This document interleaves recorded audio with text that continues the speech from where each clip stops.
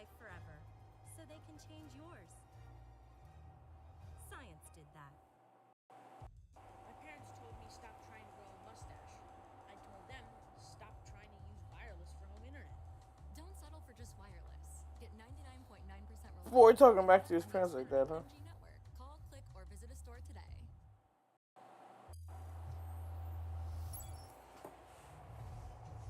Oh, that shot doesn't work. Hi, everybody. Hey, everybody. Adam Savage, my cave, with a one-day build that I'm really excited about. I think we all know that I'm a bit of a space nut. I love my spacesuits. I have over a dozen in my collection. I have built many over the years. And as I've covered my spacesuit builds on the channel, I frequently mentioned that I collaborate with a wonderful glove maker in Italy named Linda Guaris, like Linda on Etsy. And the most recent pair of gloves she made for me are this amazing version of some Mark IV EMU glove interior. Oh, God! What all that verbiage means is that this is a rough approximation Sup, of son what is memer? inside space glove when you see an astronaut How's it going? doing a spacewalk. Going good? I hope it's going good. And I If only sent some during a pictures stream, of Mark that's a IV party foul. that Time to was die. from eBay, and Linda No, I'm just kidding. faithfully and It happens, beautifully man. replicated it here. If you It's gotta just sleep, you amazing. gotta sleep, And man. I was thinking But about sleep this, is and I more was important thinking, than watching in a the stream, in real my gloves, opinion. You can actually see a kind of a green Like, cast if your body to needs the sleep, inside of it, you'll because know it's the asking for liner, sleep. the So, airproof don't feel too bladder bad if you liner fall that's on asleep. the It just inside means of you're the giving glove you're is doing a your body green solid. color. So I bought some nitrile gloves to make them Alright, alright, alright. display. Ouch! And then I got to Alright, thinking, you know, if I alright. put a glove in here, if I put a The power bladder bank. in here, and this is simply a harness. Where did for I a bladder. put, One way of thinking about the EMU interior here. And where I Kate put that Tillman speaker told I me was you gonna go use? for a Oh, fitting, like, yeah, we two upgraded the guys speaker, spend boys. hours We're going with a tightening every Dungus finger since joint we're just to make sure that 2.5 the glove inches decides to you. wide. And all that's going on the Okay. inside of the glove when you see astronauts doing their spacewalks. Anyway, Got a I was thinking 3D about model putting here of the the okay. nitrile Got a 3D model here interior of the into this. Proton pack. And then I was So this thinking, thing has come in clutch. wait a minute. Okay. So here's what I'm trying to do. I'm gonna update this If thing you so want an experience this of little what it's like panel to wear here a will spacesuit, actually house a one compartment way to do that allows is you to to put on a open and spacesuit. close, However, so you they're can really hard to use get whatever you come want by. to power the Proton pack. Pressurizable Whether it be spacesuit this, is a very rare this thing. I've thick never boy been able to put chungus one over on. here. Someday It'll hold I it, hope but that's a to. lot of weight. I don't want to You deal know, with it's that not a guarantee. negativity. These are expensive pieces There of you go. equipment. So very 2 few options of for us power will banks. ever know what it is like Bam! to wear a spacesuit. Should hold those two. Cool. If you want an experience Yep. of wearing a spacesuit. Oh, right. And part of the experience of wearing a spacesuit is Ultra to Instinct, pressurize. what So is that up? this is- Let me go this is change camera views real pressurized. You're working quick. Inside Toby. the balloon. You are There we the go. balloon when you are out on a spacewalk. Alrighty, alright. The balloon is Alright, working alright, against alright, you. alright. If you've ever tried Alright. to take a rubber Alright, alright, raft alright. from the pool and fold I'm it excited. in, I can you taste know it what I mean and by working against you. it's wait. So, a pressurizable suit Looks is a sick. very rare commodity. Thank If you you. want to know what it's like to wear a glove, well, you could put a glove into a glove box. A negative pressure changer. See, pressure chamber. A negative pressure chamber. See, if I want to experience Just to what hook this you guys glove up, is like there you under go. Pressure, I can either pressurize it from the inside or I can depressurize it from the outside. How do I do that? Why, My boy Adam in needs one some of more, these, my good man, He needs some I more have a respect beautiful on that thick screen wall, size. Alright. 4-inch But yeah, wall, a so right now we're fluid just about to go cylinder in. that is, I think, 8 inches in Well, diameter. first of all, figure out why this thing 8 is inches in diameter. so And I'm gonna uneven make a negative on the pressure panel glove box out of this, side of with things, this mounted so- in it, so I can Eh. pull this to the pressure, to the negative pressure of a suit, which is about 3.5 to 4 pounds per square inch of pressure. For reference, that's Yeah, about well, 1/3 because, of you know, for starters, I'm not coming home from an 8-hour That is the amount shift of so pressure tired required from to work, keep the you know. oxygen I just did a lot of molecules errand running today, so it's actually nice, you know, doing a stream where I don't feel like I want to sleep. Boy, man, 8-hour shifts, they'll do that to you. They'll creep up and be like, ah, there goes your energy. Time to die. So I'm just replicating their work here. It's Yeah, gonna be a so fun if you little if you glue see me up. full of energy, it means I didn't go to work today. That's usually what it means. Yeah, it's tough to make things airproof and waterproof. It helps So. when you're pulling negative pressure because it pulls the whole thing together, and that's what I'm counting on here. But yeah, I'm glad you like to hear It's a that. I pretty wish, simple build, like I said, it's really hard to be energetic construction-wise, when like all I your said, energy is tools sat on from this work. one piece of acrylic, 4-inch wall. And then I hate also like pretending to be energetic, so it's just like I don't like acting like this. Like I don't know how, But yeah. you know those people who can like be I like, cut this down. yo, what is up, my Self followers? super Today we're materials. doing this and that. I'm like, yo, Then I gotta dude. make some caps I for try to be ends energetic, but for I don't know how y'all the can do that every day half-inch for your acrylic I for have your here. audience, dude. I can't do that. I've got some valves So, for but yeah, pulling if pressure I'm tired, and I'm tired. I'll sealing be and real, relieving but it. I will try to, you know, Yeah. do stuff. So, Got everything I need. but yeah, I'm also excited because I could taste Now the first step pretty is much a lot of the to wiring put this guy down. for the Proton pack is done. Now I just gotta actually assemble the elements so I can actually integrate the wiring that I'm First step talking in about. cutting it down is to figure out how Proton pack cyclotron lights, they're good. As you can see here, they're wired up already. You can actually see that. The power cell lights are actually over there. They're waiting to be assembled. I just gotta get this element done first, and then we'll get on to it. Oh no! Oh no! Please, come on! I dropped the piece. God dang it! There we go. this is here. Actually, Okay. Yep. Mark it, baby. Yeet. yeah, 14 inches. All right. All right. Is that what I have there? Nice. Trying to do this equally. There we go. Put it mount up to there. Yeah. 13 and a half inches.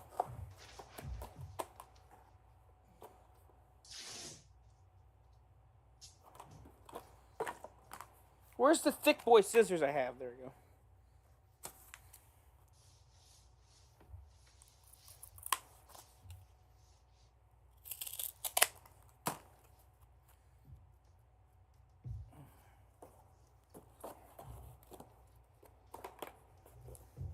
My hand is a little sore today. I don't know why it's so sore. Oh yeah, because I was doing some work on that deck earlier. We had to replace 2 panels because the wood got rotted through, so we had to like replace it as soon as possible. And we're like, ah, man. No, there we go.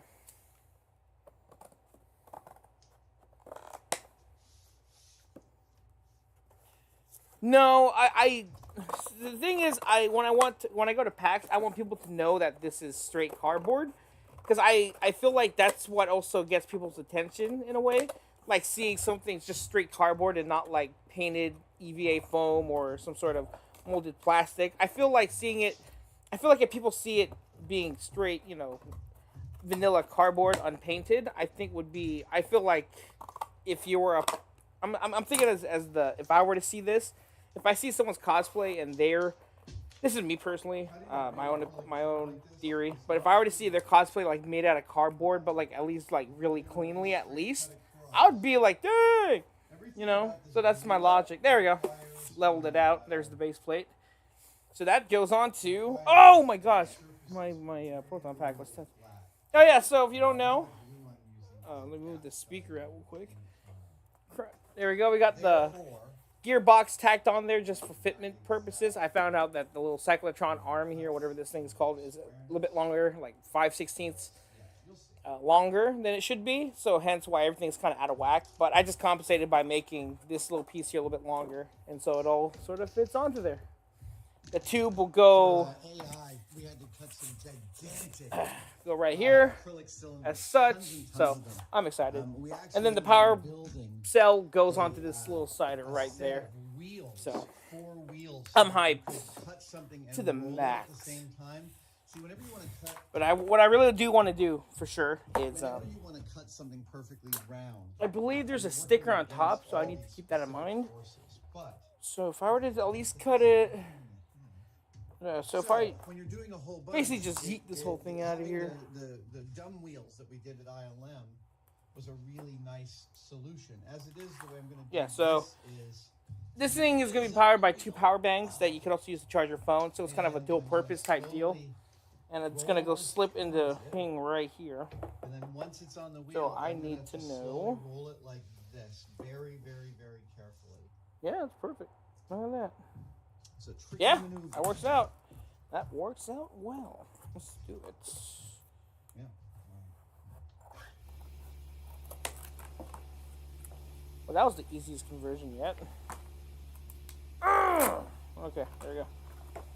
Too easy. Yeah, buddy. This is actually really exciting. Oh no, I forgot to crease it. Oh crap.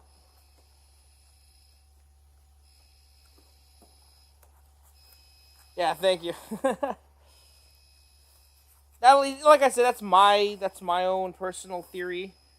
I could be wrong. Maybe they want to see it painted, but I feel like if you were to see, what I've uploaded or streamed so far, with the lights and sounds, what it's cardboard, it'll just be like, how the heck did you do that? It's cardboard.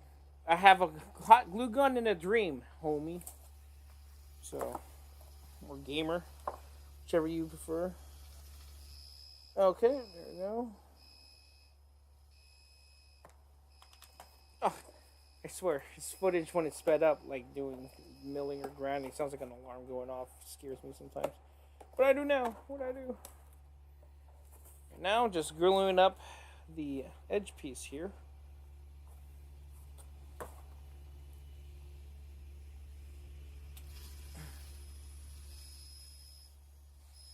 Okay, there we go, there we go.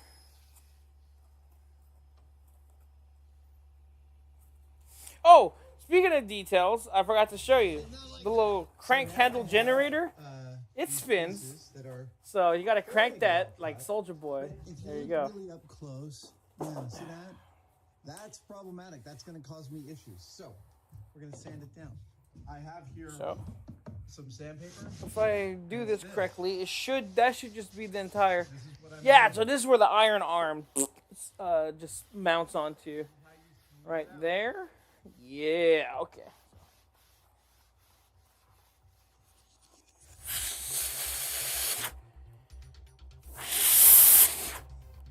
Please dry fast. Okay.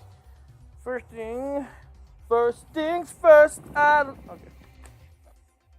Where's that cardboard I have? Oh yeah, I stuck it on that box. Oopsies. Yeah, there you are. Come to Papa. That's good enough. Gonna happen. Is all you really Give me need your out of cardboard. Out of a table saw cut. REPC. Oh snap! Fix it like that.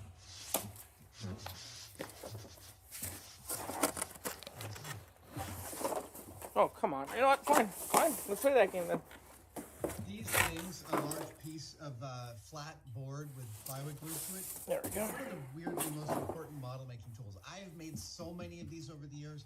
I've spent so many hours. There we go. I don't know why I saved this sanding strip. flat on them.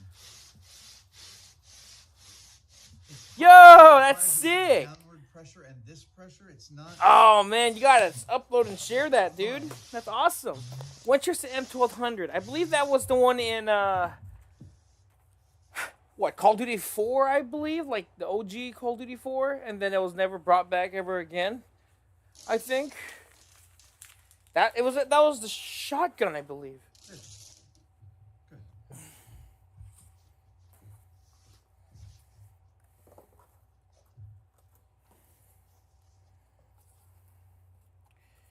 Okay. Oh yeah, so that is actually it's awesome. Sweet. Love it. I love to see that. I'm happy. It's so surreal. I'm gonna be real with you, dude. It's so surreal to hear people are using a mechanism I designed just out of the blue. They didn't really think much of it, and that it's actually being utilized by other people. It's the craziest feeling. It's like, wow, I actually did something. Even though the mechanism was just built on a whim, like, oh, this seems to work. Let's see how far we could milk this dang thing. And people like it. And I'm like, oh, okay. Well, hey, if they like it, I guess I'll show them how to do it. after 300 years of asking me for tutorials. Yes, I read the comments. I see them. I'm sorry. It's just, oh my gosh. I see the comments for the tutorials too. And I do apologize for not making them. You know, it's just, there's literally no excuse. Let's be real here. There's no excuse not to make those tutorials. It's just, the way I make my guns is just so unhinged. Well, maybe that too. But it's just, like, I don't really plan going in. I literally just, what's it called? I literally just send it and hope for the best. That's quite not the best course of action for these things. Yeah, yeah. I believe it has like a ghost ring sight in the rear. It has like a pretty prominent. That's not gonna work. Maybe I can only salvage the box from being assembled. No, that's not gonna work either. It had like a ring sight. Yeah, a ghost ring sight on the back, if I remember correctly. Okay, you know what? First, how about I just make the stuff that holds it? Yeah, there we go. And then we go from there. What am I doing right now? What am I doing? Oh, this is the perfect box right here.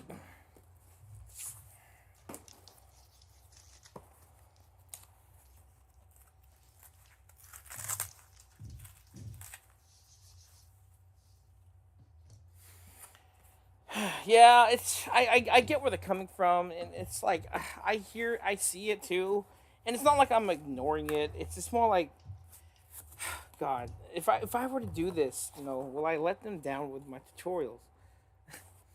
I have a lot of self-doubt, if it ain't obvious. It's something I really need to fix about myself, like legit. And the tutorials, I guess, are gonna probably be that way I can do it because, like I said, the way I do things is not really the most teachable way to do it. Like I said, I just go at it and I hope for the best, which really isn't the best thing you want to tell someone when they're trying to learn how to get better. It's like, yeah, just go at it and hope for the best. I'm like, what kind of advice is that? You know, I do try to give them some advice that I've, you know, implement, but even I don't always follow my own advice, I'll admit. I kind of go a little bit off the rails in that regard. I don't know, it's just one of those things. There we go. Ooh, I think it being like this should be better. Ooh.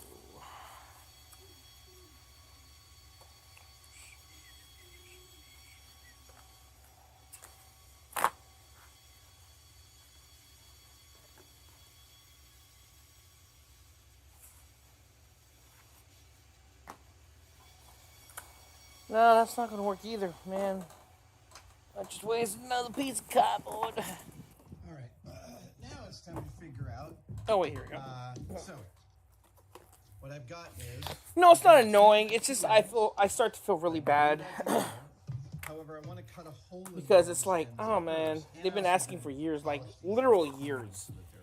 And the most I've ever delivered in terms of a tutorial was how to do what's it called? Shell ejection mechanism. Big this hole is. I still need to make the semi-auto version for that shotgun. Because I believe, I forgot who it was, I'm bad with names. They were wanting to make a Saiga 12. And they were wondering how the mechanism works. And I told them I would, but then I forgot that at the time, I have to make my packs, you know, cosplay, like, ASAP. And so I sort of put that on hold, and now I'm doing this. Such is life. Okay, so that's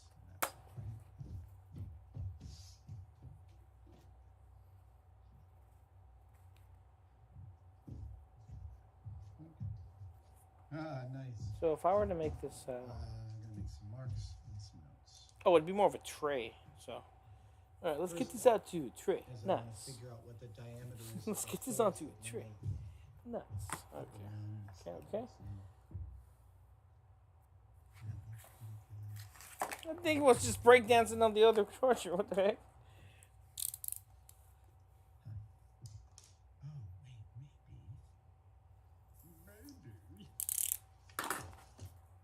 Maybe it's best if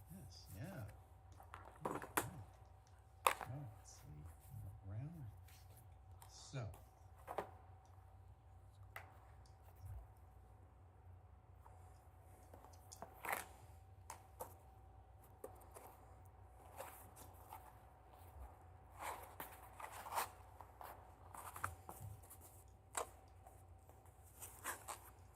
Oh yeah, there will always for sure there'll be another stream. I like it.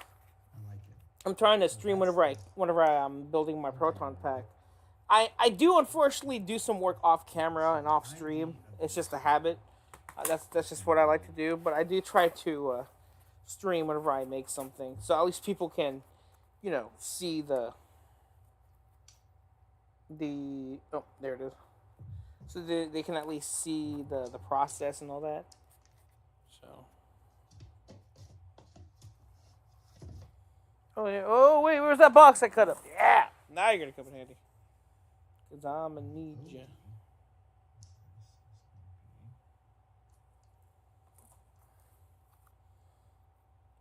I want some milk. 5.3.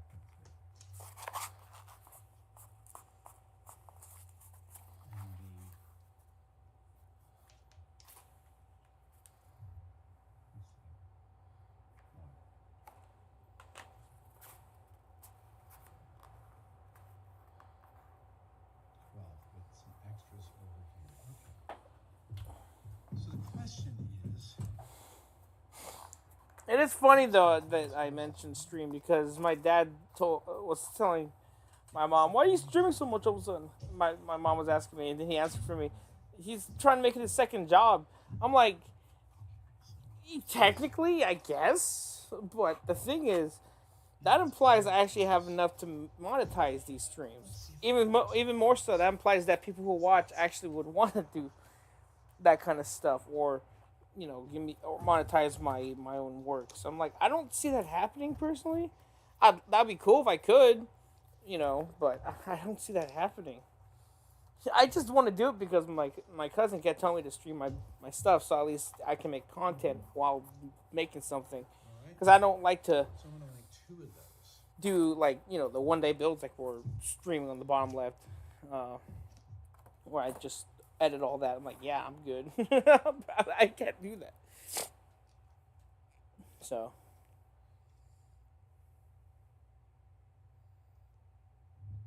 So yeah. Like I said, my man, just do what you can. There will be a stream. Oh, no wonder why my chair feels off. It's at the lowest setting possible. There we go. But yeah, do what you can, and it's no worries.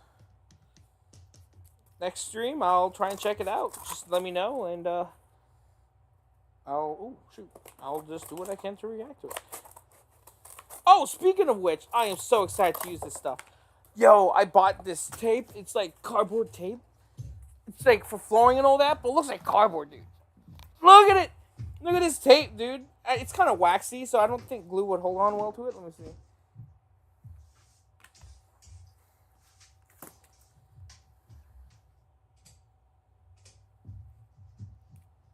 Yeah, no. Tape ain't gonna hold on to that. But I see more as finishing tape anyways. This stuff is weird. It's like tape, but it's not.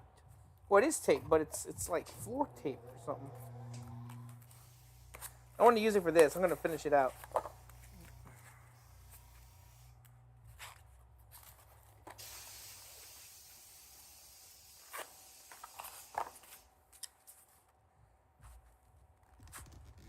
There we go. I got it from Home Depot. Like I said, I was out today. I wanted to start sooner, but we had to fix the deck. There was a hole, or not a hole, the wood on some of the planks were rotten. Anyways, I saw it in the thing. It was for like woodworking floors or something. I'm like, ooh, that looks interesting. I wanted to get it because I want to see if I could use it to help like make the pack or any other builds in general look kind of cleaner or something. So we'll see.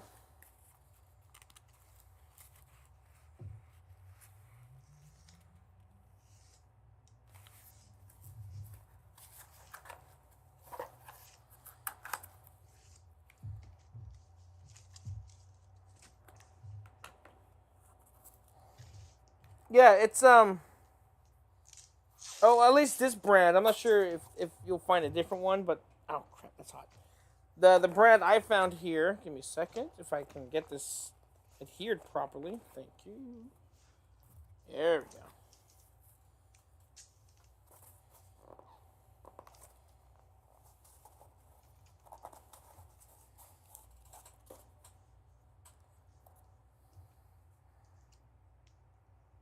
Okay.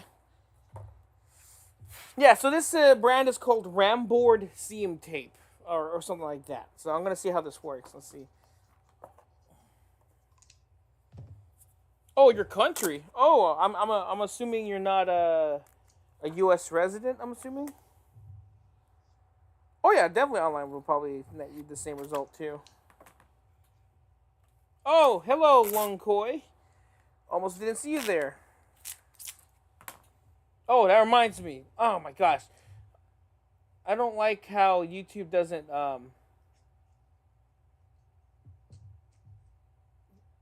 automatically put me on that one option. All chat. Why always the top chat? Like seriously?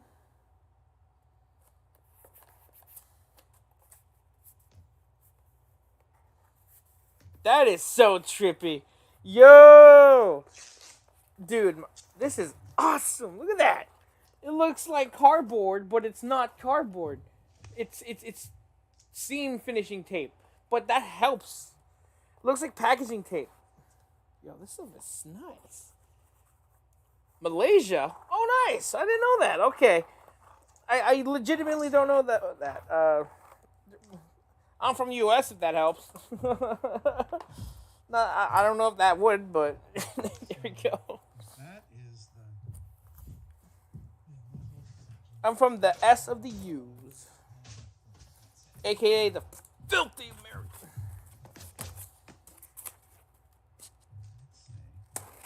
Yeah, it's going to be 1032s. And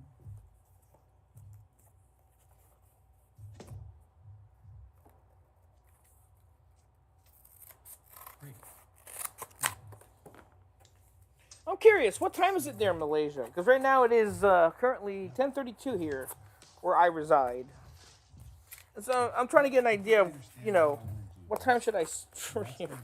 Not that it really does anything, because usually I'm just trying to find any time to stream at this point. We're going to cut a hole pattern on the road. Oh, right. And we. It's all through holes. It's all through holes and bolts. It's not going to be. I'm not going to thread any part of this. That's more work than I want to do. So, what I need is a clearance hole for this.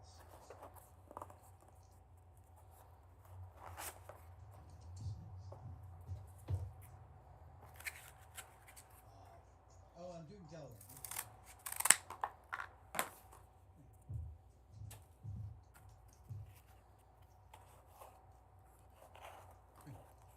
So I'm just trying to make the top of the tray lid. There we go.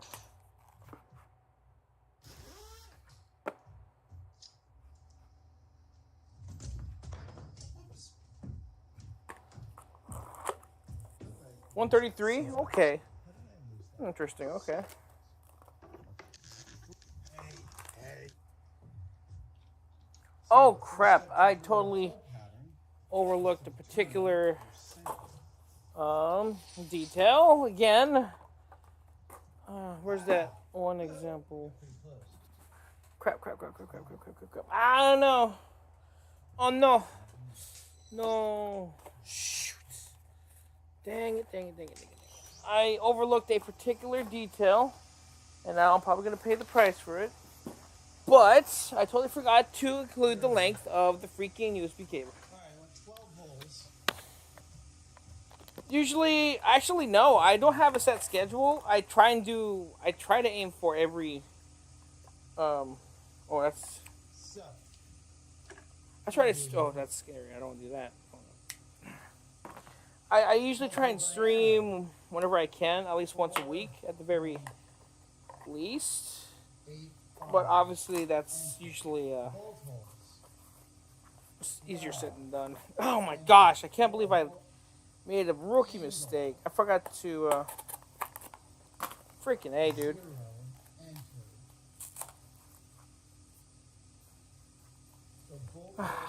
No biggie, no biggie, no biggie. But to answer your question, I try to stream at least once a week. So going with that, I honestly do not know sometimes if I do stream for that week or not. I do try and stream, like I said, once or twice a week if I can. Preferably, let's say like maybe Tuesday and Friday maybe. Um, those aren't the best days, I'll admit, but it's the ones that seem to be the most okay for me. But like I said, that can change anytime because my stream schedule is not concrete. That can change at any moment's notice. So I do try to keep it consistent. But it's easier said than done sometimes, especially when I'm not used to doing this whole live stream malarkey and all that. But it's all about learning experience, so that's all you can really do, you know.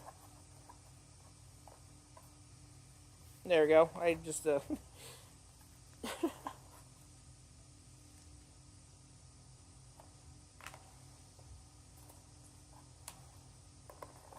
hole 2.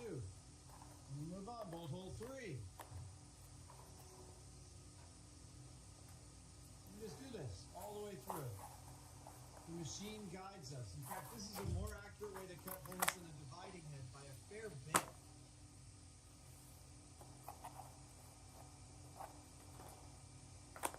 yeah, sucker. That's right. Okay. Wait, let me use this tape again. Totally not sponsored. Hole 4.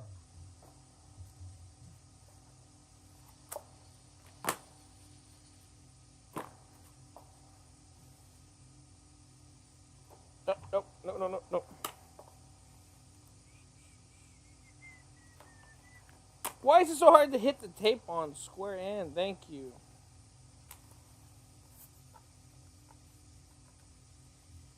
Great. No, same here. Nice thing about these I hate editing videos. I'm usually, well, not hate, but I typically try and avoid it as much as I can.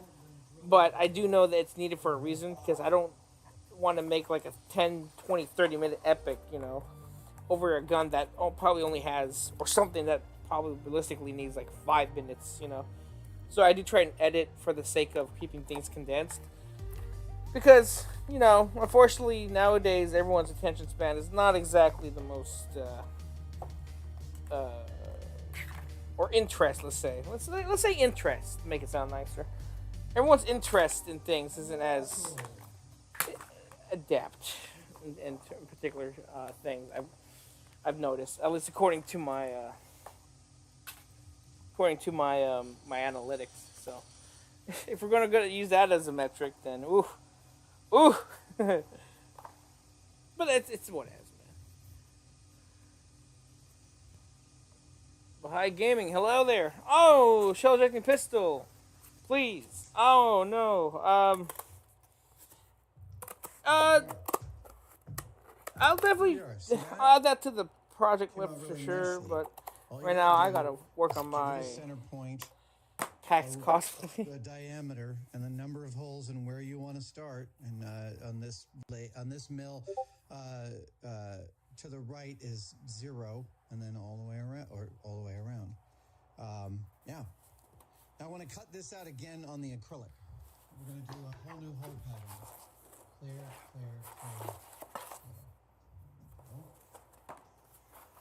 Same thing. The center into the hole pattern.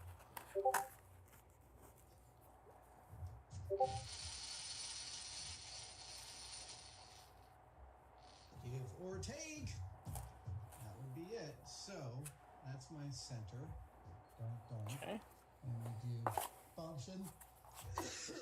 Holes, enter. Bolt hole center, yes. Enter, yes. Enter, No. enter. Diameter. Oh, we are really pushing it, but we're good though. 5 inches, enter. Bolt holes 12, yes. Enter. Bolt angle 0, yes. Enter. Go. Enter. First hole.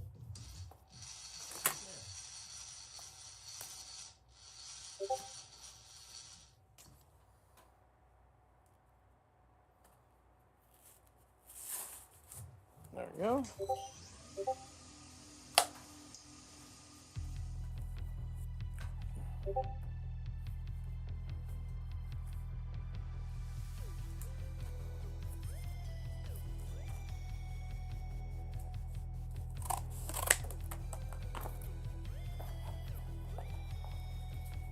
Where's the space music? Oh wait, she's making pressure. Okay, that makes sense.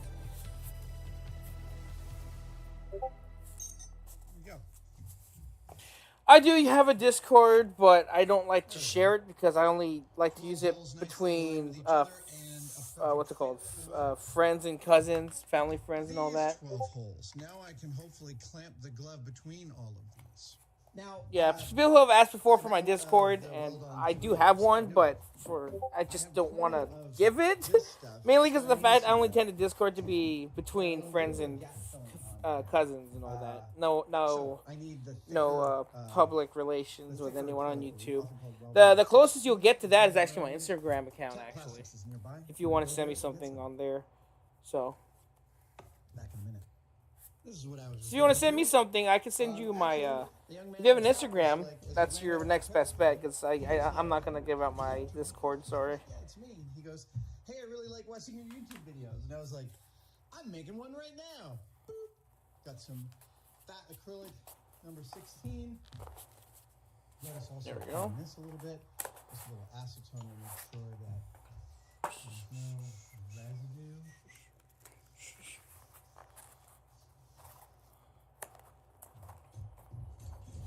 Whoa! Okay, we're good. We're good. Okay. This stuff comes out in a hurry. Oh, it's anxious to do its job. Yep. Put that away. Could I put that other? Oh, that's right. Oh no! I have messed it up. I need to go recut that again. Come here, come here.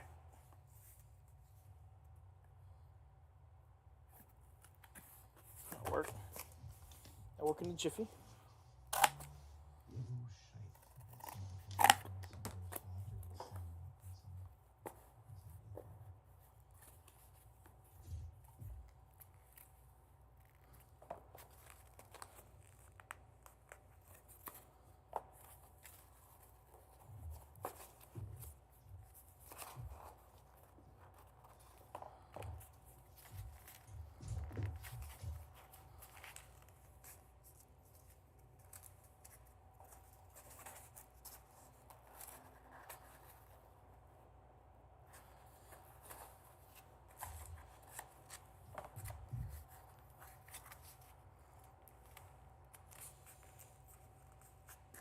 Oh, thank you. All right, thank you.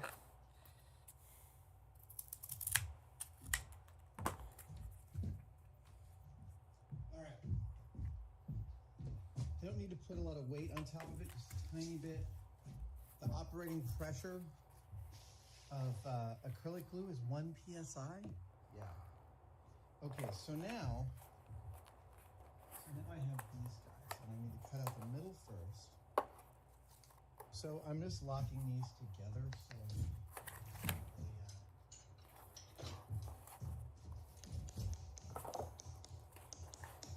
now hopefully Make sure it's not impeding on anything. drill a hole right Oh no, what is it impeding on? and then I'd like to space Oh. all through it.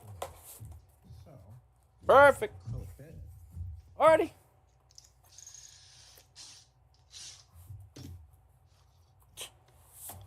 There we go.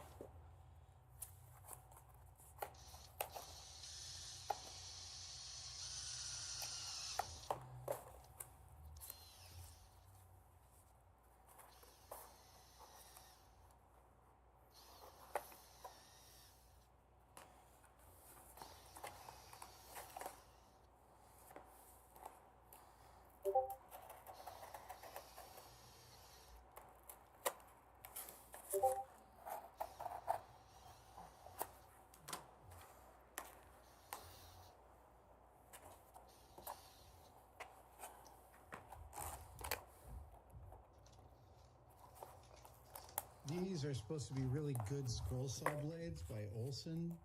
These are 12 teeth, 12 teeth per inch.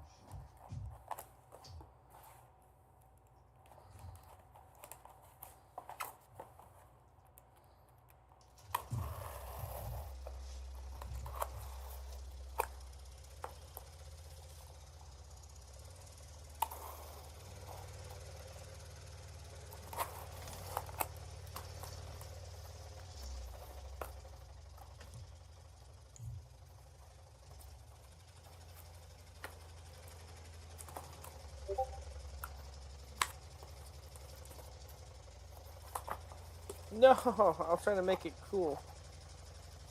There we go. Yeah. Oh, what's up? You're back? Nice.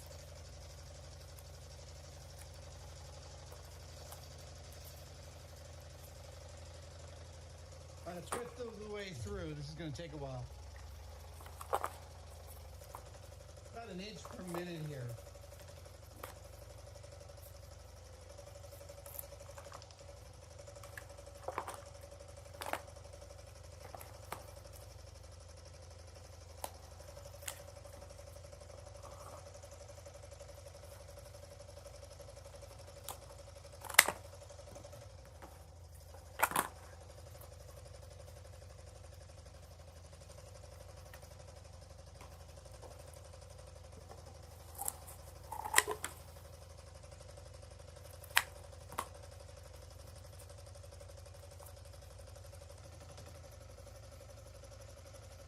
One of the reasons I'm going so slowly is because if you go much faster, you can actually be cutting through acrylic and melting it back together at the same time. Seriously.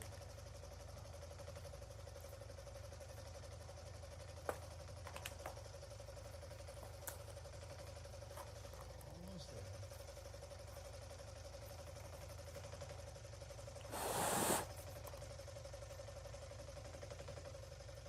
there. Ow, that's hot.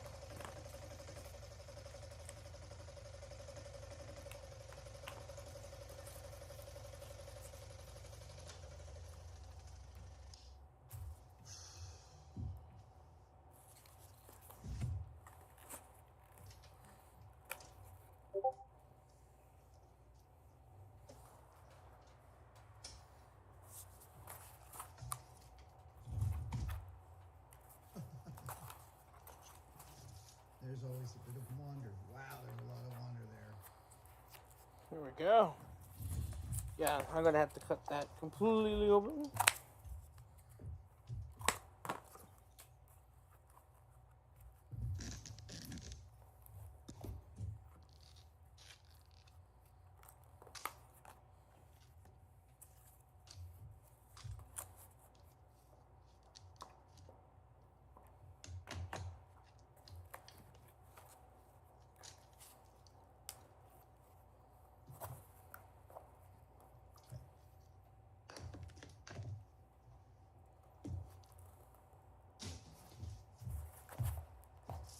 I like that blade a lot.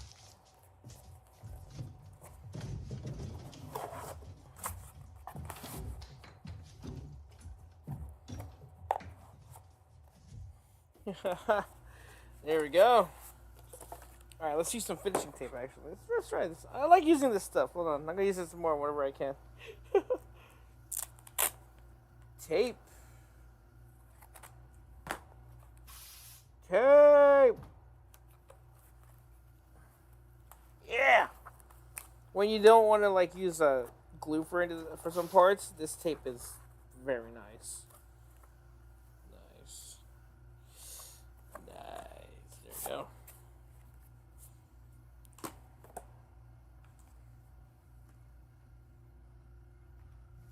Oh no! I know how you feel, dude. I've done that many times where I think I'm done, and I forget. Oh, I'm forgetting this or that element or something. And it's like, oh no, here we go. A bunch of wander in a scroll saw. In a saw like that, the blade tends to move a bit. And I always have a hard time finding that correct balance between how hard to drive it and slow. I know there are scroll saw techniques for that. It's just I feel a little slow right now. I'm still a little bit iffy on how I'm slowing this weird thing low.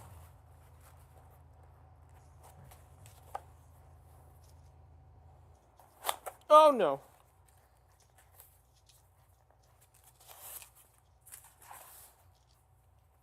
If I drilled these holes by eye, I'd have to maintain which one was at 12 o'clock, but because I didn't, I don't have to.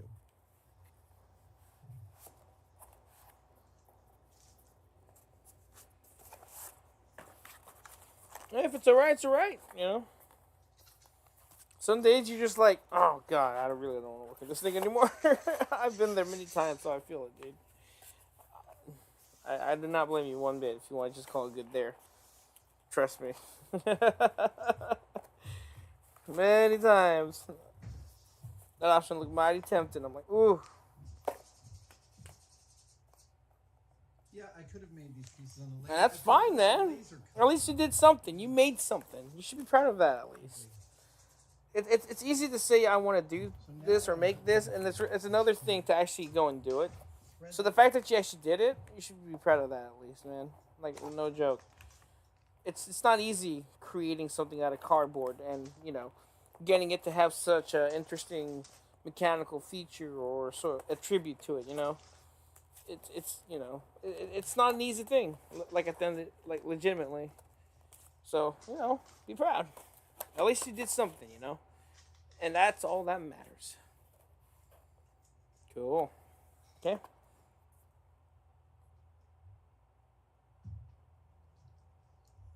Oh no. Oh no. I just realized I cut that panel up the bottom panel, I cut it up to make little. This may be a Oh no. I don't know. We'll see. That's no biggie. Oops. Wait. No. Actually, I think I've overdone this. Maybe.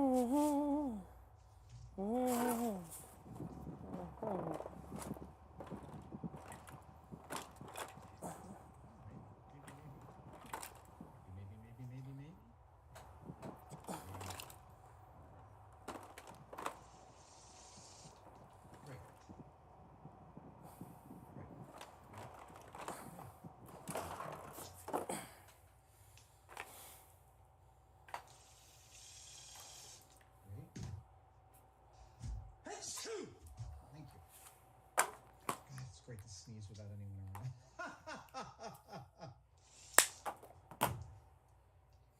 Dance like no one's watching. I must say, Linda, I must compliment the precision of your hole drawing, of your hole making, in the base of this glove, because it really seems to be matching my persuasion here in a way I find very satisfying and correct. Okay, where's the... You did something even, so I was able to make something that fit to it. Maybe off by it. Find it relatable? Yeah. I think this gets us there. 2 to go.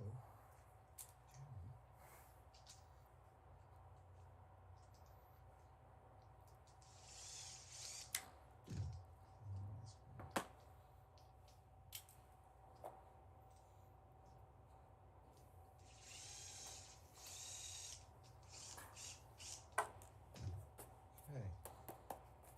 Okay. No big, I'll just have to make a new one then. But Go. just want to make it. Now,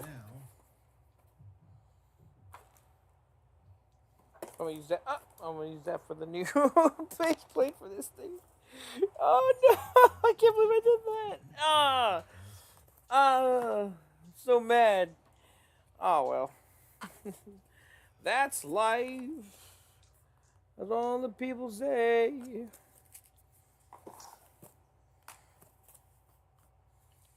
running now. So how do I'll get on a big bird, and then I'd fly. Oh, I'm having. Oh, right. Look. Ouch.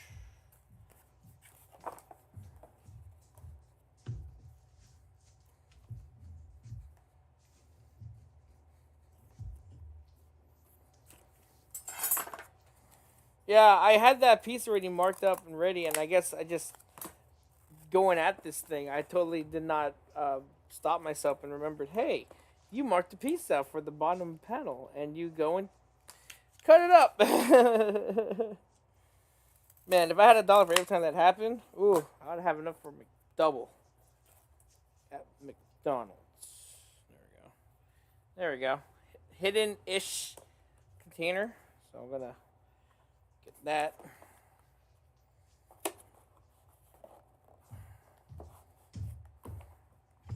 Boy, I'm definitely gonna need this.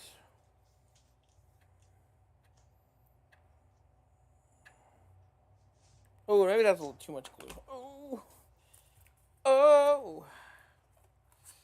Written in the stars, a million miles away. A message to the man. Oh, seasons come and go, but I will never change. I have no idea if this is going to work at all. There we go. Nah.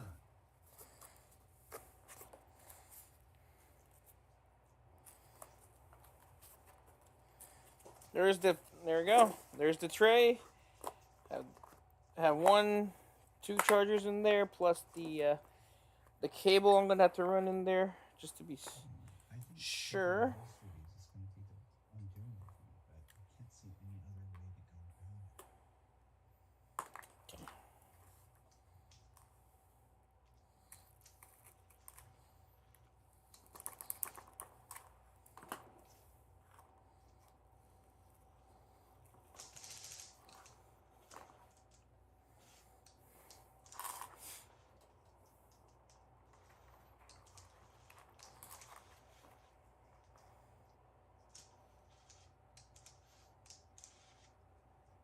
Oh, that's fine. You're good, man. Don't worry, man. Stuff happens. Believe me. I was gonna stream and then I had to go do stuff. So, all right, you have a good one, my man. See you, catch you around, son memer.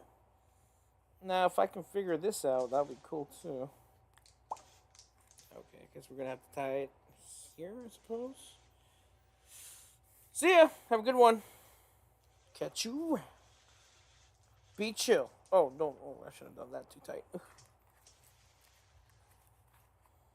Oh, maybe I should have.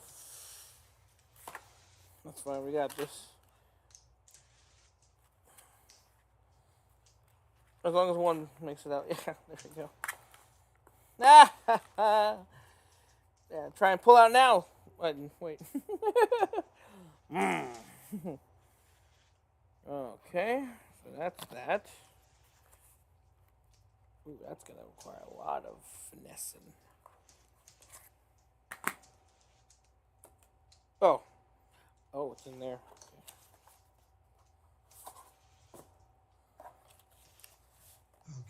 Okay. Ooh.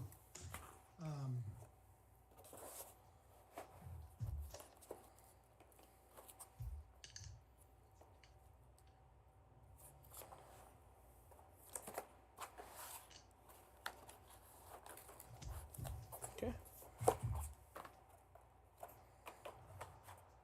Oh, crap, no.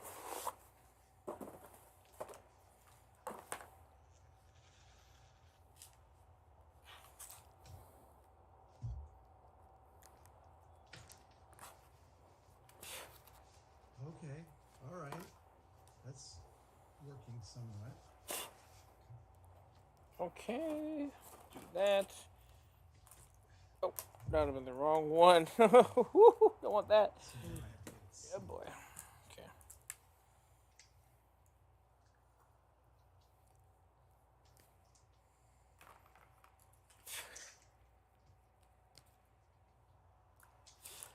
Okay, gotta go solder this up.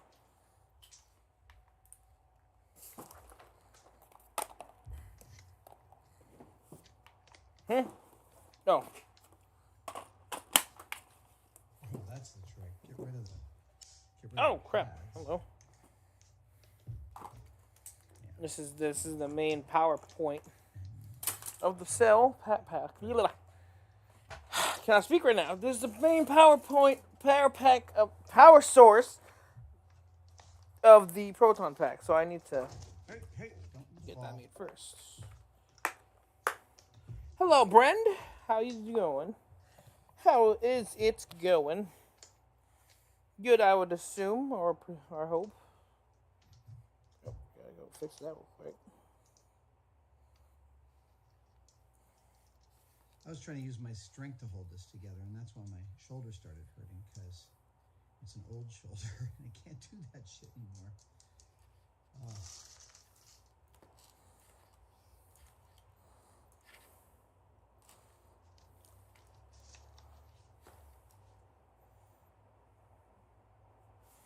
Just testing the waters.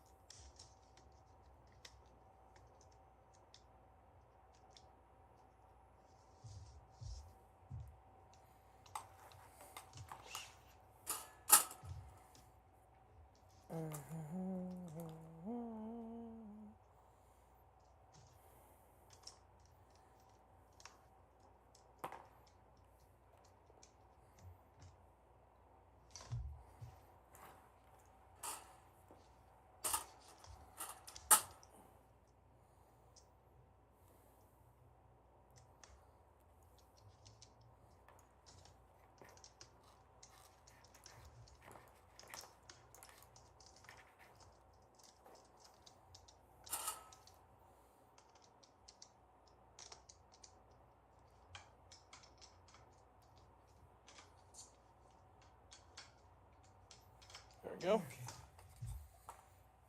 Okay. I think I've done it. So, it's still a little cleanup. I like it. It looks like a good producer. So I have to tap some things in. So here's going to be this is going to be the glove box, right? That's it. Boom. No, my friend. So, but first,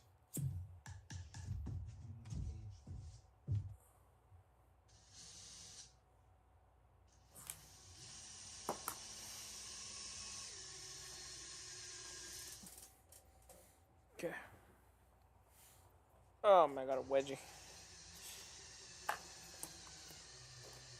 So now we have to calculate how much, just for now. I cracked it a little bit. That's fine. Let's do it. Hey, stop.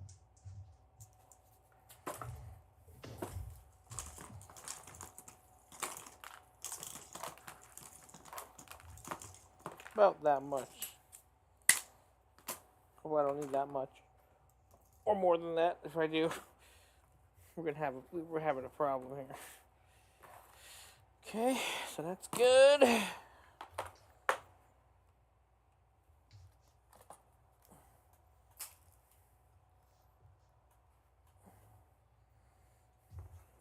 messed it up.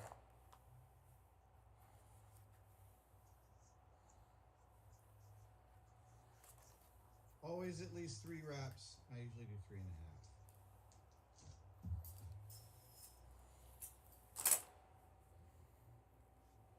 And this guy.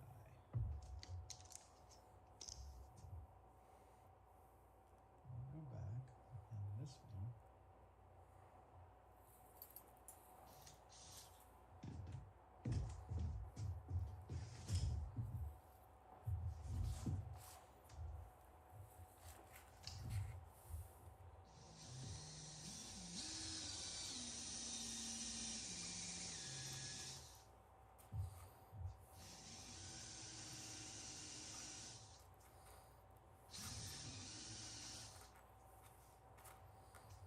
No, I need a slightly bigger one. Oh, crap. Oh my gosh. Okay.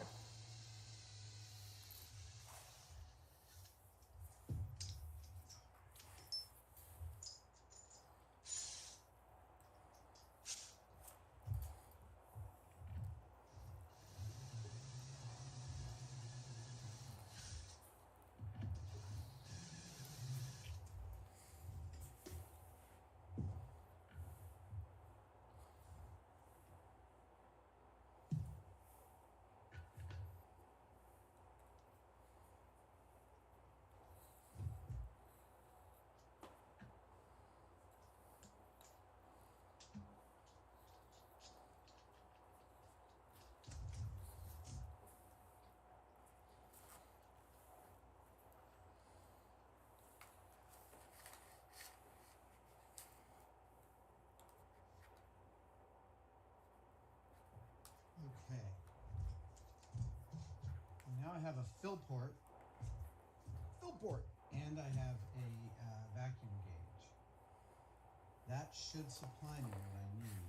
So now I think I can pull off that.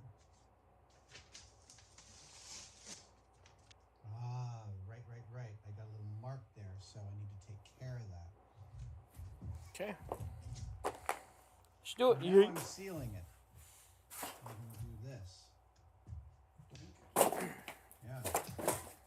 There we go. And then I'm just going to let that sit. Oh, man, I really want to see how this looks. I'm very excited about this.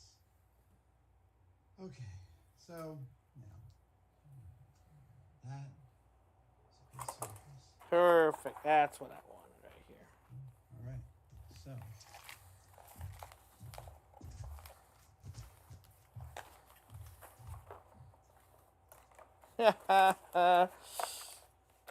Little secret. Ooh, maybe I should run it through the side that naturally wants to go through it then. No biggie. Naturally wants to go to the left side. Wants to go to the left side. That's no bad.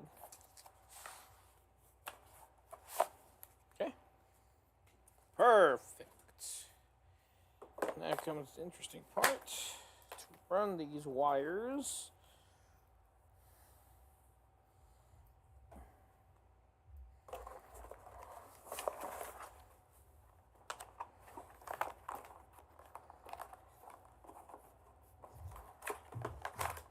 tell you, the guys that make the fish tanks, they're amazing. Okay, here we go. Here we go. We are leaving.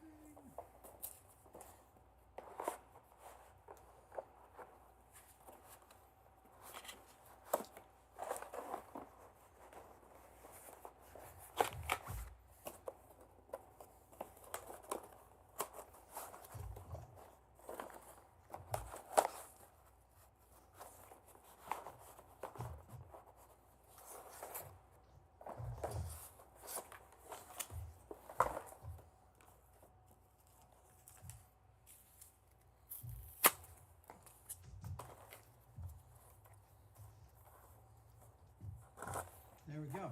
Now, let's get a little bit of weight on there. Right? I feel like I got a pretty good seal there.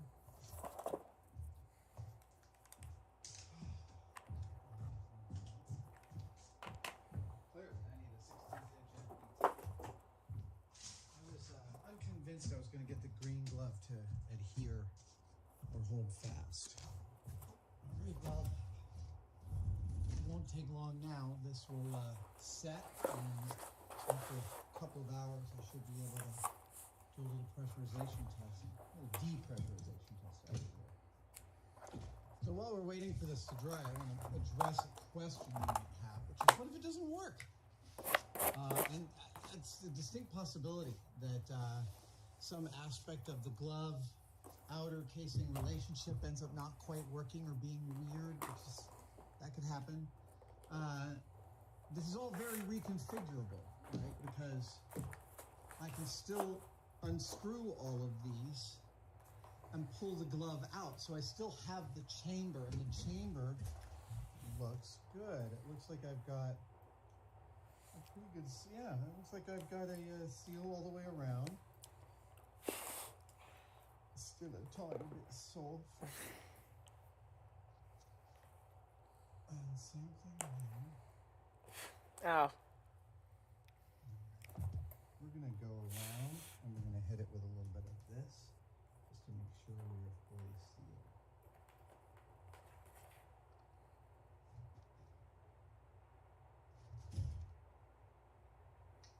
Because I'm pulling a vacuum in this, any pressure, it's pulling the ends in, right? So if there's a hole in the glue, it'll pull this glue into that hole. I must admit, I am nervous. Here's the glove box. Right? Oh, yeah, right. I can't even put my hand in it because there's pressure on it. All right. Let's see. I've got a vacuum pump here as part of my.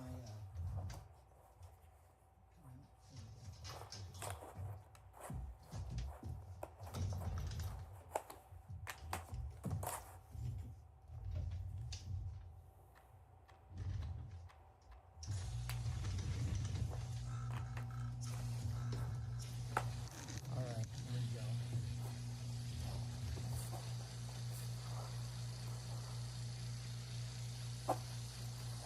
Okay.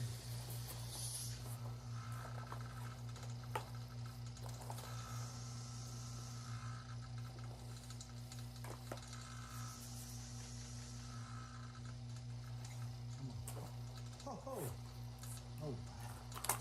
Okay. Oh, stop that.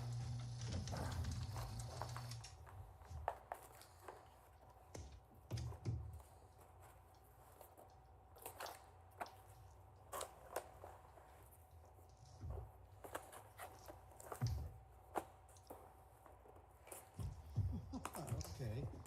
That's okay. Okay, let's try this again.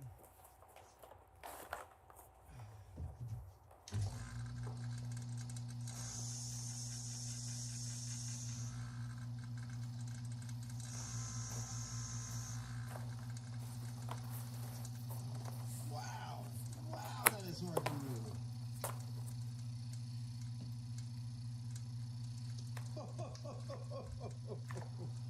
That looks amazing, and it works amazing. I'm really happy with that. It's not holding its pressure for some reason. Question is why.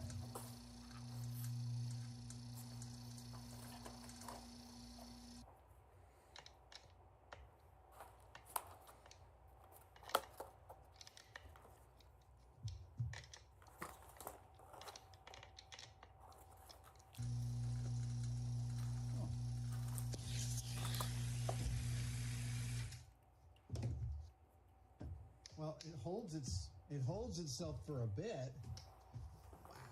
Wow. Though. Yeah.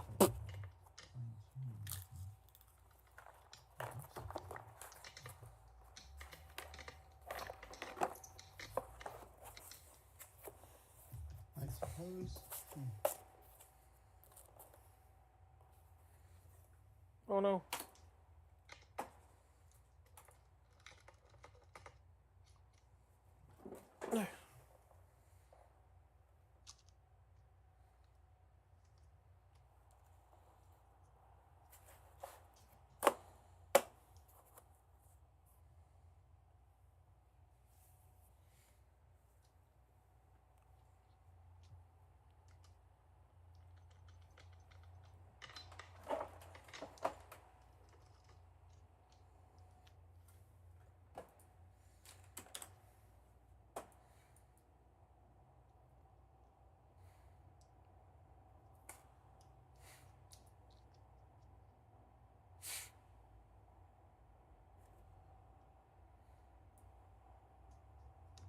Oh, okay. Whew.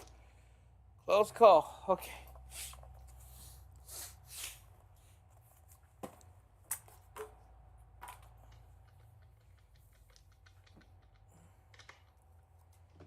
Okay. Let's try that. Oop.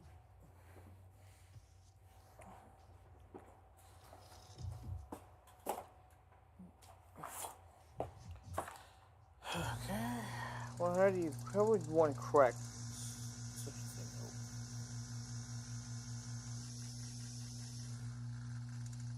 This is Now, being still long. leaking about as fast. A little slow.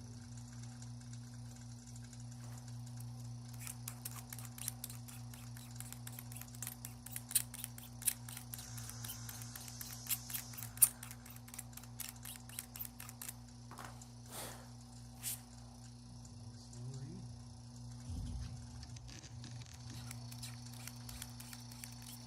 Oh God, it feels like a monster filming now. I mean, oh.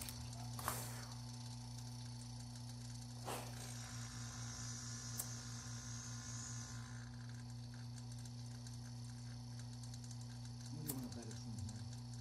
That's what I'm gonna bet.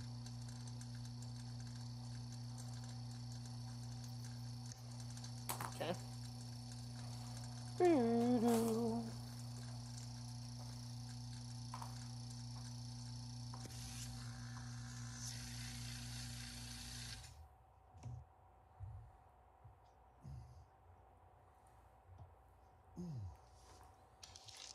Okay, now we'll have a little bit of a runner around there, but we'll fix that. Perfect. I've got to pull this out, and I need a different. I think there's a couple of reasons I'm not getting a seal. I think one of them is because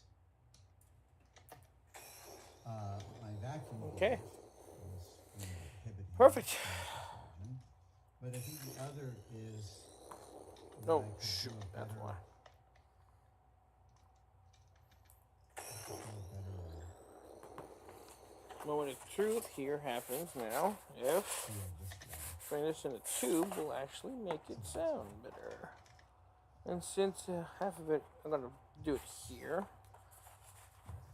Oh, wow. Am I?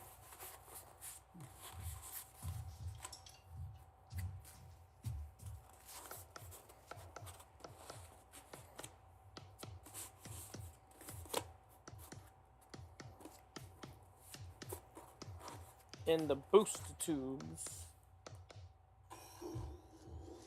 I might have messed this up a lot.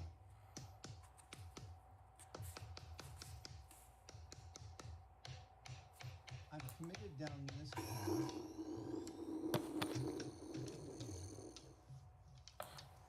So, let's see what we can do. First up, we get out that business. Second, we can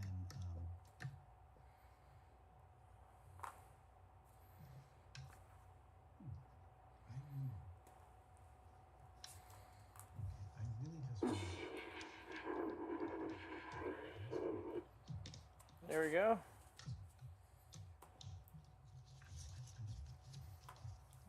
okay. So let's take this.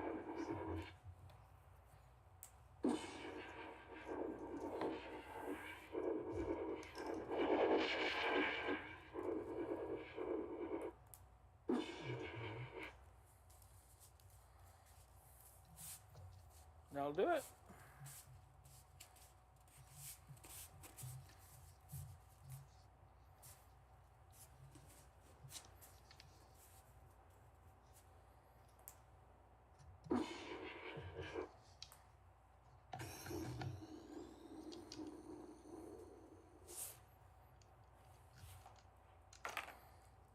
Okay.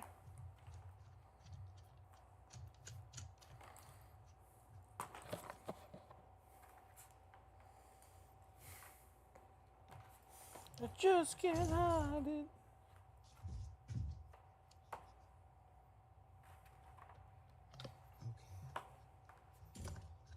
So,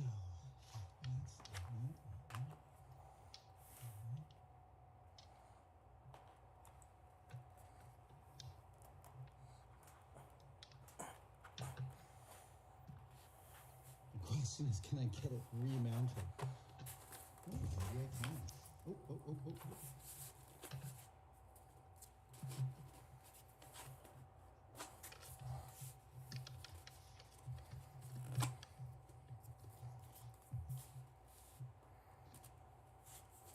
Yeah.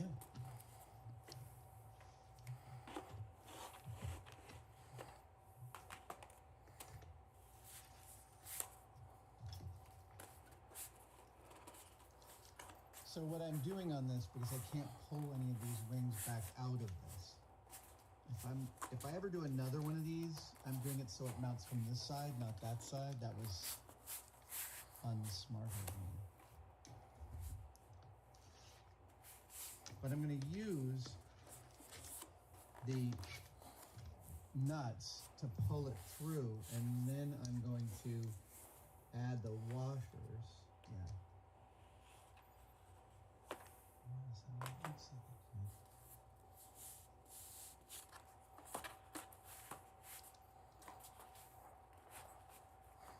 So I'll pull it all the way in with the nuts, then I'll remove them one at a time and add the washers and the gasket. Rubber washers. There we go.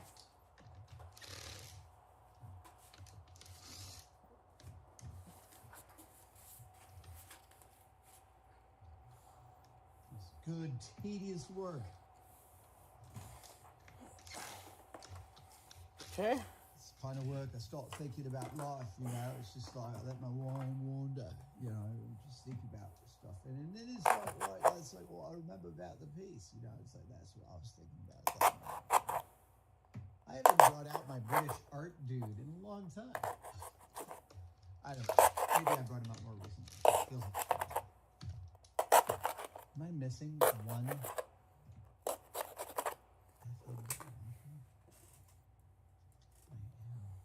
Oh, no, I'm not. I screwed up over there. That's why I got squeezed so much.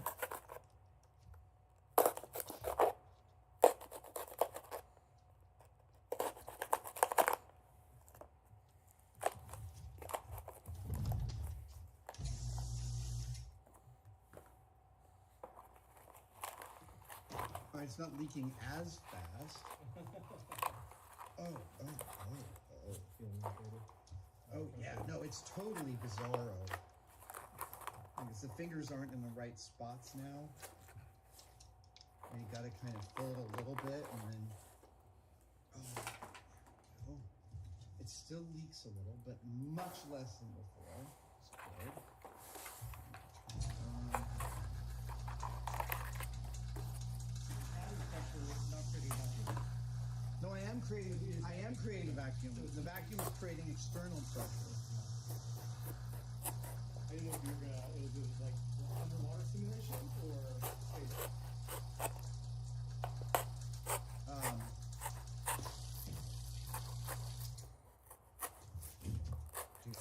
Okay, here. I'll turn this on.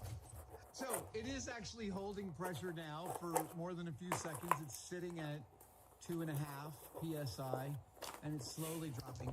So look, that could be down here. It could be up here. I'd have to take some soapy water to it, but mostly I just wanted to try my own glove box. And let's be clear. The Phase 4 glove interior is a surpassingly engineered piece of equipment built by ILC Dover to allow the hand of the astronaut to move with the least amount of pressure inhibiting them. Not to say that there's no pressure or that it doesn't inhibit them, but it's been engineered, as much of that has been engineered away as possible. I asked Linda Guaris to copy this glove visually. So it is totally unrealistic for me to hope that it would actually also have some functional behaviors that are similar to the original. Even though it kind of does just a little bit, it's not quite there. But let's pressurize this up. And again, it's negative pressure that I'm putting in here. I am drawing a vacuum. And slowly just opening it up, pulling it out to -5 psi, and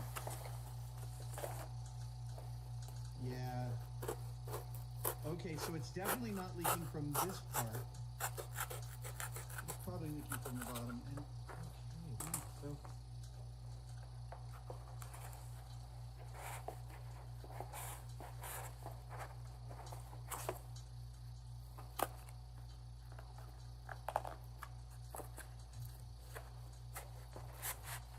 Yeah, finally. Took more work than I should have.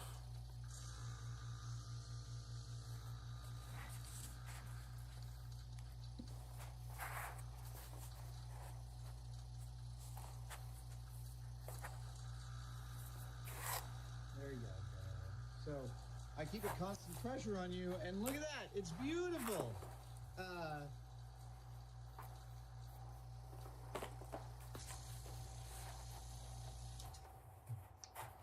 It's not quite functional. It's not 100% functional, but it is 100% beautiful, and that's good enough for me. Each time I'm pressurizing it, it's falling a little bit slower, so it's also probably the seals are probably working themselves in. You can see inside there, like. And I got to tell you, when you like move your wrist in this thing, it is non-trivial. Ooh, ooh, ooh, ooh. See, I don't want to. Oh. See, I want the fingers to go where the fingers should go. That's the trick. Let's do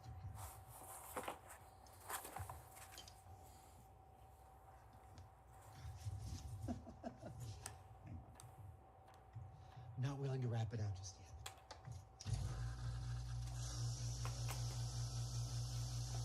Ooh, that was a lot.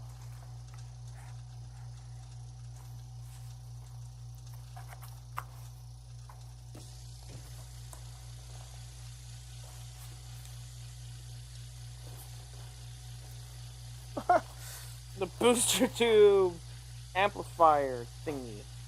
Yeah, buddy. Oh, just a little bit. Hello, Sezzy. What's up? Going good? Just trying to finish up this Proton pack. There we go. Ladies and germs. Oh, The yeah. glove box of my dreams. I've Oh, always wanted this yeah, piece buddy. of equipment, and now I have it. That is There looking may be further pretty good, experimentation actually. with I'll more admit. realistic glove interiors. Okay. I Yeah. have to find some collaborators for that because Ow, ow, I ow. am not up for the My sum hand is cramping up. required for this level. Ah, that's heavy. It's totally amazing. God, this Katie thing's Coleman gonna be was a telling me that when ton. maybe I already said this earlier in this Especially video, with all the but, electronics when you're in this having a darn glove thing. fitting, it's like two people just sit there like tightening every little string on every little knuckle until it fits. Thank you guys for joining me for this one-day build. I love this sculpture. Yeah. There may be more of this in the future. How you doing, Sezzy? Bye. Doing good? See you next time. Bye, everybody.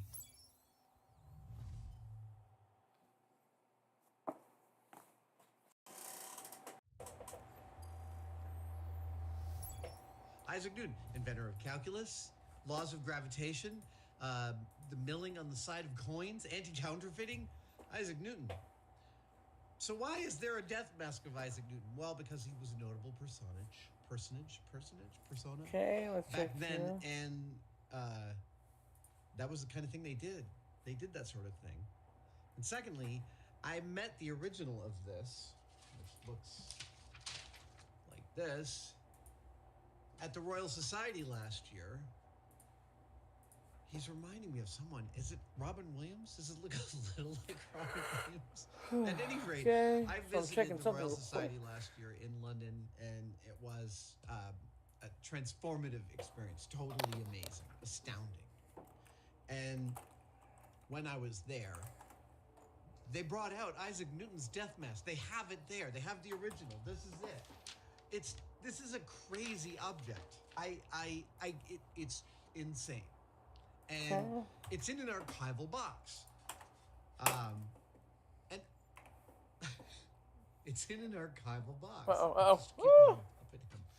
All right. Which means it's in a cardboard box. And Brady Heron and I were laughing and saying, like, it should have a more. It could use a better. I'm happy to hear that, man.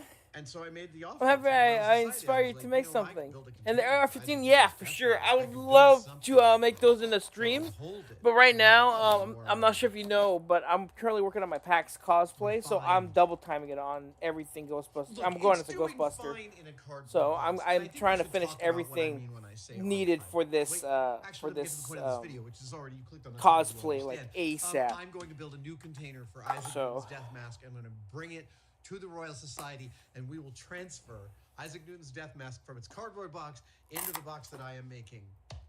Nothing could make me more excited. I am so freaking happy about this. This is like crazy great. So, I have some plans. I have not determined exactly what those plans precisely are at this second, but I'm going to mock it up in foam core right now. Yeah, I'm going to mock it up in foam core today, and then I'm going Yeah. to build it. Yeah, after actually, so everything is said and done let's on this talk for a project, second oh, I about would definitely would archival love to things. make a live tutorial per se, quote unquote, whatever you want to call it, of how to make the AR-15 mechanism, just so you guys can have an idea of it. Because I already did a live tutorial, quote unquote, of the shotgun mechanism, so I can definitely pull out a AR-15 mechanism for sure. But right now, I'm just trying to focus on getting this done, because if I don't, ooh, I won't be happy with myself. Exposure to temperature and humidity. Yeah, it's also here. Unfortunately, it's kind of my fault too with my weird and scheduling of streaming. I just try and stream whenever I can, honestly. so That's in the that's olden it. days, they would build boxes out of wood and put their stuff in them. But wood is a natural material made of compounds of probably tens of thousands of different compounds that make up what wood eventually is. And some of those compounds deteriorate, they off-gas, they release some of their chemistry, and those gases can damage things. When you are at the art store and they said they sell you acid-free paper, well, what isn't acid-free paper? Newspaper is not acid-free paper. It's one of the reasons it turns yellow. I might be wrong. It's been a long time since I looked that up, but I believe that's what the case is. So acid-free papers are papers that will not change over time. They will remain stable. And within art conservation, there are all sorts of different delineations of archival aspects. And look, people ask me all the time about whether or not I use 3D printing in my process, and part of it is, the answer is mostly no. Part of the reason for that is that the practice in here is meditative and healing for me of working with my hands. And so the getting there to the object by physically making it is what the endorphin release is based on. But the other reason is that most 3D printing Hey, Scene, what's up? And you're welcome, Sezzy. Sorry, I'm so focused on this thing. Resin printers. Hello, Sean. What's up? Doing good. I have the booster tube and the ion arm assembly. This one big boy right here that goes on to the left side of the pack. Ready to go. I just got to wire everything up now, or run the wires beforehand. Process is what this is made out of, which is sintered nylon, highly stable. Oh, awesome. I believe pretty Hello, archival. Martin Papercraft. Nylon, What's up? And I made More a shotgun. archival, actually, than Delrin. Oh, awesome! That's cool to hear. I'm happy it still works. I never really known about my mechanisms that they would hold off after the fact, so that's good to hear. I think Delrin's a brand name. Acetal is a great plastic. It's a machining plastic. It's bearing plastic. It's one of the bread and butter materials in this shop. There is no Delrin up on the International Space Station. Yeah, I was just sorry. I have an off-screen live. I have an off-screen here that has like a 3D model of a Proton pack, I don't know if it's and it is deterioration saving my that is hide. off-gassing, but Mainly just because of the fact that I yeah, I'm not kind of sure if it's forfeited officially scaling deterioration from a chemistry standpoint, but properness it's a always while releasing back, some so I'm just trying to get chemistry, this and thing. that chemistry can damage good. old things There we go. in spectacularly unknowable ways. So that And means so this the little goal ion for me arm is to build assembly a is highly actually pretty stable, correct. Okay, cool. completely inert box that releases no chemistry whatsoever to damage this priceless artifact. Okay. I might So make now- two of these, one for myself and one for the Royal Society, because well, I gotta have one to house my Robin Williams. Okay. Now I just gotta get And this. the cardboard box that I first met Isaac Newton's face in is totally archival. It is acid-free cardstock, Okay. heavy paper with crimped metal corners. It's very Yeah, so what durable, I'm and doing museums now is I'm the just trying to world make over cutouts so I protect can run the all most wires important things for the in Proton pack. effectively cardboard boxes. So there's nothing wrong with that per se. And I'm gonna go overboard in the building of my box. And the reason is because I can. Look, museums have, I mean, the Royal Society, I don't know what their budget is, but like, Oh, then I'm they gonna have a catch lot up on to the take builds care people have of been wanting me to make. So that you know the requires live, infrastructure. so the the 2D and that stuff for infrastructure the has a cost, a direct cost. what's it called? The And AR-15 so tutorial. You They know how to go make for that the shell less ejecting expensive slash solutions. Saiga It doesn't stuff. mean they're any less um, durable. They're just oh, less crap. expensive. Hence why Um, Newton is in a cardboard box. I don't want anyone You to know, think that somehow the actually Royal get some Society stuff is like out. asleep on You know, the some job videos and out. not storing The their ones I built collection off the of stream. papers. They are You know, the totally. ones that I repaired as well, like that empty material raffle. I want to get that I am just uploaded one guy with my own and stuff, shared and I can showcased and all that afford good to stuff. Get some aluminum So it's gonna and take make some time, ridiculously but there we go. It over-engineered runs box for Isaac through Newton's death perfectly. face. Oh gosh, there And we go. give that to the Royal Society. So that My hope means is that the box itself will survive the collapse of that building if such a thing were to happen. Oh, right. So what you can see. So the here ion arm is actually a sort of holds- mix of organic forms and then these facets here. This arrangement of triangles. where's that as it were. thing I was gonna use? Um, Yeah, I was gonna use this that switch. is This the- switch is nice I'm because it going to has cut this two. Oh, what's it called? Off along the position, line so it of kind of its goes transition, something like that. so that I have an accurate. Here is the death mask from the side. You'll see it's not in the most spectacular shape. It's plausible that that's what came out of the mold when they first did it. Yeah, how would they mold a dead guy's face? They would use a soft plaster to do the negative. Work is good. Work has and been they would average, literally, actually, just like the thankfully. guy's dead, they'd go to the Work corner, pay they'd, is like, great. slather some plaster It is on good the pay. dead I guy's love it. face, then A lot they'd better than pull my that previous off job, once which the was sample only a Amazon. few So minutes. anything other than that, anything other than Amazon is pretty much they pull it off. a Then given. They pour a stone plaster, something much harder, into the negative, Yeah. and then they literally hammer off the soft plaster. I can't believe this works, but this is really how it's been done for millennia.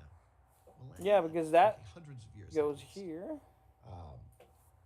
So yeah, first thing is Yeah, from so the cut, power and I have pack two lights prints actually of go Isaac Newton's right face, and I've already here. drawn the line here in Sharpie all Perfect. the way around the perimeter, and I'm about to cut that. Then I will break out some foam core and some hot glue. I'm already heating up my hot glue gun, and I will mock up Isaac Newton's death mask archival storage box. This is great. I'm Perfect. super psyched. Okay.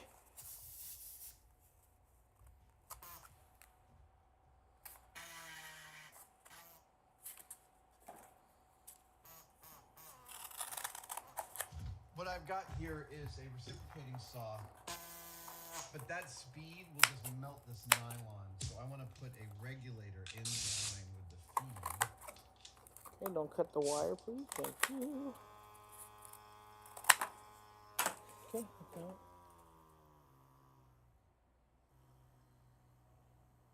Oh, yeah. I figured because a lot of people have also been asking too, so I thought maybe it's only fair that I at least do the tutorial on that at least. As much as as for what I can do at the moment. It's only fair, right? So that's what I'm gonna try and do.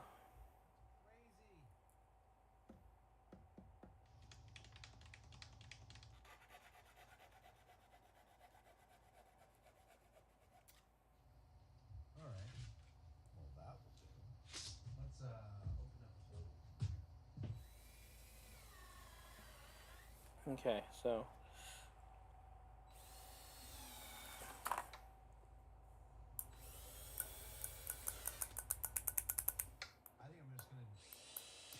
Thank you. I love you guys too. I love you and my audience. I'm happy I actually have an audience, to be honest. All right, so this is the hard part now. It's just wiring up everything, because the main thing now, I need to do the what's it called? I need to do the ion arm assembly. That's gonna be easy. Actually, that's probably the easiest thing I'll do all day. Is that iron arm? If I can find my phone first, I need my phone. There we go. Okay, it has the measurements and all that.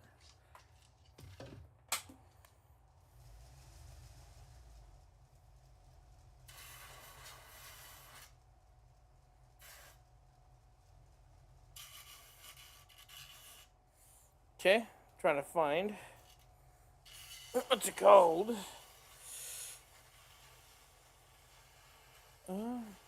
Thank you. I try my best, like legitimately. You guys, you guys, are the reason why I even have freaking 10K plus subscribers on YouTube. I never thought I'd get past 1,000. So the fact is, I wouldn't be this far in this hobby of mine if it wasn't for you guys. So you guys are the best, actually. Putting up with my atrocious upload schedules and all that. It's like, I feel bad, but it's like, but yeah. How's it going for you? It's been so long. It's been going good, actually. It's been going pretty good. 9.5. I'm just enjoying, making things again. It's been a while since I've done anything cardboard, actually. So it's nice to get back into the swing of things. Speaking of the swing of things, let us make. I'm gonna hide this real quick. There's the Proton Tech's thing. And then we'll be back to. Oh, actually, that is a good point. I need to go test this out real quick, just for the sake of testing. Okay, that's good.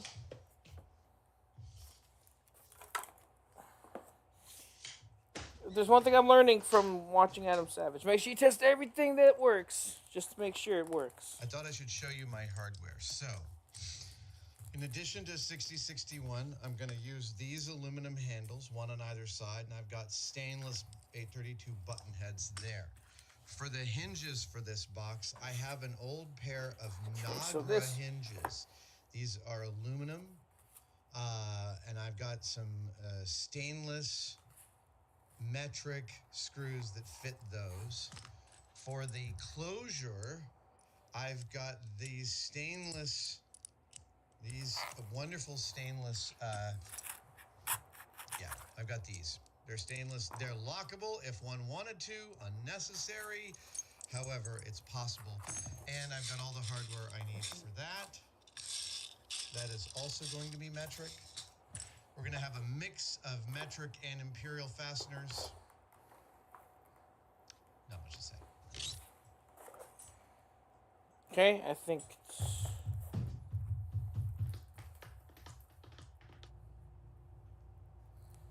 there we go. OPM. Oh, what's OPM exactly? If it's video game music, maybe. Or not maybe, sure. But like I don't know. I've been getting a lot of copyright claims lately, and I don't want to risk a copyright strike. That's why I'm just trying to watch regular videos now as background music. A lot of my streams actually got copyright claimed, or thankfully claimed and not striked. But I'm kind of terrified actually. So if it's video game music, yeah, we'll give it a shot. Unfortunately, some of the music I've been playing recently apparently are copyright, even if I thought they weren't. So that's probably also on me. So, but hey, if it's video game, yeah, sure. I don't think there's much issue with video game music, actually. I think it's just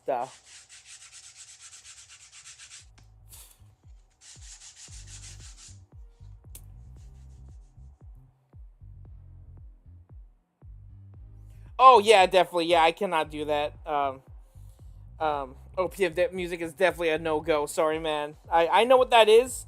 Of course, my mom listens to it because I'm Filipino. But yeah, I do not want to risk a copyright strike. Sorry, man. I've been mucking about, and I've got a box that I'm happy with. It fits all the hardware that I have. I like the handle there. I like the closing clasps. They're a little large, but I don't mind that. Oh no. Goes into here. It's all the hardware, and then. Oh crap! That's why I should have. Ooh, that would have been bad. But good thing I remember. And then the face will sit here. Look at that. Look at all that room around. Right. Yeah, I forgot. The Proton pack leads are... Cyclotron leads are... this boy right here. So let me... Crap, okay. So that's this one. I'm currently toying around with the idea of etching Isaac Newton's signature into the top of this. Oh, that's right. This is going to... That is an idea. That is what it would look like. And then it would have the handles here. I mean, it's kind of great. I kind of like that. Opens like that. Pull out Newton. Amazing. I have an idea. Just mute my stream and play some I think this OPM is music enough over to it. get started. You'll get the same experience. So, I think it would go like this. I would have.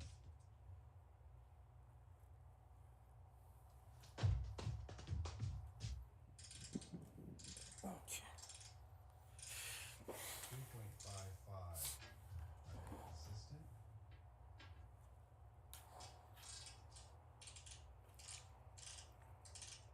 All right, that's what we're gonna do. We're gonna do it that way. I like that size. I am going to cut this box, and then I'm going to cut this box. This is stealthily tricky. I have a material here whose thickness varies here and there by a thou or two, but that can still throw you off. And I'm going to have what'll end up being 32 tiny screws, 16 on either side and 16 top and bottom. 32 tiny 440 screws, stainless, these guys. And if I'm off by even a tiny amount, I could be screwing whole parts here. So I have to move methodically and carefully. I know that the two main defining pieces are the top and the bottom. Well, let's put Newton's name there. There we So go. my two main pieces, top and bottom, they're going to be 12 by 7 point by 7. So I want to make sure everything is working fine. So So I'm let going me to cut get them one of mine. about 1/8 of an inch over, and then I'm going to square them up on the mill. Is that really what I'm going to do? So the issue that I'm dealing with That works. is that I've got these pieces of aluminum that are going to be this big, 7.5 give or take, and 12, and maintaining I want to maintain perfect squareness and There we go. parallelism among Making all sure the these lights still sides. work. That's That's something I learned just a from Adam larger object watching his for me, stuff. and I have to think through it. Every step of the Not way, necessarily always make sure you plug it in, complicated, so you know for sure it's gonna work. Make sure I get it right. That's such good advice, because This piece of sometimes I'll aluminum mess is something up with the exactly wiring 12 and it inches is game over. wide, and it's manufactured. So this one is for It's sure the actually startup extruded sound, in and then this one is in the this Proton form pack factor. It's firing. not made in a sheet. Let's see This here. is a, You're both on. extrusion Let's see edge. here. So, Starting up. I am going to. There we go. And then this is the firing. That means I don't necessarily. I still need the angle plate over on the mill for doing the edge holes. Here we go. Alright, so what I'm gonna do is I'm gonna cut 2 of these Sick. at 7.5. That's it. Comes out of the booster tube, baby. That's where the sound's coming from. Listen to that sound. Ah! Sick. And then if I were to put a tube here. Alright, Yep, the firing. fact is I don't want to have to keep tramming in the vise, but I'm going to have to keep tramming in the vise. So I'm going to pull the vise, and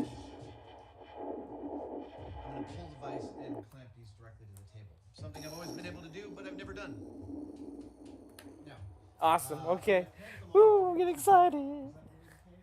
Yeah, I think that is. Okay. So everything works Because I'm as going far as I to- can tell. Cool. Yeah. Okay. Oh. So, here we go. Turn those off. Turn those off. Those. There we go. Okay. So.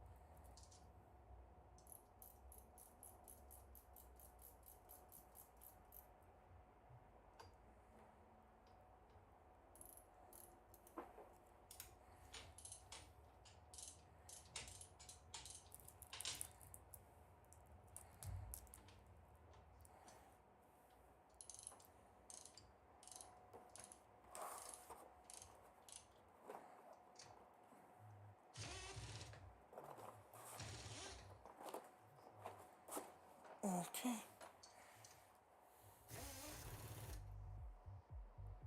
Okay. Whew.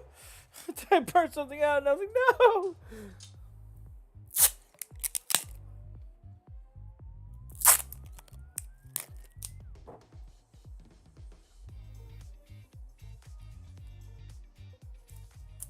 All right, what I'm doing now is I'm trimming all 4 sides to their exact full correct height.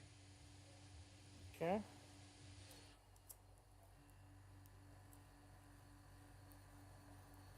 Okay. I think it's just because it's not detecting enough current being drawn. Yeah, that's the problem with the Arduinos. They're a little too optimistic or too optimized for their drawing pleasure. So now the thing's like, oh, I guess I'm just gonna turn off now because it's not detecting any sort of what's it called? Any sort of drawage from it. Nope, I'm gonna put 1 amp. Yeah, give me that 1 amp, boy. Close the drawer of Using the 1, 2, 3 awesomeness. blocks to spread a little more holding and clamping power up top. Okay. This is it, boys. I'm Nice shooting. and tight when I cut this. This is actually happening. This is actually happening. So, Alright, yeah, where's that, my... That's the power pack goes... No, it goes up, not down. Up, yeah.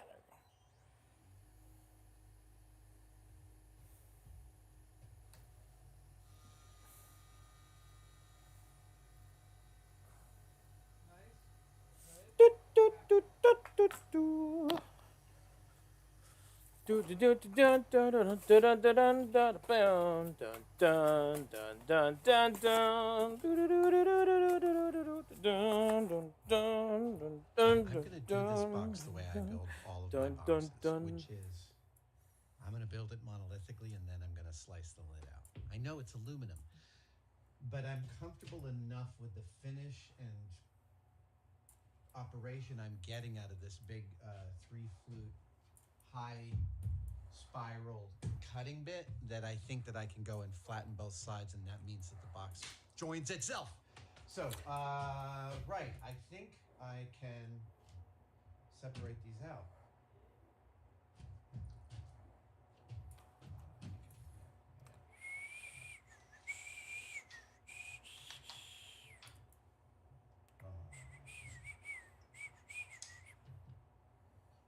I'm trying to figure this out.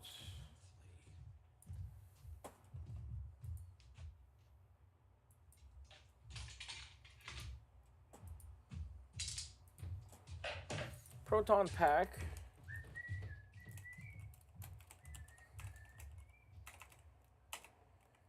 Ah, right. Right. I've got to.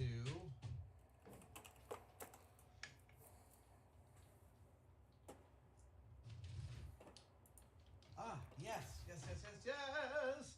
These are the same size. Okay, so it's on there. Okay. I can still do that. Yeah, that's great.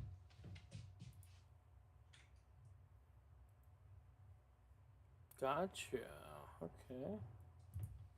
So the power pack is at the base of the ion arm, and it happens to fit directly right here. So that's the idea. Okay.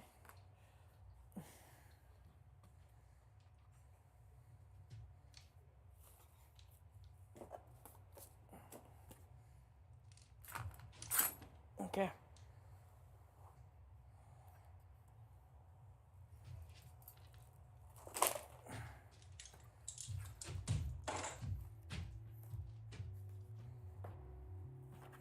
So I need 2 inches. I need 2 inches of madness. 2 1/16. Wow, this ion arm is actually really thin. It's like not even, almost not even worth acknowledging the.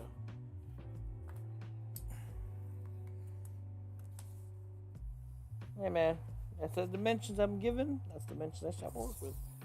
Yeet. There we go.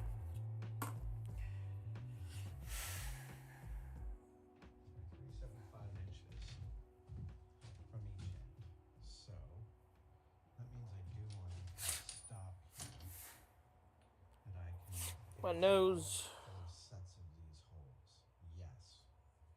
Once I come up with the numbers, then I'm doing 4 and 4 and 4 and 4. And the numbers don't change. They just change direction. Right? Yeah. And then these are Well, at least I know where to mark it. So after 3 inches, stop. Yes. I get a giggity. Goes up there. Let's get a clamp.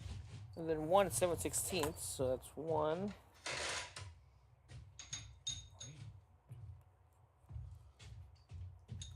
So that's that.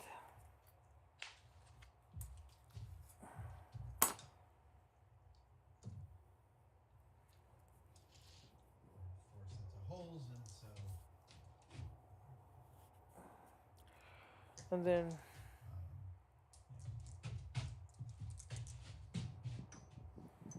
oh, okay. So 1 3/16 is 1 and 3.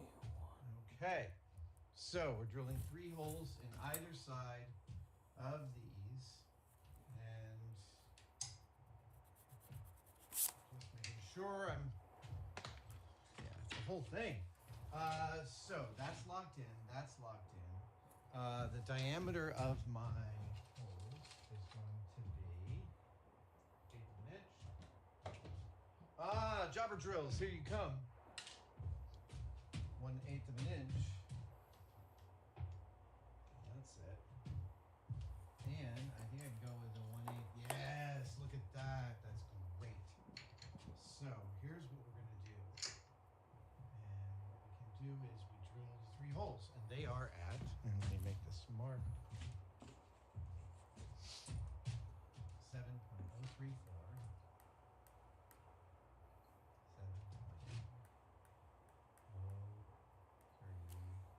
Oh, what?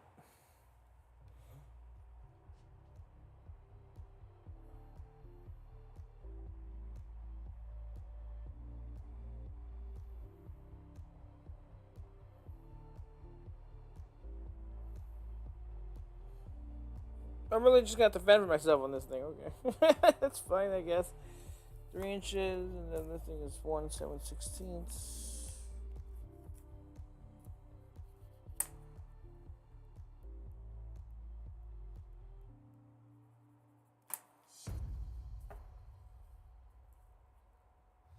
Yeah, I broke a tap. I said I couldn't afford to break a tap, but I broke one, and luckily I broke it in a way that is actually repairable and achievable. And I'm actually pulling it back out. And it was mostly because I was singing. I was like excited about the music. It reminded me of courting my wife. And here we go. One disaster mildly averted. Okay, so outside. Okay, outsides are all X's. Okay, that's that. Ouch. Okay. Now, what I've got are these businesses. So, if these, yeah.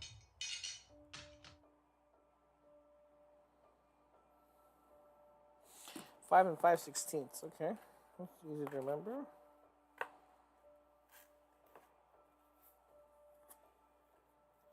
Now I've got the real task here. This is the tricky part. I've got to drill the tapped holes that allow these two holes to go into these guys.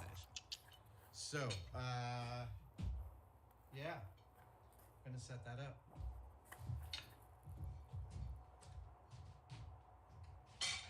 So, play Wonderwall, a cover. Here's Wonderwall. The royalty-free version.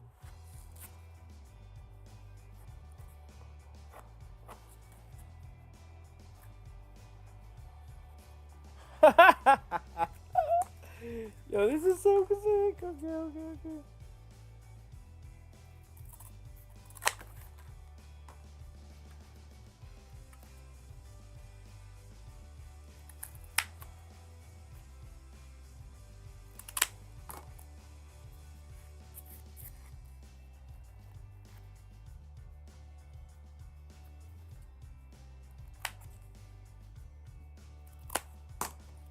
For every hole, there's 3 different sides. Look at my hands. For every hole I'm drilling, there's 3 different sizes. There's a through hole. That's 1/8 of an inch. There's a tap hole. That is a number 42 number drill. And I drilled the tap holes with through holes, which means that the 440 screws, I'll show you one. They go in these holes. How did I mess that up? Well, I wasn't going through my checklists, but I can fix that because what I can do is use helicoil and a little thread repair in there, and that's what I'm going to do. We're going to helicoil and fix these. Too scary. I'm going to do it by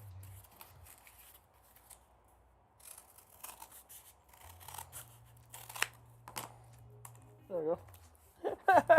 Screw it. I'm not doing this now. Oh, I guess the hole here can be.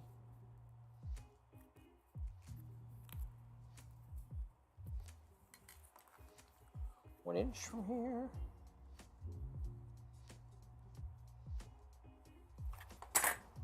Okay. Let's talk. Oh, that's The right. box Something goes into is here, right? assembled. It's Ah. really darn close. It is hard. It is difficult to make a thing like this. at Okay, this that's level fine by of, me. perfection. It is complex. And I've built it all monolithically, and so now I'm about to slice it, and I'm going to use a slitting saw. Yeah. So, let's see. I was going to use the table saw, and then I remembered that I'm not stupid. It's not that it's a... Yeah, no, that's ridiculous. It really is. That would be...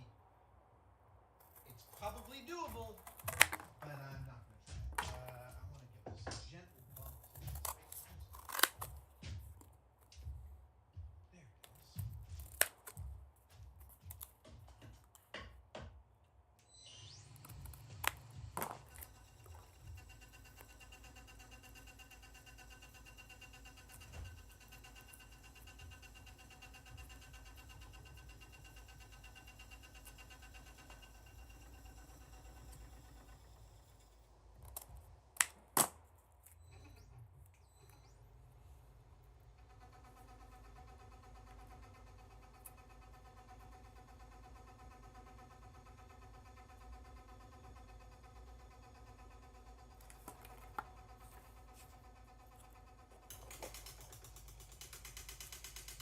Oh, okay.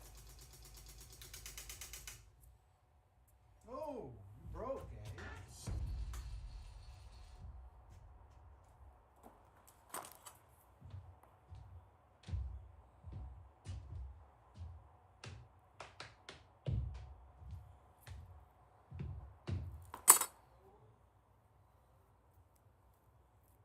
I messed up.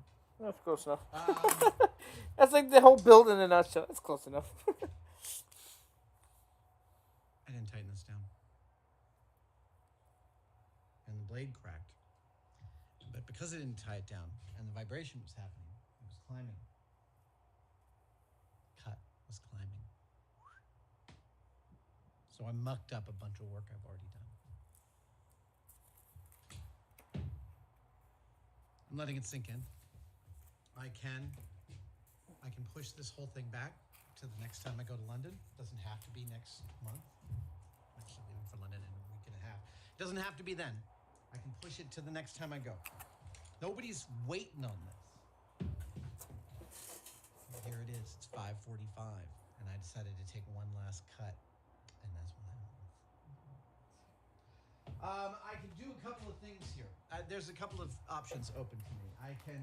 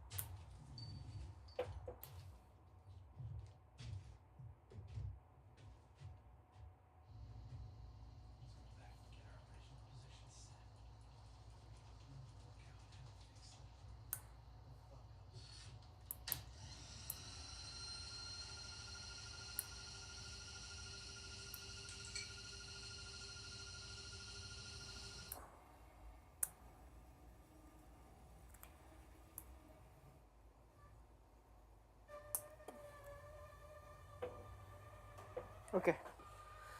We'll go that way first. Yep. Move that way. Yeah. Okay. Oh man.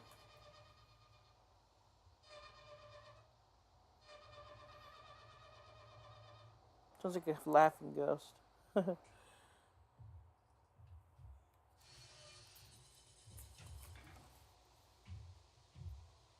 right. This might not be such a total disaster. We will see. I want to show this to you. Oh, what a horror show. Oh, yeah. Love it. All right, let's turn this off. All right, I'm going to do a finished cut on this, and we'll see what we got. Success. Success-ish. I was able to... This cardboard's not too sturdy. I need a really sturdy piece of cardboard for this piece because my biggest fear with this piece is this might... And it's the reason that the screws here are so close to the edge. I'm fine with that. Years from now, when you're visiting the Royal Society and they break this out, you see, and someone says, I wonder why they're so close. Tell them.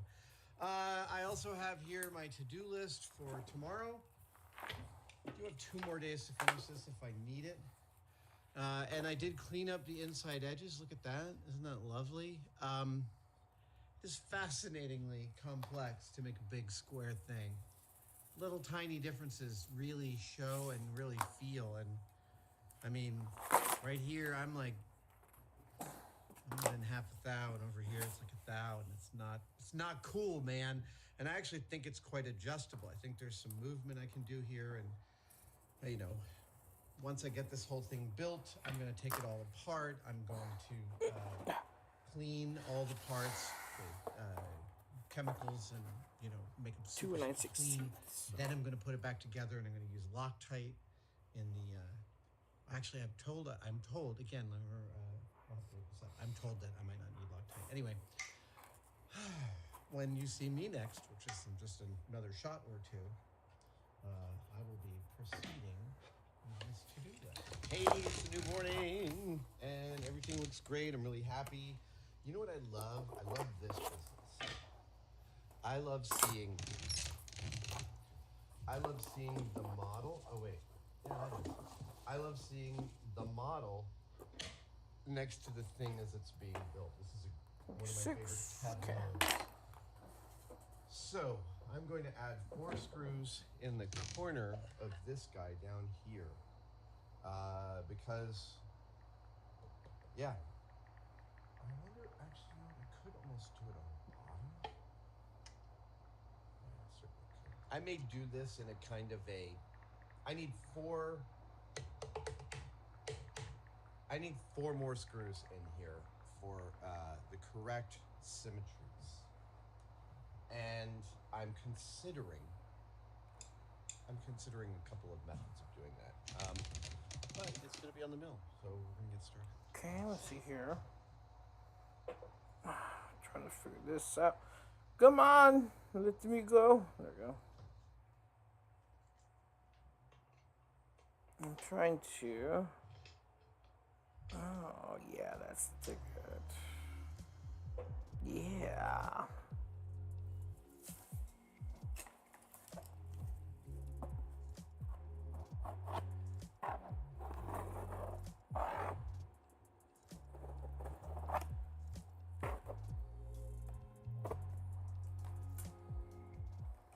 I'm using the machine jack here to push this out. These original pieces of aluminum I was working with had a slight curve to them.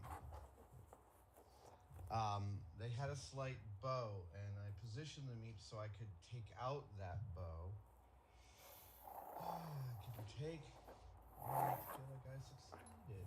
So here we go, last hole. There we go.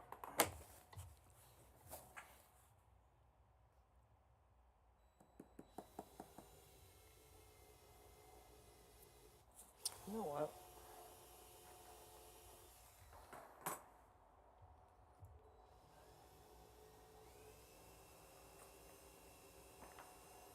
I'm actually.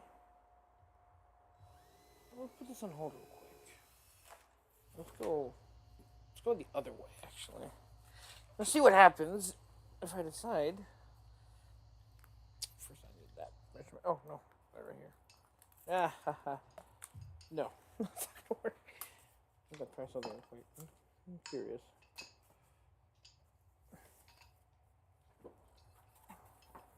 Oh, I need new threads in you, I guess. Yeah, all right. That's not a problem. Okay, so that's that. Now it's time for the back for the hinges. For the hinges. What was mine?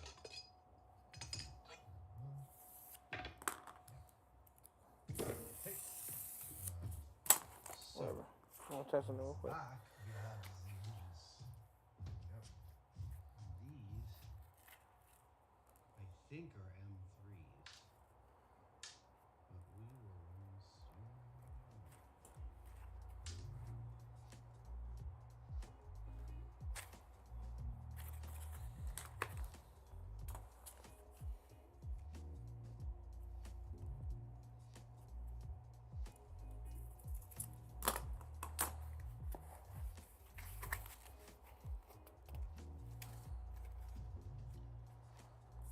So I need the bottom piece. That would be. Copy. Dude. Dude. Yep. Very happy. That is really nice.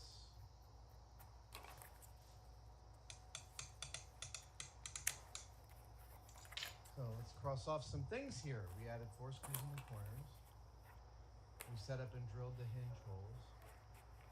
We set up and drilled the handle holes. We have not drilled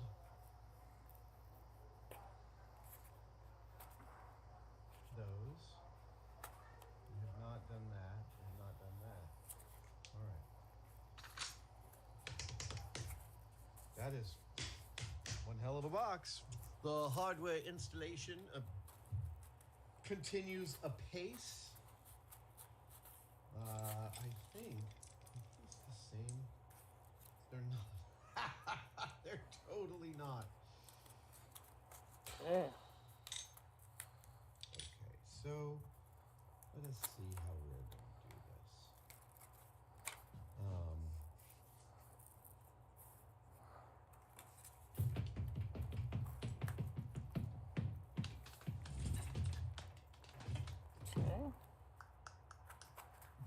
That's so cool.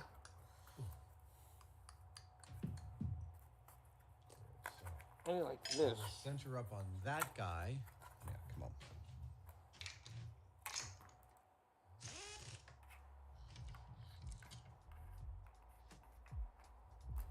The top piece, just so I don't forget which is which.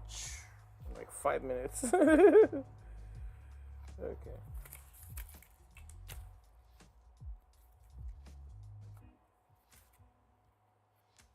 I almost got into real trouble there. The reason being is because these stainless clasps I have, these are boat hardware, and they're clearly kind of handmade. But the thing that I decided to check at the last second was, so I'd measured the distance across there, 675, and the height between these two, 575, but I did not confirm that both of these sets of holes were the same distance apart, and they were not. 675 here, 775 down here. Thank goodness I checked, because now all the holes line up, and I'm gonna get the, yeah, I'm gonna get that in there. Woo! Always check everything, says me to my own self. Okay.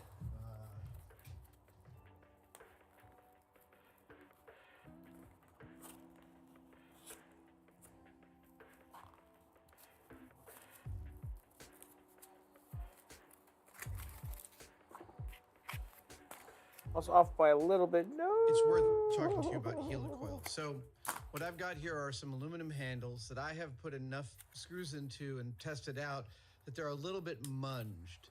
And so what you do with a helicoil is it's basically this little spring whose cross section is exactly that of an 832 thread. And then you use this installation tool and you pop it in there. Oh, crap. And you get it past the surface.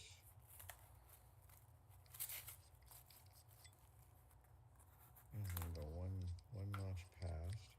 And then what you end up with is a stainless thread that is sitting in there in the aluminum. It's a very, very positive grab. Now at the bottom of the helicoil is this little arm. Oh, shoot! Trillis, what's up? Allows your installation. Glad to see you made it. I know last time you got here, I was literally just about to log off. Once you've guided it in, past this point, yep. How's it going? How is it going? Wonderful. I will show you what we do next. So, put the helicoil here on the installation tool. Now I can turn it. I feed it into the hole here. Boing, boing, boing. This is a absolute save your ass in a mission critical situation type of tool. Helicoil. They're also called thread repair. Oh, right. So that little arm thing, you get rid of that. And you get rid of it. Oh, snap, for real? Your childhood? Dang, if I may ask, how old are you? Because I'm 28 now, so if you're watching me since your childhood... God, like this. It's basically just that's like crazy. A stick. You do this. That's and you hit it.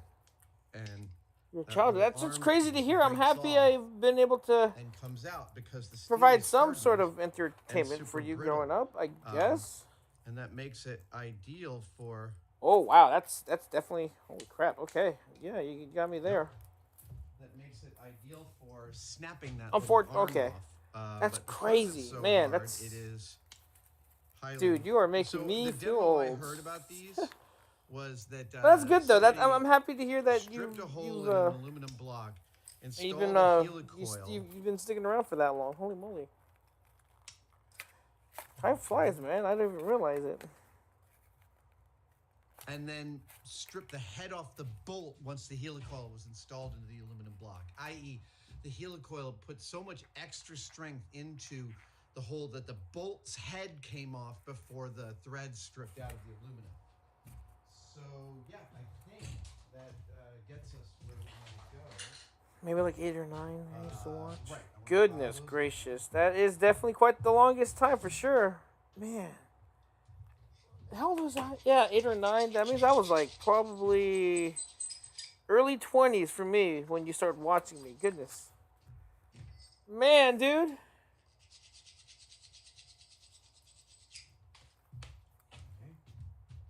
Oh my gosh, that's crazy. Cardboard models and stuff. Man, dude. Thank you. That's crazy. I don't know. It just never ceases to like blow my mind that there's people out there who used to watch my stuff at like younger ages and all that. That's crazy. But I'm also happy to hear that you've been following for that long. That's man.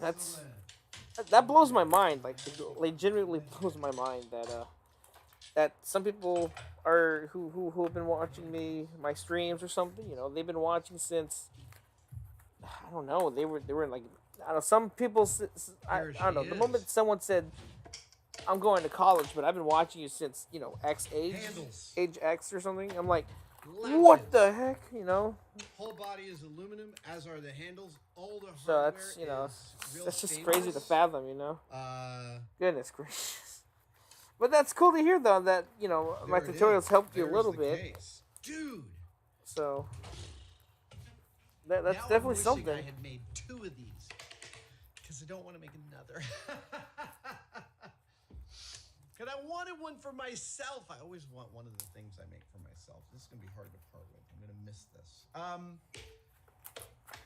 Okay, so let's see where we are. W stuff. Hey, I'm happy to hear it's W. Yep. Add 440 volts lid in corners. Yep. Make Teflon feet. There we go. Let's do that. Teflon, a marvelously inert substance, will make ideal feet for this. They will not scratch anything you put it on, and they don't off-gas. Delrin, of all things, off-gases. I know. So I'm just going to chuck this into the lathe and drill a through hole. I'll figure out what bolt I'm going to use to hold these on, and then I'm going to make 4 of them identical. So For real. those are Well, yeah. I'm like I said. I'm glad to hear that you stuck around for this so long. God, what have I been doing all these years? I mean, apart from a job and life getting busier. Man, that's good to hear. How that's crazy to hear. Like I said. So how have you been then? In that case, apart from all that, that's man. I don't know. I'm still trying to. That's just still sinking in. Or all this is still sinking in to me at the moment. Some people telling me that they've been watching my stuff since whatever age, and now they're this, and I'm like, man, and I'm still here making these cardboard stuff. So, but hey, as long as it's entertaining you guys, that's all that matters to me. That's cool to hear, and the fact that it actually inspires some of y'all, dude, that's all I could ever hope for, I suppose. Because I can't. I'm not gonna. I know I'm getting a little bit real here, but I know I can't do this forever. Eventually, sadly, I'm gonna have to stop doing, or not stop, but I'm not gonna be able to always keep doing this or something. So the fact that I hear that my stuff inspires people to actually try and take it on and learn and all that, that's amazing. Hello, EAI. How's it going? I loved your Walter PLK mod. Oh snap! The PLK, yeah, the PPK, the one with the one I think I integrated the little fake, what's it called? The little fake, fingerprint scanner. I think that one, the one based on the Skyfall Walther PPK, I believe that's the one I made for my the 600 subscriber special.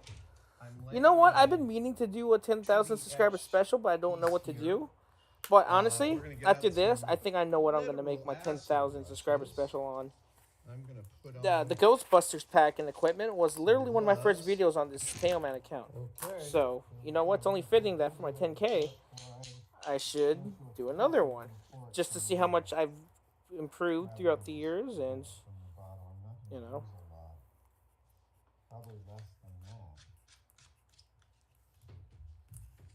Okay, I'm over making cardboard Thomas the Train. Oh, you're making cardboard Thomas the Train? That's interesting. I've never heard of that. like a replica model of his character or Yeah, something. that should be enough. Oh, oh, there we go. You can see it's already starting to bubble. There we go. So once I plant that there, that should be right there. Okay. Whew, okay.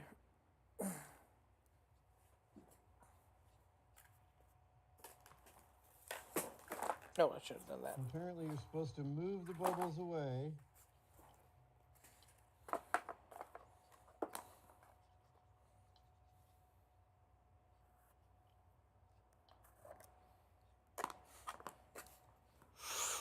The switch goes to there. Okay. Uh-oh, where's my...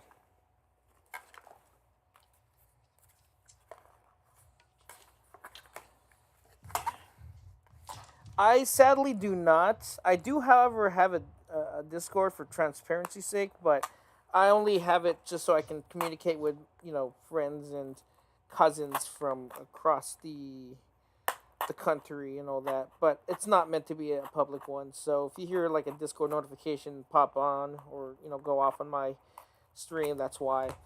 But no, it's not meant to be for public, so I hope you understand. Although one day, I am kind of considering the idea of making a Discord server so we could all just chat and post, videos of our builds and all that. I think that would be pretty cool. The only thing is I've never ran a Discord server, nor have I ever been in charge of one, and all that. So that is definitely quite the undertaking, I'll admit, for me. But hey, you never know. No, I am not making a car. I am making the Ghostbusters Proton Pack, actually. I can see it, though. I can see how it could look like a car. No, it's actually the ion arm that goes in the little pack here. And then, yeah. So it's starting to take shape. I can't move the camera. I can't move this either, so. Washed, neutralized, and peeled. And there is Isaac Newton's signature, and it's a nice deep etch. It's dimensional. I think it's at least a couple thou deep. There we go. What is that? 0.05 of a millimeter. Anyway, yeah, 4 thou is 0.1 of a millimeter. Yeah, there we go. So I'm really happy. It's time to start doing some of the final fit and polish of this thing. And I'm gonna set up here. What's my favorite 007 movie? Oh wow, that's a pretty tough one because I like all the James Bond movies. Honestly, oh my gosh, if I had to pick a favorite one though, oh man, I'm already biased towards the Brosnan era. So either a toss up between Tomorrow Never Dies or The World Is Not Enough. Die Another Day is a good one too. Oh, I like Die Another Day. It's only GoldenEye. Man, that's a hard one, dude. Why you gotta ask me that? This is the hard part of this project done. The actual archival case. Next is to get the. If I had to choose one, oh my gosh, it's a toss up between Die Another Mr. Newton. Tomorrow Never Dies or The World Is Not Enough. Inside this box, but right now I'm gonna call it. You know what? I'm gonna say. What's it called? Here we go. Newton, look at his name. I need a. There it is. Don't wear it out. All right. See you in the morning. That's Next a hard steps, one. I'm gonna have to say. Oh my gosh! I'm gonna have to say. This is a data to the outside of this. Tomorrow Never Dies. I It's probably my favorite. And I'm gonna sign it here on the center of the bottom. 2, I want to make a little card holder for it. Something like. Actually, sorry, I can't find it. But here's what it looks like. It looks like something like this with a window cut out here, and it would sit right here. So what you can see, yeah, that would look great right there. So this is me playing around and trying it for the first time using a chisel and a hammer. And so that's what I'm going to do. I'm going to make a little card holder.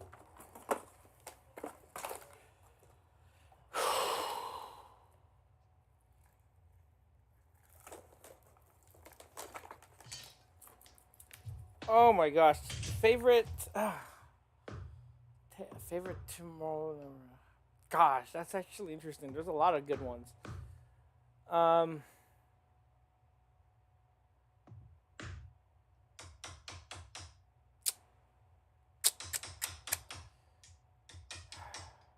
That's a toughie. Oh, of course, Q. Q was my. I always loved Q. He was my favorite in all the James Bond movies.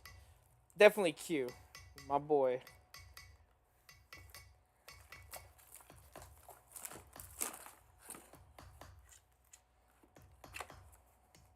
Okay, this is starting to get a little haphazard. I'm trying to figure this out. Oh my gosh. Okay.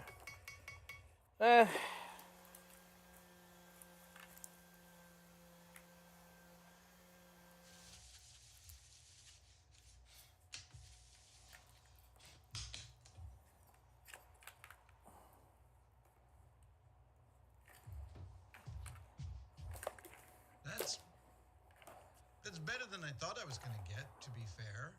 That's a nice little detail. How about that? Thank you. Got that separated out.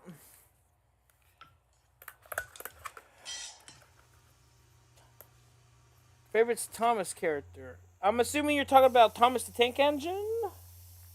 Question mark?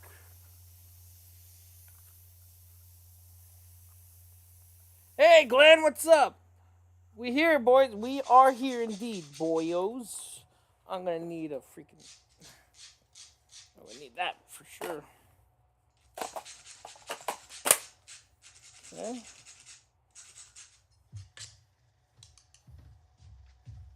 Well, I'm pleased. That was my practice, and there is, with about an hour of work, my final. I didn't know I could do that. That's a nice I honestly, I've never watched the Thomas the Tank Engine, so I really can answer that question. I'm sorry. Apologies. I never watched the Thomas the Tank Engine series at all. I've seen clips and memes of it, but I've never actually watched the show itself. So, unfortunately, I cannot answer that question. Damn. This allows you room. That was like the question of the century, and I just let you all down. I'm so sorry. It was the question of to all time. It was a question of all time. Yeah, I've been double timing this because I also had to make the PK meter, ghost trap, and ecto goggles, and of course the neutrino wand. So there's a lot going on in here, man. There's whew. Definitely a lot going on in here. So it's definitely a grind for sure. So come on, there we go. Yeah, can't wait to just. Oh, it's finally here! It's finally here! We're almost done. Okay, so I have. No, not the wand. I'm far from the wand right now. I'm just trying to get this thing done. These are lovely. The clasps are reliable. The opening is delightful, and this is a real suitable home for Sir Isaac Newton's face. It is time to line this and fill it with the foam for housing this guy.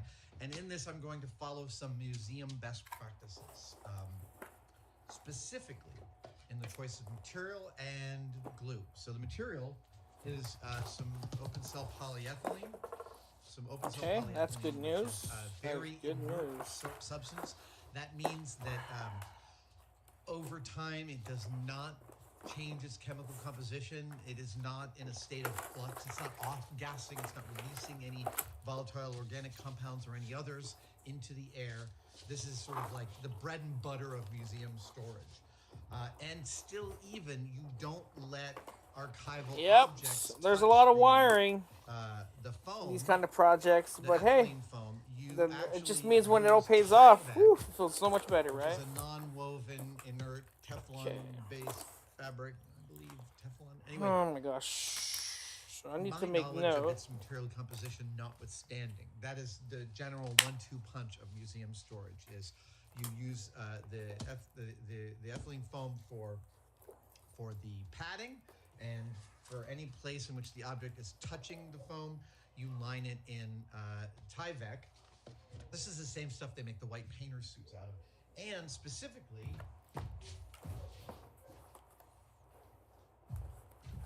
You use this kind of low melt, hot melt glue. This is literally like the exact right stuff. It turns out that I already had it. That was awesome. So I'm going to be cutting some layers of this. Okay, so foam right to now fill I'm this trying to run the box, wires and through then here. I'm going to be cutting them out to hold the face, and I'm going to also be making a part of the lid that also holds the face. Yeah. See, the nice thing about corrugated cardboard is you can run wires if they're thin enough through them. So I should see some wires popping out through the front real soon. Yep, those are the power wires. Yeah, there they are. Yeah, baby. Oh, don't get those crossed in there.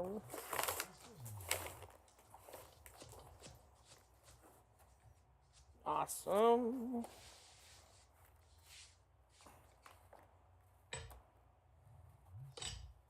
The goal here will be that I'll do a little carving here and make a patch of tie. And make sure that doesn't if the head moves go at out all, too far. It's just going to touch Tyvek, but it is going to be a this end up kind of thing, not really a carry it around like a suitcase sort of moment. And I'm also going to have to actually raise it up a little on the very bottom. So I almost want to. This is interesting. I'm going to make some.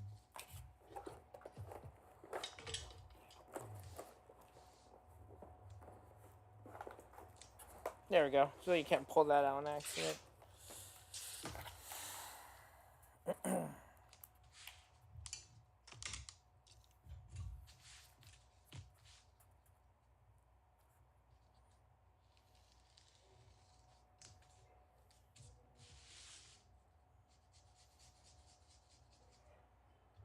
That cut out of all 3 of these.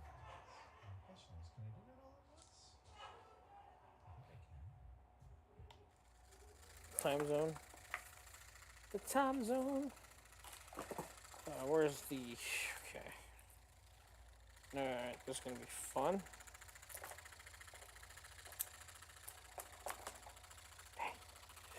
It's actually pretty tough in there.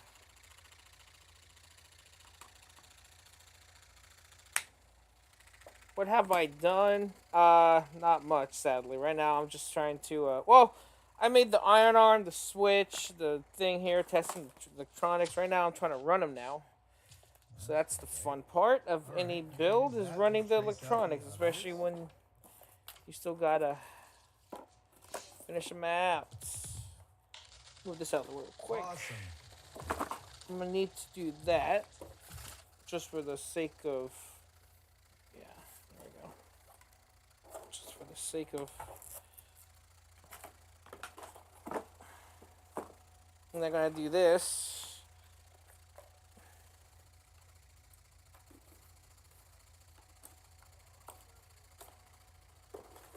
Will these wires make it? No, they won't. Oh no. Oh my gosh. Oh, they might. Yes. Nah. Yes, good.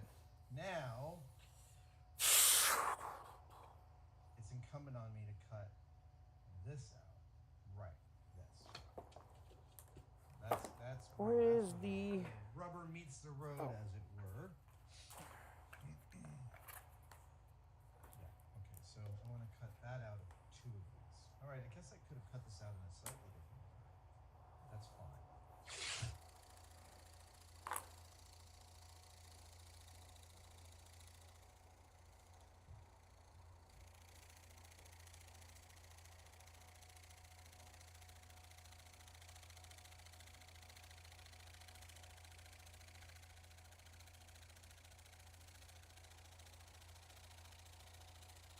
Oh, I know what I need to do. Okay.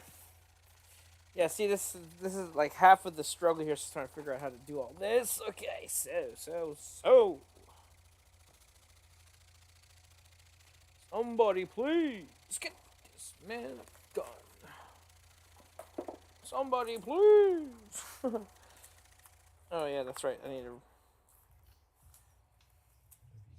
Let's see.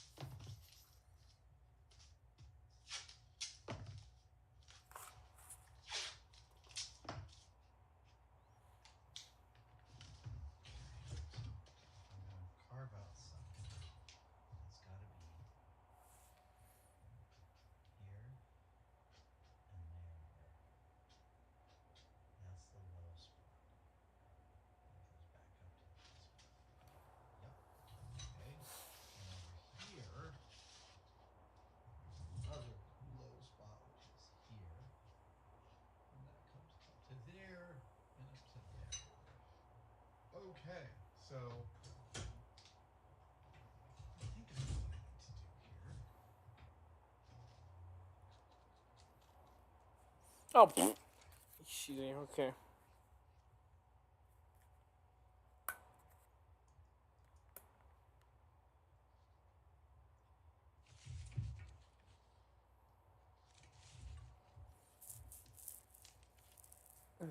So.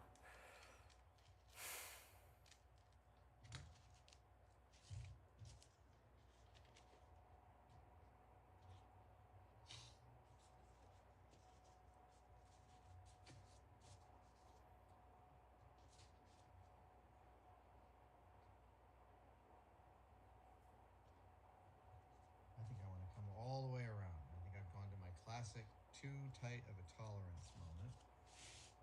Okay, I see what I gotta do here. It's actually not too bad. It's just tedious.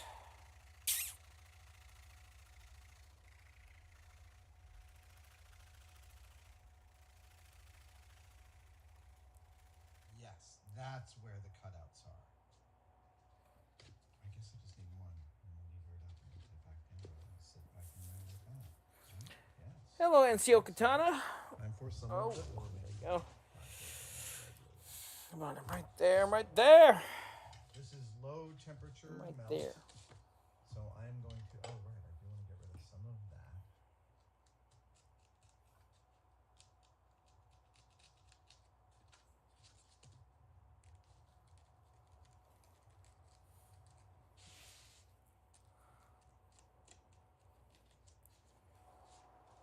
This is risky.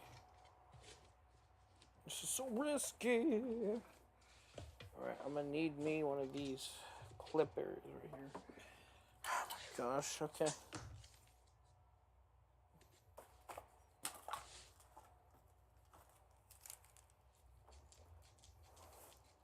There it is. Okay, come on. Alright.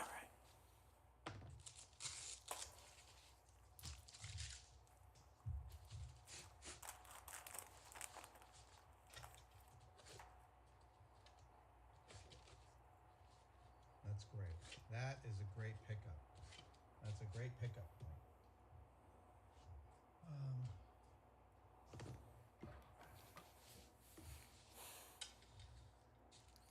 Okay, I need some resistors, like a lot of them. Needs me some resistors. Give me the resistors, please. Need one resistor. I'm gonna need like 3 of those bad boys. If I can find them. Where the heck did they all go? Oh, that's right. I accidentally threw them all away. Dang it. How would I do that? Excuse me. Right, Give me a second. okay, so there we go. We're gonna do. I'm gonna come in here. Yep. I'm gonna come in here. Yep. Yep. Yep. Okay. Yeah, we're doing it. We're happening. Got some glue in the corner there. Excellent.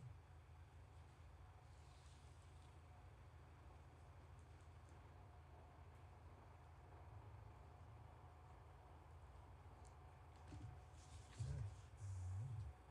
Good. edges. Right to all those edges. Yes, this is working. Let that settle.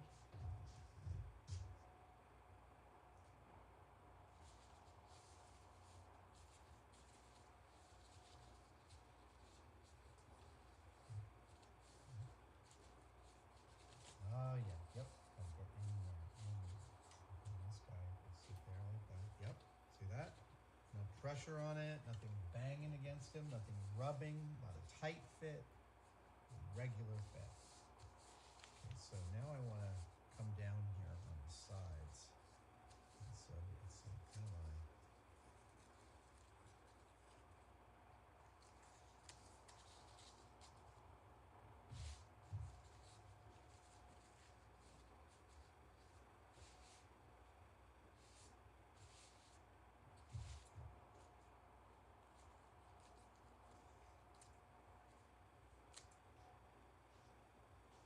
the nice thing about the low temperature, the low melt adhesive is that it does not melt the foam. It's not only archival, but it does not melt. So if I put sorry, this guy, and if that was there, it comes out like that. It's in there, it comes out like that. Right, and that means when his nose touches, I need to pull that out. So I want a patch here for his nose. And I'm going to go with a slightly thinner piece of foam here. This, by the way, this entire case has been cleaned and scrubbed with acetone. So the case is clean. I'm very happy with the case. This comes like this comes like this here.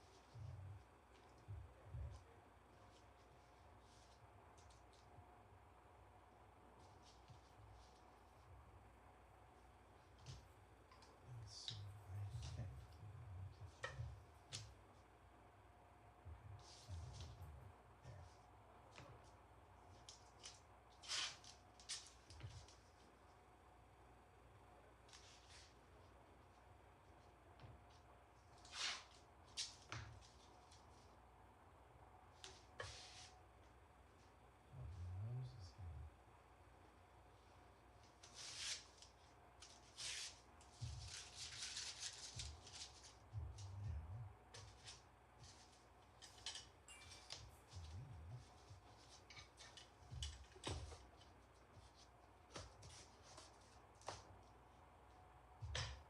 Yeah, definitely not touching it. Okay, so what else do I need? I need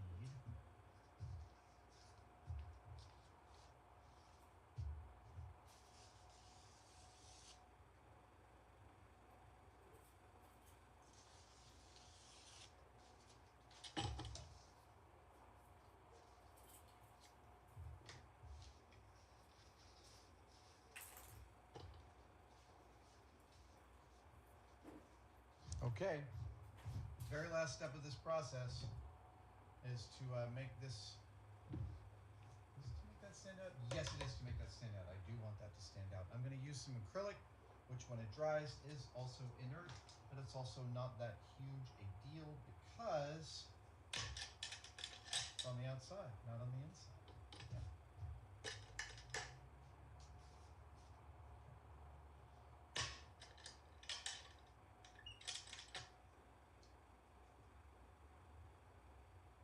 Well, I'm going to put it on here and then I'm going to peel it back off. That's how I do my stuff.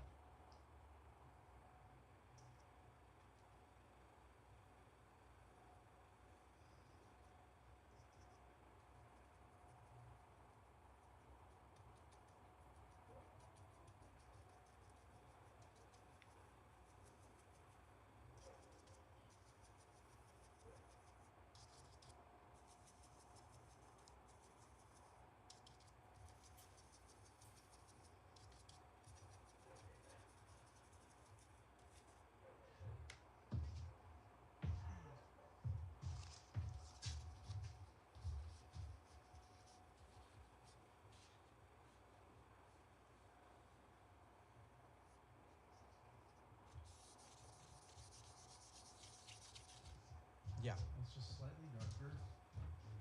It's stuff right on there.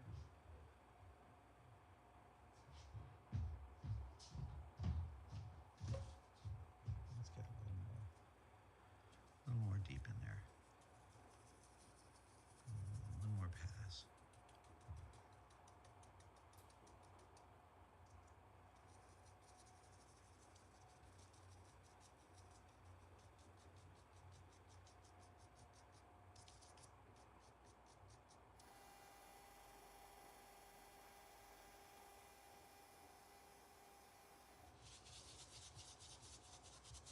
Okay, great.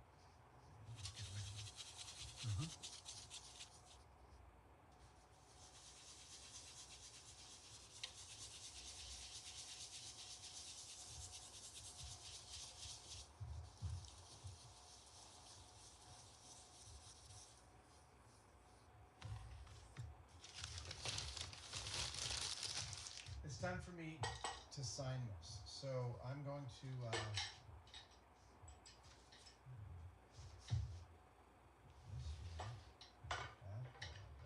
there in the middle, right? Yep. About there.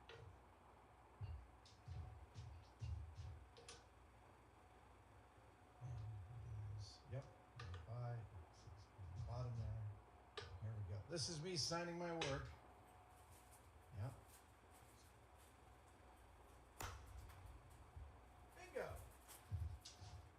There it is. There. Wait here. There you go. And I'm just going to throw a little date down here.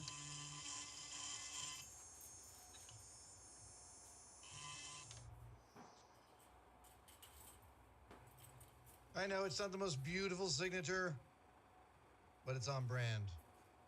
May 2023. All right. Oh my gosh. God. Okay, I'm back. Sorry about that. Oh, you're good. I had to go away for a bit too. To go into do some stuff. There it is. There will be one final, I think, delivery of this in this video. Is that the next thing that's happening? Right, the delivery is the last part of this video. So now I'm going to pack this up in some craft paper and some padding and throw it in a Pelican case so that we can take it to London and deliver it to the Royal Society. But I am really pleased, and I like to imagine that if Isaac Newton was here, he would feel pretty comfortable about this as a resting place.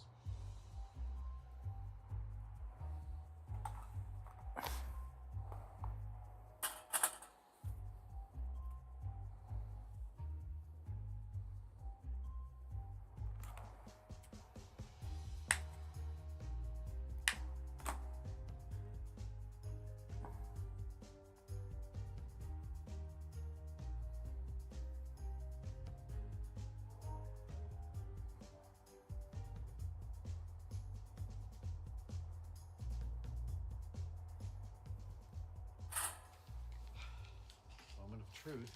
Hello, Keith. Hi, Adam. It's good to see you. Good to see you.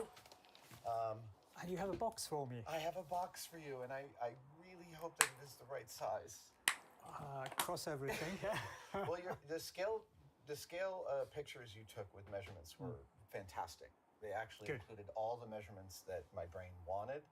And so we 3D printed one, and I have made it very close fitting, but it doesn't touch, right? Like it's really holding it gently. So I believe you got Newton's head in various sizes. Is that right? Yeah, well, the first one we printed up was a little too large, so I've got a 1 foot tall head. That's a video. Newton's big head. I will send that one to you. Right, You guys can have that. Great stuff.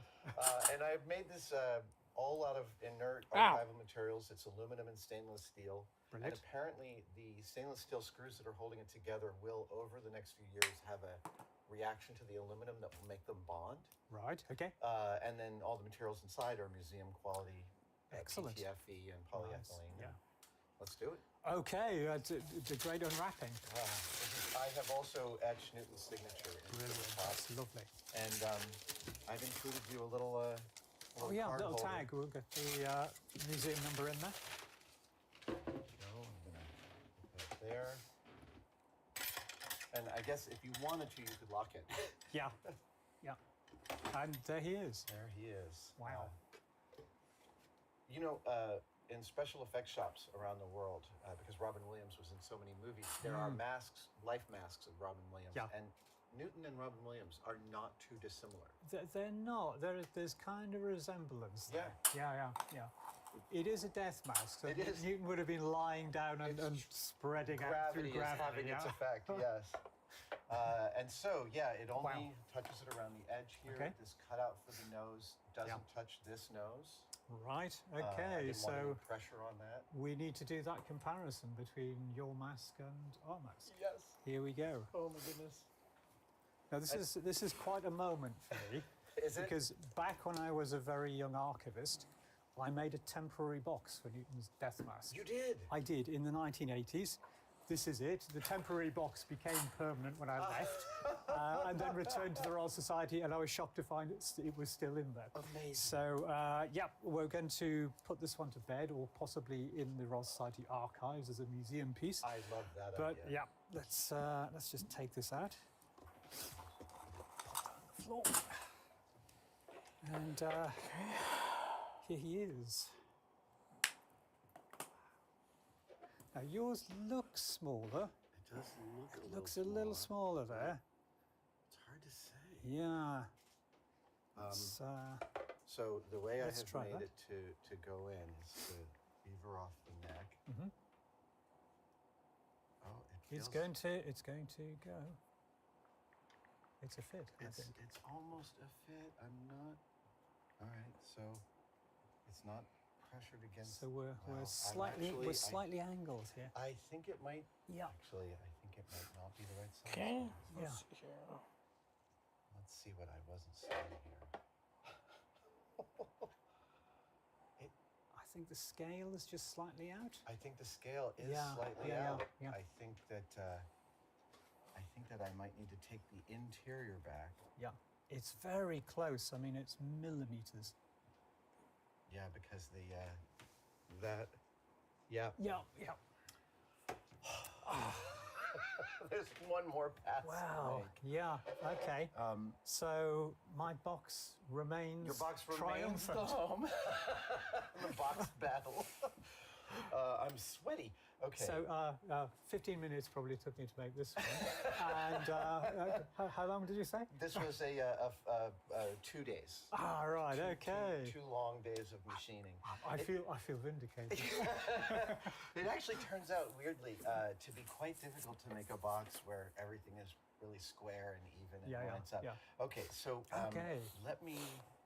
I guess the one question I have, I just want to Okay. answer a question about the size.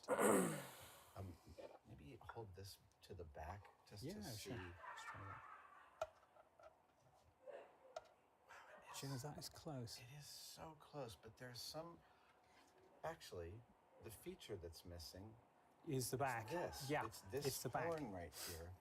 And actually, there might be an ability because height-wise, Yeah, it's it looks pretty solid. It to does, me. but there's this. It's just that this depth little and the thing packing out. is with, not in my print. yeah, so you can see how this has been packed out with Mm-hmm. plaster at some time in its life. Probably, you can see the rusty pins there. Probably to display it in an upright position. Right, of course. So that's that little depth measurement that I think we've gotten a little wrong. So I think that I actually, if you Yeah. had a small blade, I might be able to clear away enough material because the Tyvek here is not glued on the side. I can Yeah. peel it up, make a little space for it, and I might be able to accommodate that. Okay, well we can try that. We can see if we can get a scalpel blade Let's give that and a shot. just give it a whirl.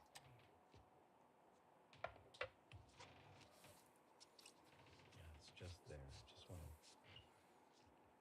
I really am sweating.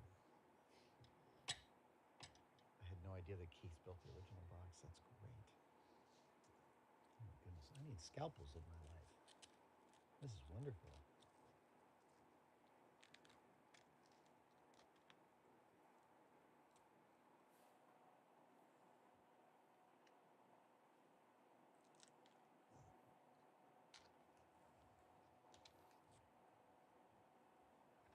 All right, I think that is sufficient to see if we are in the ballpark.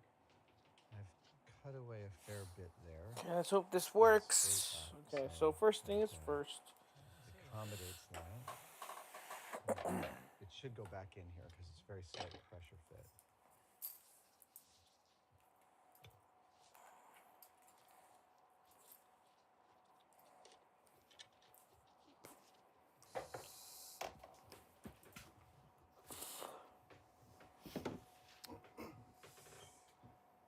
Take two. Here we go. Now then.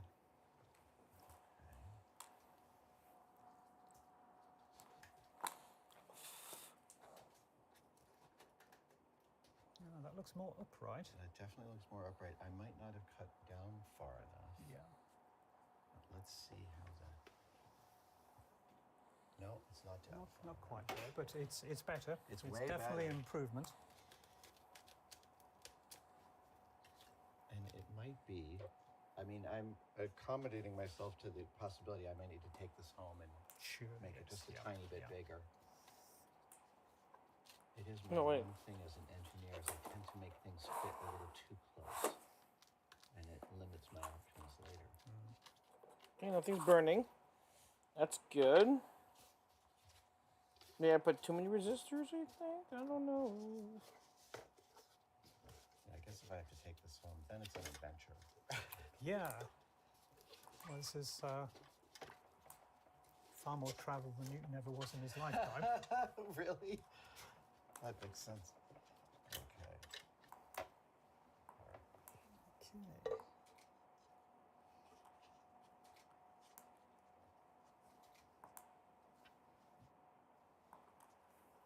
Oh, you know what? It feels like it's not quite dropping. Yeah, it's it this, feels I think. It's, there kind of too. here. You are right. It's right there. Yeah. I think we could do there too.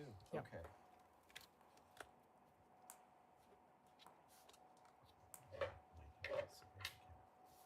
Okay. Here we go.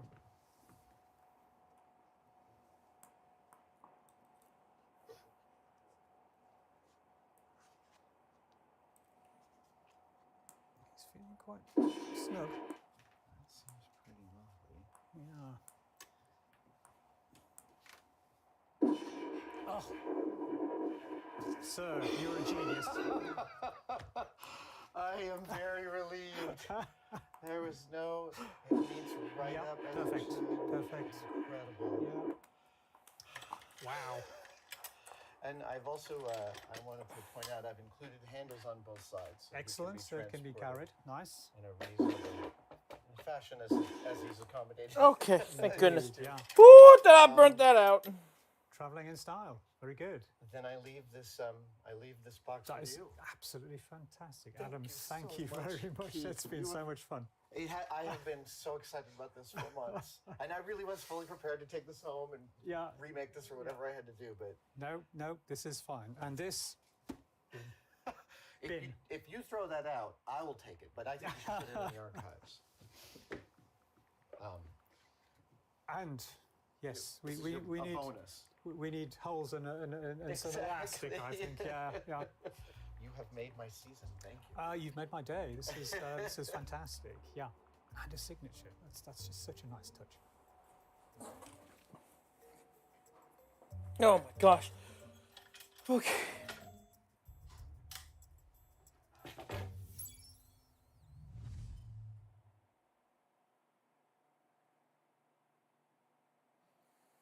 Oh man, this is making me nervous. I'm trying to look at how am I gonna.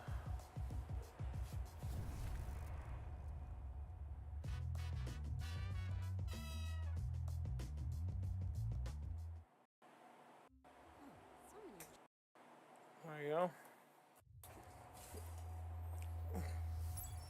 Isaac Newton, inventor of calculus, laws of gravitation, the milling on the side of coins, anti-counterfeiting. Isaac Newton. So why is there a death? Switch to Google Fi Wireless and get Simply Unlimited.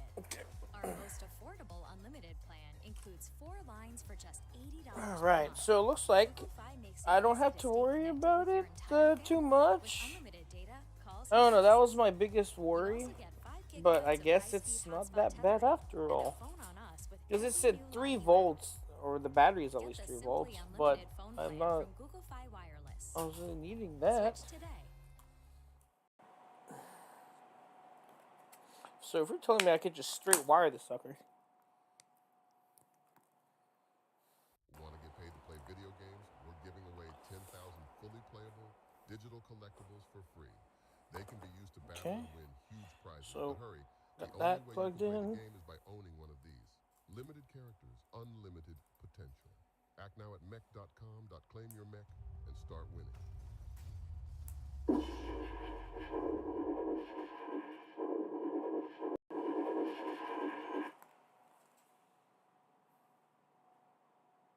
Whew. Hey everybody, Adam Savage in the That's cave. good. That And works. next to me, yes, is Proton Pack. What's up, Father Let's be Bleach? clear, this is not the first time Oh my I've gosh, been no, here. I'm It's so the first time sorry. I've I have been so busy have with been my project. I haven't had time to look at any games or even play them. Every day I get home is just spent on this unlicensed nuclear accelerator. So I'll definitely try and for sure check it out. I have it on a list on my computer, but right now I'm just trying to get this thing done, dude. So I hope you don't mind. Oh my gosh. Okay, so that's fine. These guys were here in the cave showing us a prototype of this 12 months ago. Yes, When Norm told me it was such is the life. See, the problem is, I could have just measured this build and not put lights in it, or like, I don't know, I not put sounds and all that, but I don't know. It's kind of like it's kind of like a fulfillment type of thing, you know, because my very first build on my very first build here on the Tailman channel was actually a Proton Pack. So doing this is sort of like a way to, I guess, sort of, there are dings in the what's it called? To sort of on the Phoebe pack that Hasbro replicated some sort of fulfillment, you know. Shooting original, and the witness marks are there. There we go. Fidelity has been a There we go. Easy solution right there, boyo. That it is a great time right And then the now best part is, to be a since these are gonna cosplayer both and a be pop collector on the because, same. large companies are expending real time and energy making accurate, playable. Yep, gotta pay homage usable for sure. pieces of movies. Because you weren't here when I mentioned it, but I think I'm gonna make this project when it's done. Doesn't come Oh with crap! the When it's neutrino done, the one. We Ghostbusters covered pack this with all earlier the than this. However, they do play different, together, and this is a really interesting you know, story. PK meter and Developed the neutrino Ghost one, they Trap didn't and all that know equipment. that they were going to I'm develop considering a making Phoebe it pack. my Thus, 10K this subscriber special, even though that's kind of old news now. But I wanted something to celebrate the occasion, so I figured why not have this They did a really ingenious be the case. solution. So normally the neutrino one came with a battery pack that slipped in here, and an end, and that powered this up. So I already have the What they sound done is created speaker an installed extension and all cable that. for the Phoebe pack Right now I just gotta with a pair run of this. contacts at the end of the I'll wire do that. connects to the neutrino wand and detects when these switches are hit. Of course it would know because the battery pack has to know. So when you turn these on, there we go. Okay. There's the other one. Sound and lights. No, this is great. So we turn this on. Now this goes. Wait.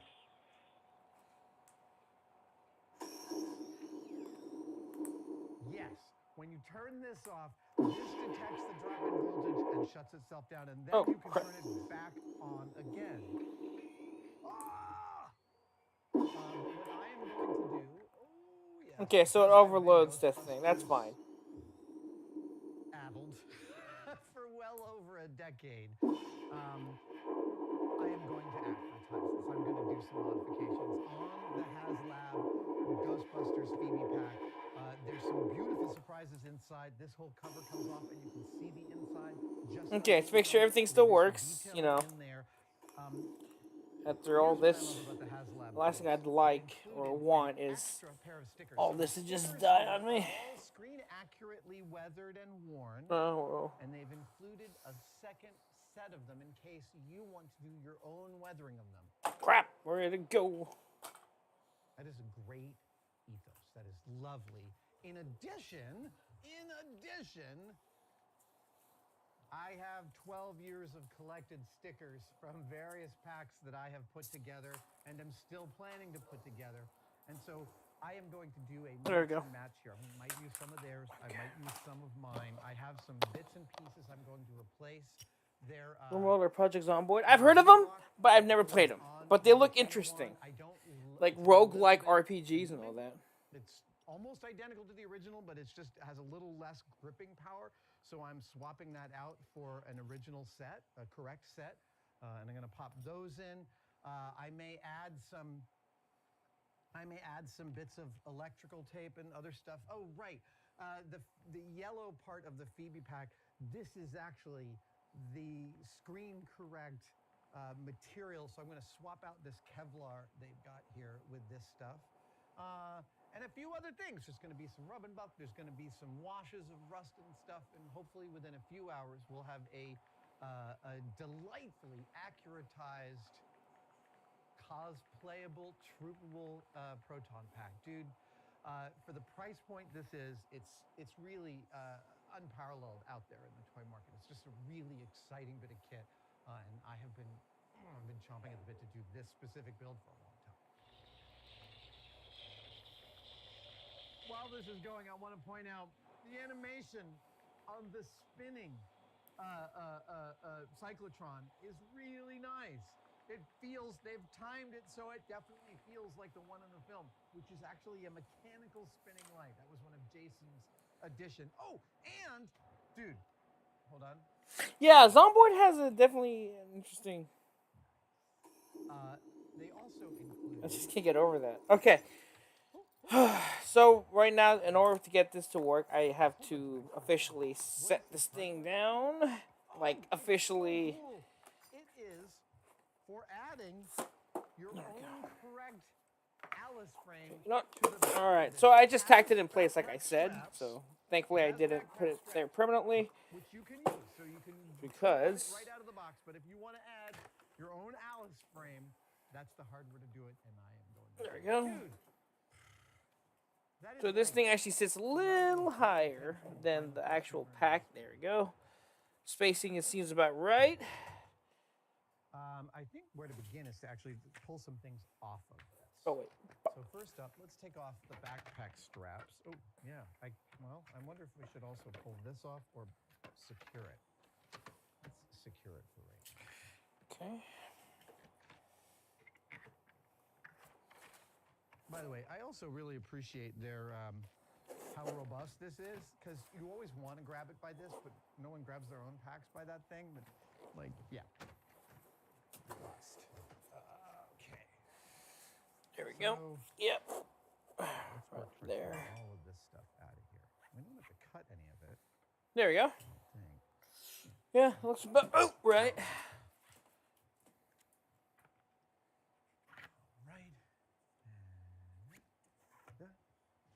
Yeah, because once you put this on here, that goes right there. Oh, they've also included this extra and then little bit. The little thing sticks out like right there. Yeah, A getting little there. secret hideaway. Okay. Later, So I think what I'm going to do is take a note of where these go. Raise that up There's a little. bigger mod to potentially do, which is to swap out the whole motherboard for a more accurate motherboard. The motherboard is the main board that backs up the Proton pack.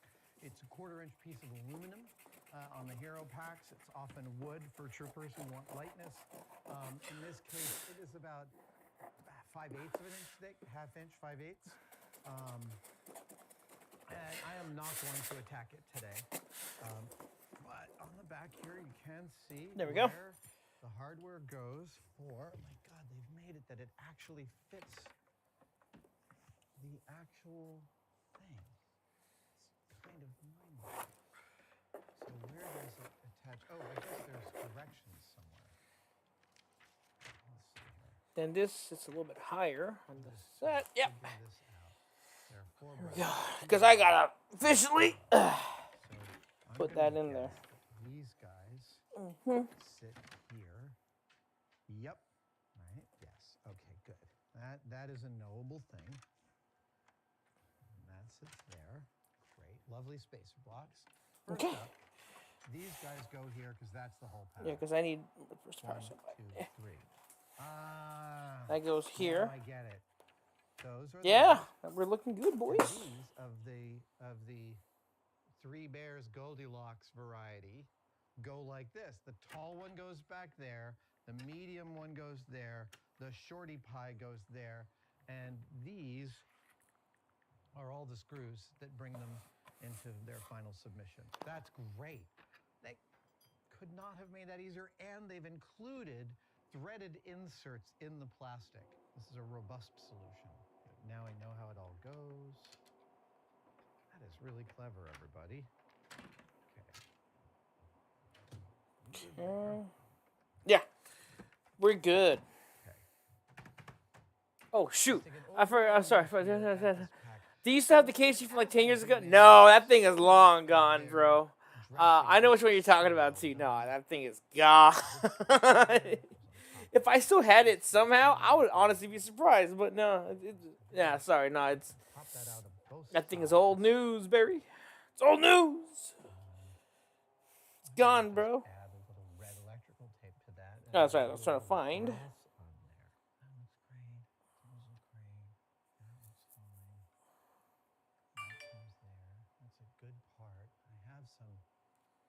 Pieces that are close to that. This guy, I want to swap out this yellow. That's frugal, I'm sure. The clippered valve is actually aluminum, which blows my mind and doesn't need much. Everything else here needs a little bit of, oh, right, yes, yeah, the cable. This is not the correct cable. This is a Ghostbusters 2 type cable. And I have some good Ghostbusters 1 type cables, so... It's hard to make it 10 years. Thought so. You know what's funny? You mentioned that. Hold on. The only gun left I actually have, or guns I actually still have from like almost 10 years ago. Now the question is, how is it... Actually, no, just one, actually. I thought I had... thing. Here we go. The OG Glock 26. I actually found it cleaning some old boxes. This is the only gun I have left from almost 10 years ago. Actually, almost 10 years and like 15 years ago, actually. But it still has the thing. You can do that. You can field strip it, even though that's not even correct nowadays. You know, recoil. Yeah. And then it also has the mag or slide lock. Yeah, this is the only gun I've had that still lasts to this day. The Glock 26. Definitely might try and redo it. I don't know.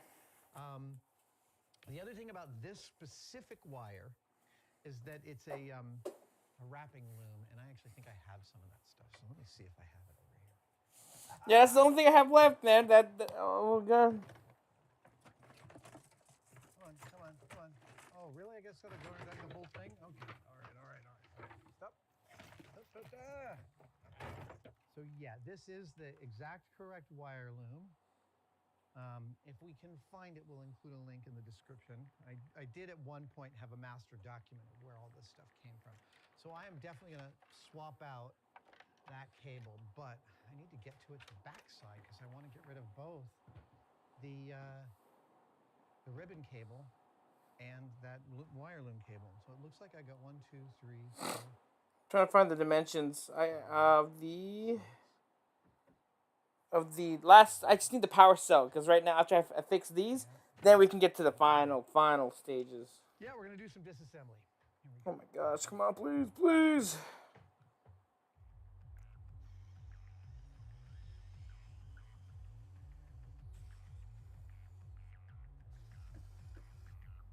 Feels like I got everything.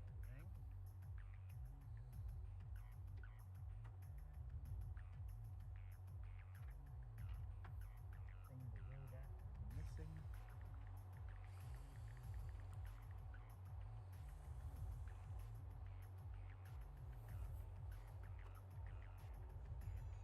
Yeah, right? I'm surprised it's still held up after all these years, considering it's cardboard and hot glue and a dream. So, yeah, I'm just trying to find. There we go, found it. I found that. It's like a Wikipedia page or something.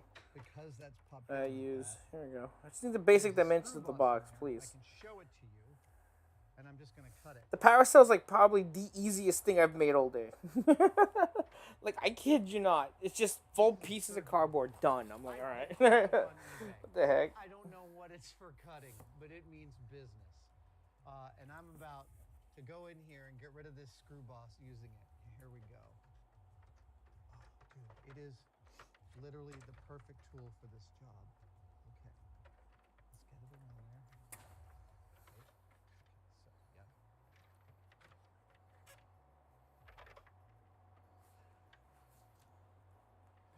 Well, now I've lost my flashlight in there.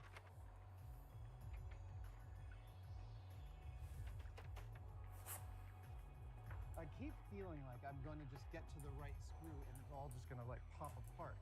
Show me where you are holding it. You're holding them right there. But there's nothing there. Then hold it in the back.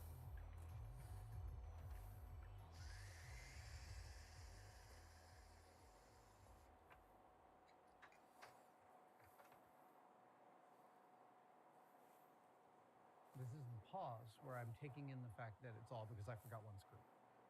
There you go. Found it. It's easier. It turns out it's easier than it looks. You don't have to work as hard as I Alright, do. this is the hardest part of the Proton pack. The power cell. Wish me luck, boys. I don't think I'm going to make it out of this one. Into the backside of these. That's Alright. wonderful. There's the battery pack. Here is where the cable comes through. You see they've routed the power. It also means that if one Okay, so wants that's to good. pull the power and move it elsewhere in here, you can have more room in this secret compartment, which I particularly did because I'd love to put the smoke machine in here. And that's great. We're going to leave this off for much of this because putting it back together is, that'll be the last thing. So I'm wondering whether or not to snip these or just desolder them and resolder them later. So, where to begin? That is the power. 4 inch. Wait, it's only 4 inches tall? Seriously? Snip the cable. There's no way. Hold on. It's only the Proton pack power pack is only 4 I'm inches. positive that there were HasLab people watching me do that, going, "No, don't do it, dude. What are you doing?" 4 inches by That's the volume, 13 right? That's the volume knob. sixteenths. Oh, that's amazing. Speaker comes out up there.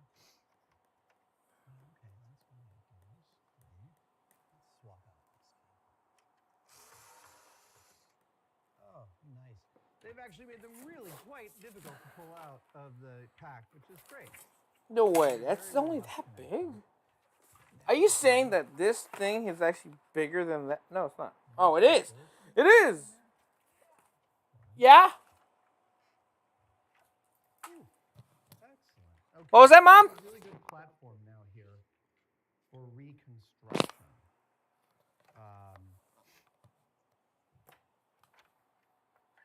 I'm going to hold on to how this grabs. Okay. Okay. I'm gonna tweak it tricky. That's just a a little tad trickier since I've already because lost it's sonically welded. anything scaly here. So Get to that. scale wise, we in trouble, boys. This guy. So I'm gonna take a little bit of creative freedom here. I just happened to notice that this wasn't perfectly straight coming out of there, and I didn't like that, so I'm actually going to give it a little bit of a tighter bend on my vise here.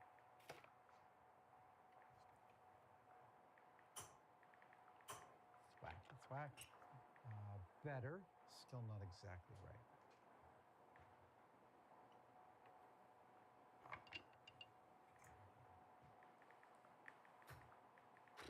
That was a good one. See what that did. That's it. Much better.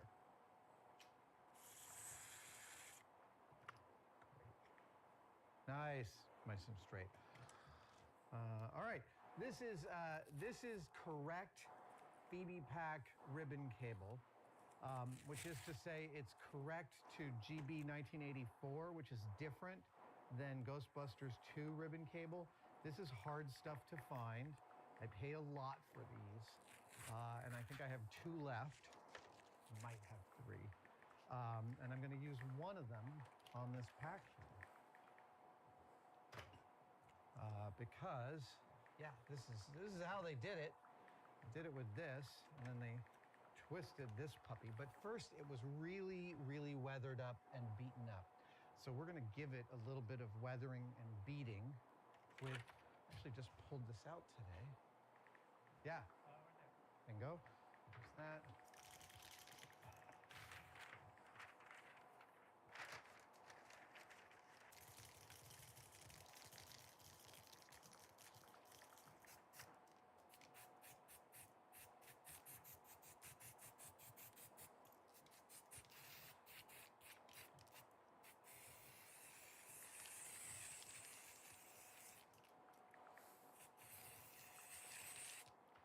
What is this? This is one of my favorite weathering sprays, Streaks and Tips. This is a hair color, but it's super high temperature. So back in the early days when I was working in film,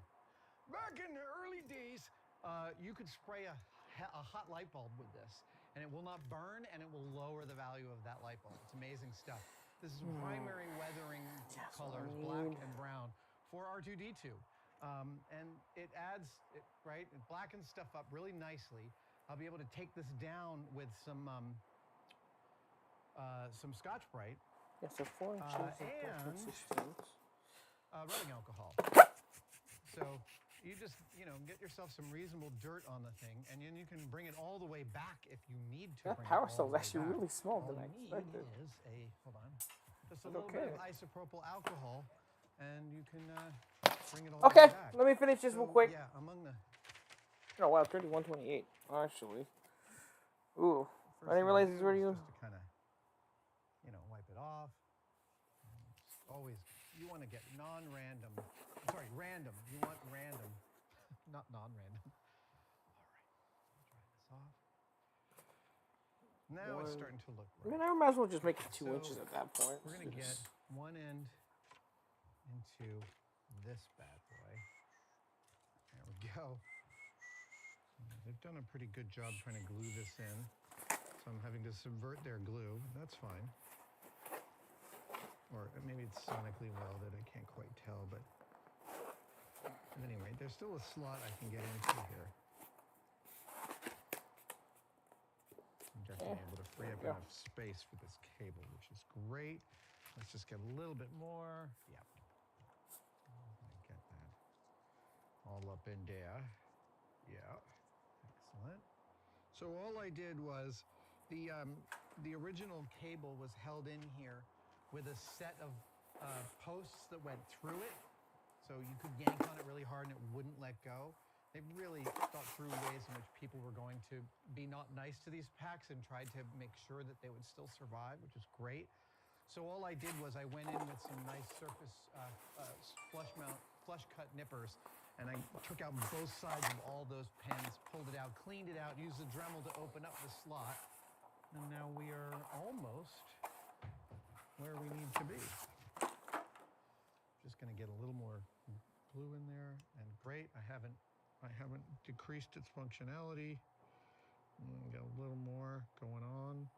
I know I don't like glue. I know that usually I think of glue as a less than ideal solution, but it's fine for right now. One of the key bits of detailing on the Proton pack is rusted cap head quarter 20s. 2 of them hold the ladder frame down. We're going to take off that piece. Yeah. Gone. And then we are going to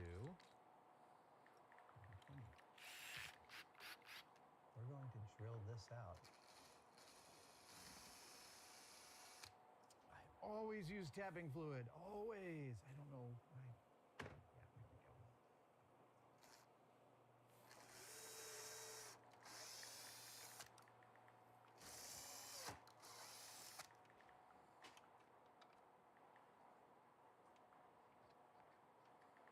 Yeah, there we go. Look at that. Right there. Now we have some authenticity. Yeah. That's great. And then it's 4 inches wide. That's hand tight. That's all you really need. Oh, it goes back 4 let inches. Us swap out. Okay. Interesting. The V block.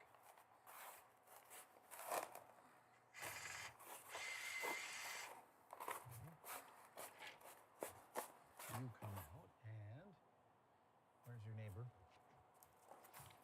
Give me some sugar. I am your neighbor. That's the old knife. Those are the old ones. This is the. That's the pin. There. That's the pin.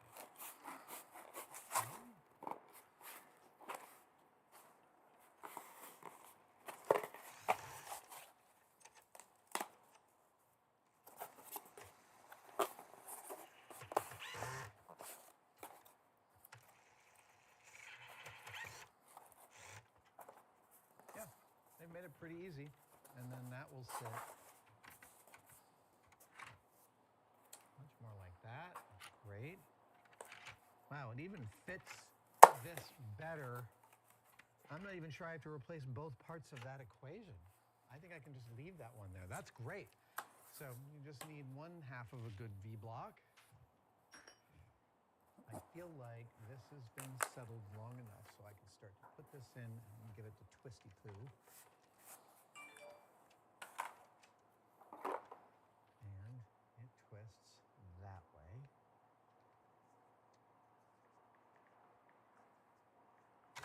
Whoa, hey, lots of force. Lots of force and totally let go. Total failure. Okay, plan B, the actual way they did it. Oh, this is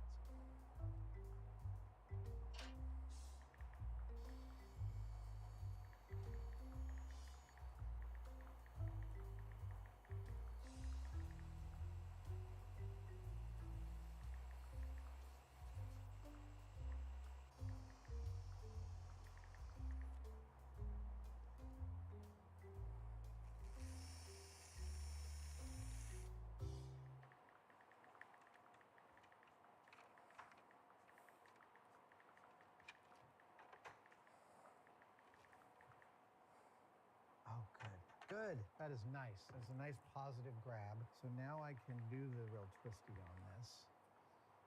And as I do it, we're going to come up and around and into here. Right. Yep. All right. Good, good, good. Got it. Okay. So I could almost just do that, and that would be still hard to pull that guy out. But I also still have 2 other cables that have to go in there. Actually, they don't. They can go elsewhere in there. Okay, right. This is the actual correct holder. This is their version of the correct holder. And you can see they've nailed the size beautifully, but I've got the real thing, baby.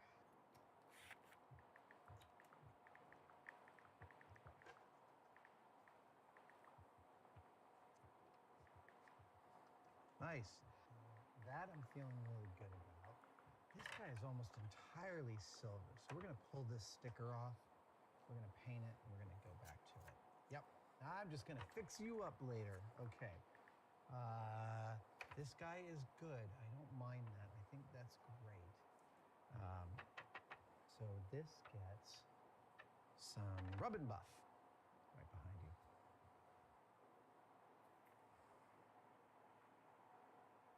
Just hit this with a little bit of rub and buff.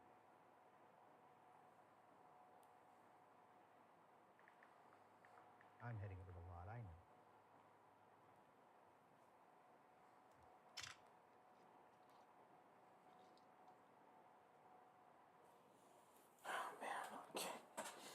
means. Dude, there's just nothing that looks like real electrical tape except real electrical tape. It's great. Just wrapping some around up there. Good. In each case, I'm going slightly over the molded electrical tape shape, just so, yeah, once we hit this with a little bit of our mud wash, it's all gonna disappear. So that can go in there. Wait, yeah, that can go in there. And then that comes up under there. Good, I like it. Happy.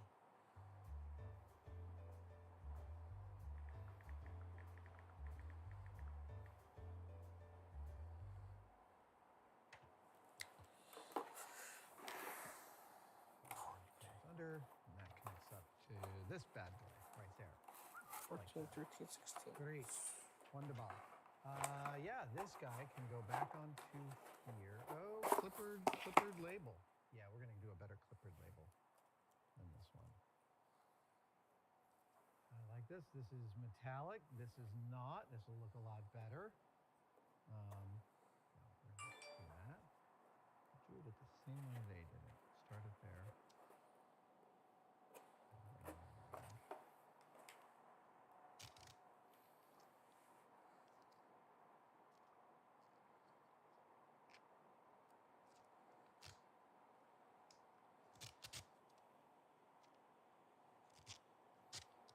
I know what the issue is.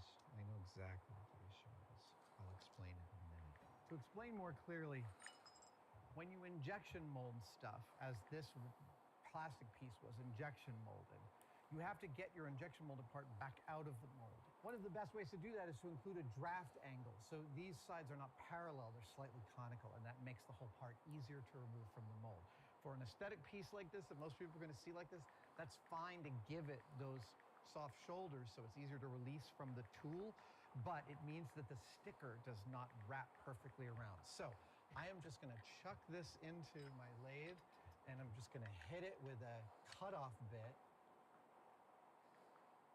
Is that going to work? We'll see. We don't know. We're not sure.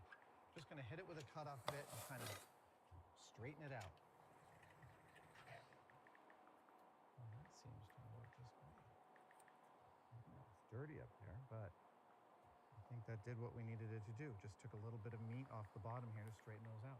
And now the puppy wraps cooperatively around. Hey, what's up? Look at that. Really lovely.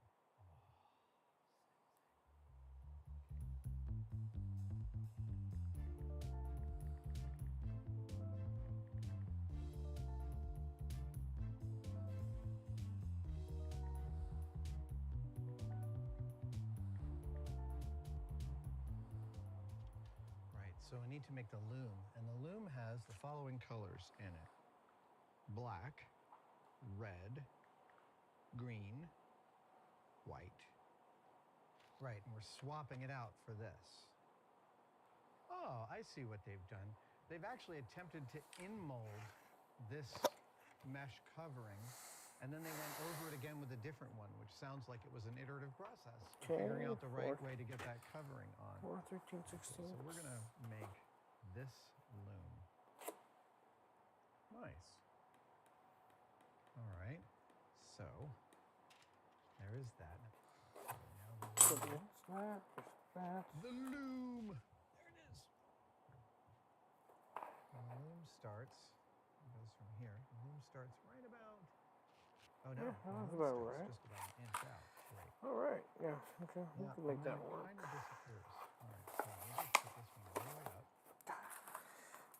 That is kind of annoying that the power cells are actually smaller than I thought. But at the same time, I Okay, can't really now blame get you. some of this business. Yep.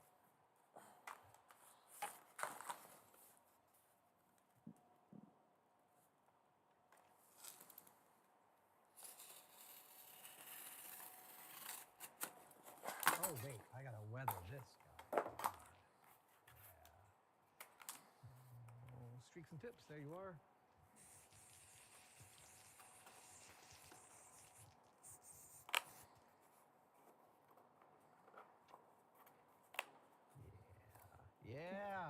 to look like the thing.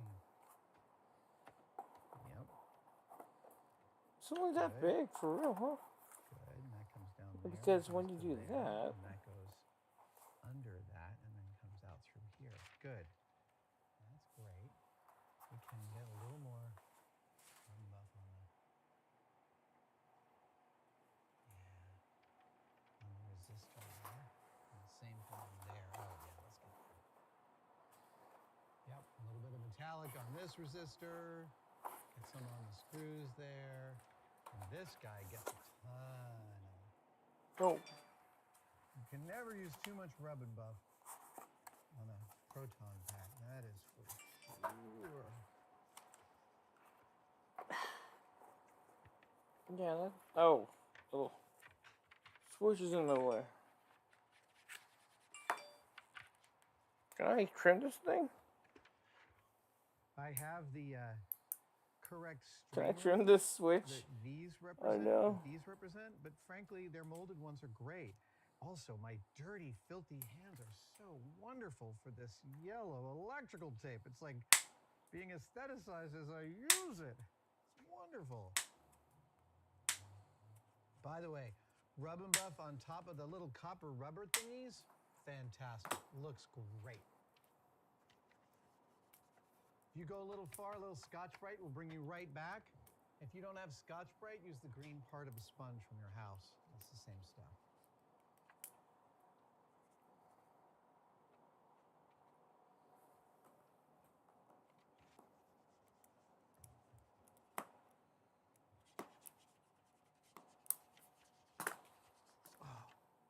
Yeah, honestly, geez, just buying this is like a master class in some quick and dirty weathering and what you can tolerate and how far you want to take it and how you want to make it all look. It's just great. A note about this build. I am not doing this is not a one-day build for a full inner and outer detailing of the HasLabs Proton pack. It is an amazing Proton pack and it is worthy of a full internal detailing, but that is not the scope of today's build. I'm going to do a full external detailing, and the internal detailing, which for me actually involves cutting out a lot of this stuff and swapping it out for real wire or maybe even 3D printing something, that'll be a separate build. There we go. Just for clarity. Just trying to get that out there. So, yeah. I like that. That's correct. Lettuce, yeah. Okay. Yeah, there you go. Looks more right. The power switch isn't in the way anymore. I was like, uh-oh. Is weathered to hell. That is just be really clear on that. It is really weathered. And I'm going to temper some of this back with a, well, I'm going to do a couple things. I'm going to get this to a point at which it's ready for its final weathering passes, and then I'm going to wait overnight and come in tomorrow and see it with fresh eyes. But for right now, let us get this business. Good. Awesome. I'm really happy with how this weathering is going. It's so much fun. Dude. That's about right.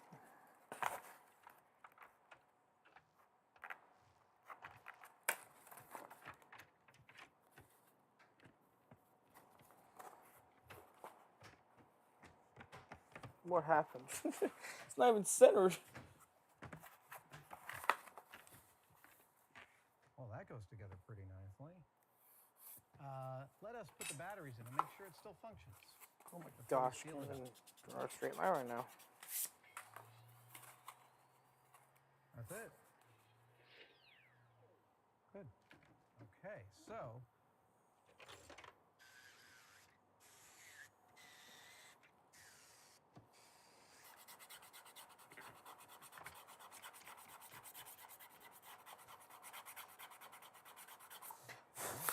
there are different types of screws holding the Proton pack to the motherboard frame. There's two angle irons that come up underneath, and they're often, in the older packs, they're these quarter-20 rusted cap heads. But in the BB pack, they are, I believe, well, they're probably metric, but the American version is going to be a 1024. That's what I think it is. And I'll get these with some paint treatment too. There we go. Because I believe I saw it. I am sure. There's definitely one over here. Which is like about there, give or take.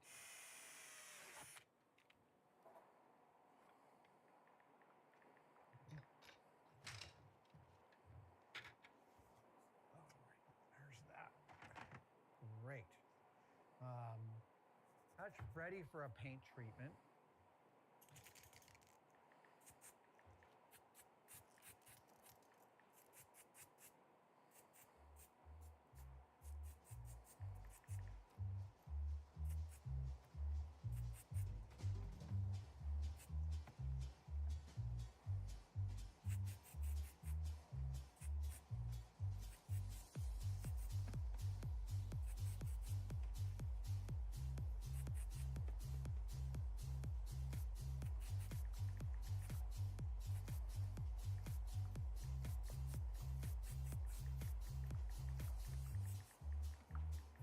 Pretty happy. You can see, yeah.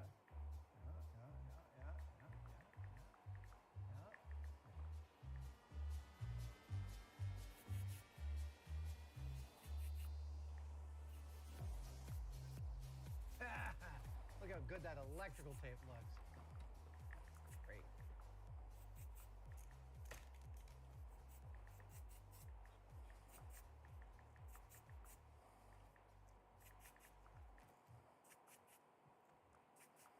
All right, time for the Alice pack.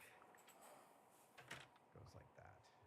So, one there, one there.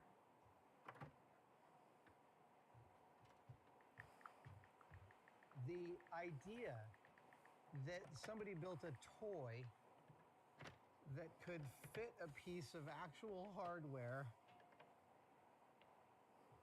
from something else is pretty amazing to me.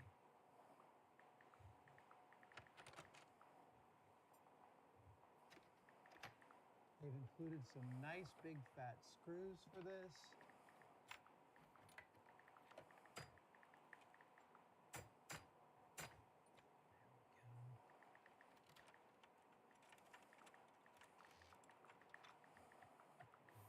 Now I want to hit that with some streaks and tips, bring it all back.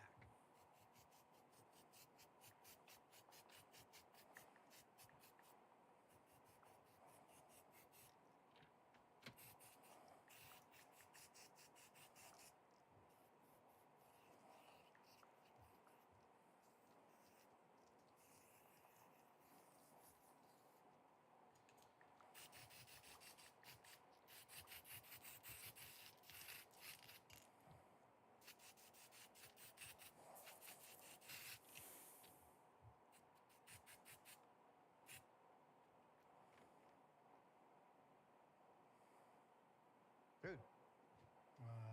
Pretty happy. We're gonna let this sit tonight. That looks fantastic for that. Honestly, that is molded rubber and it looks absolutely like the gas mask cloth cover that was the exit for this puppy. This only goes in one specific way and it gets dialed in. Oh yeah, let's get some rub and buff on there.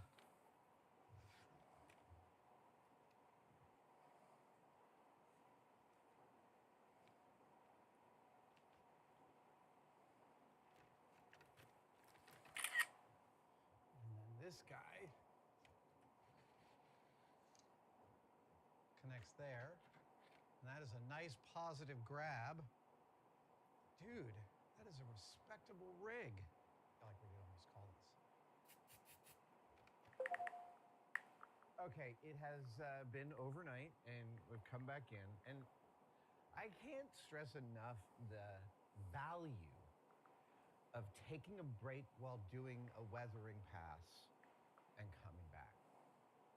It is so easy to get over to get in over your head with a weathering pass to the point at which you're not sure you can see the thing anymore.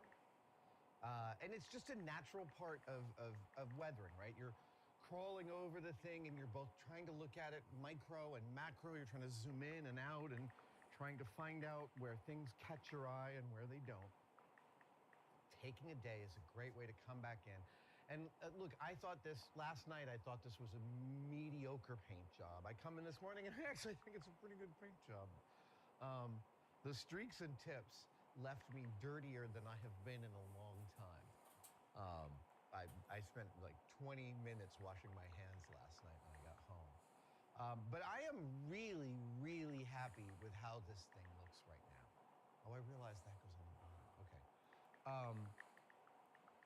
Just for reference, what I have done thus far is I replaced the ribbon cable with a more correct ribbon cable. These are expensive and hard to find, so I think that'll be a lesser common mod. Although the small economy that has grown up around the Spirit Halloween 3/4 size Proton pack tells me that there's going to be an ample support community for this pack, and I cannot wait to see. I mean, the pass that I'm doing here in terms of accuracy is medium at best. I have some spectacular reference material.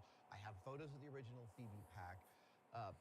But the deep dives that all the members of the ghost-busting trooping community goes into way surpasses my level of specific knowledge.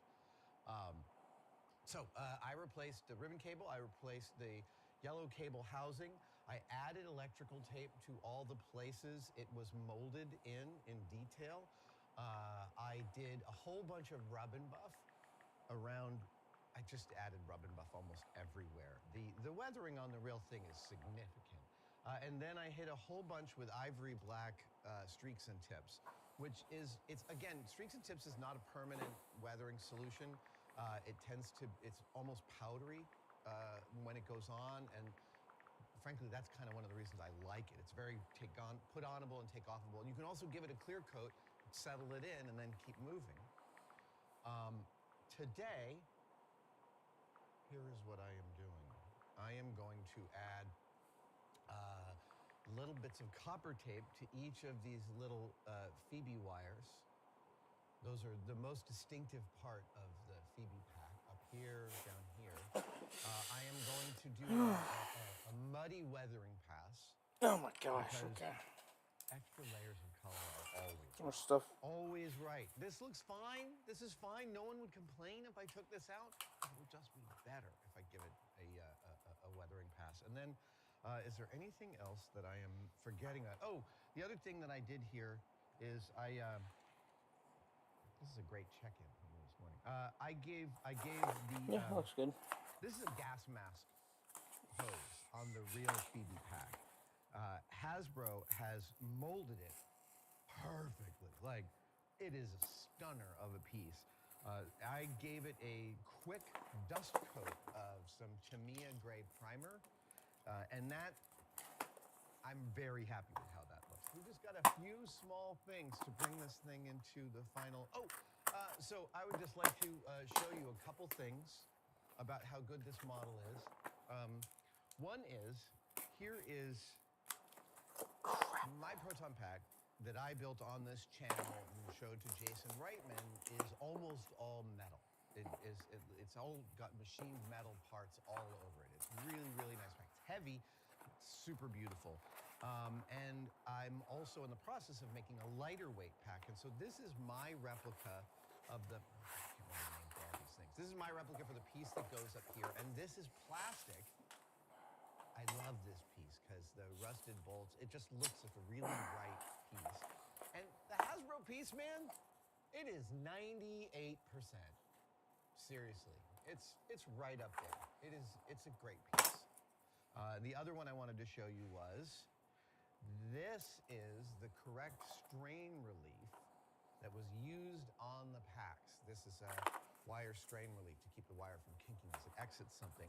And I just want to show you that next to Hasbro's molded one.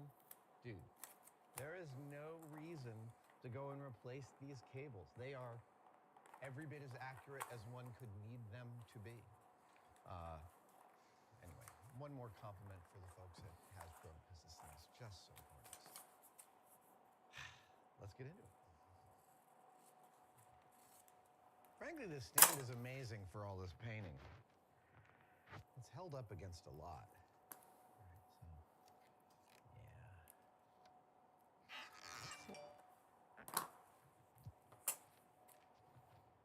Okay. Yeah, nice, that's better. And this one too.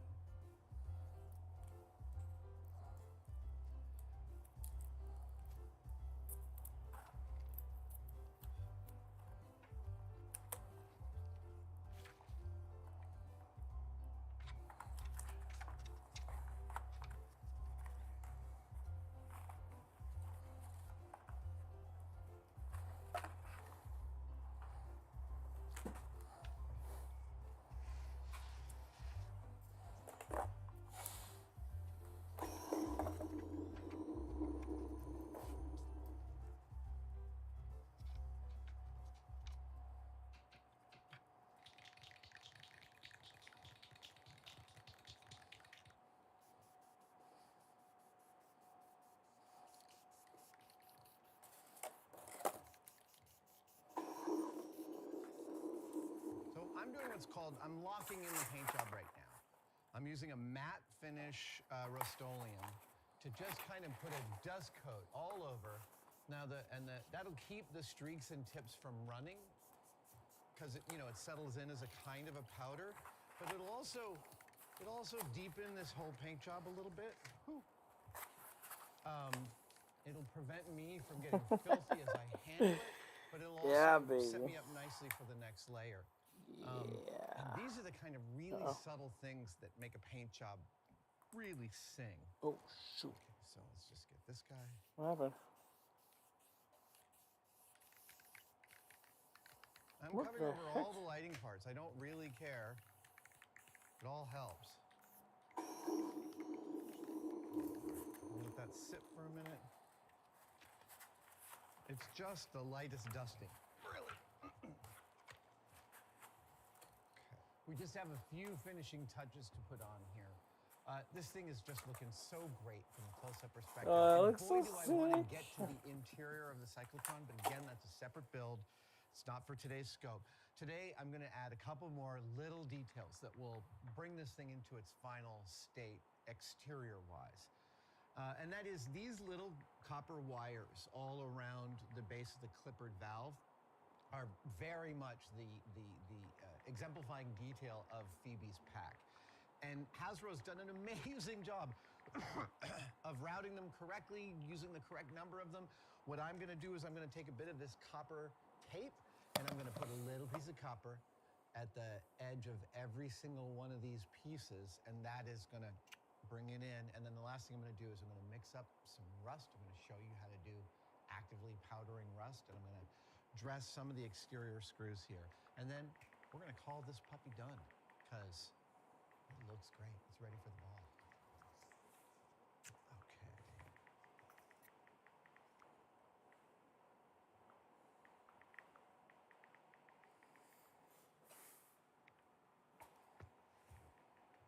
Bring it in here. Lay it on top. Use the forceps.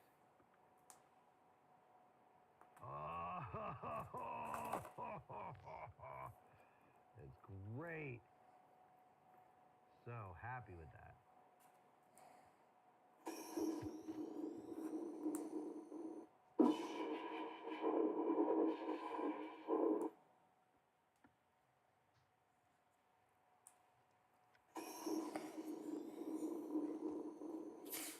Okay.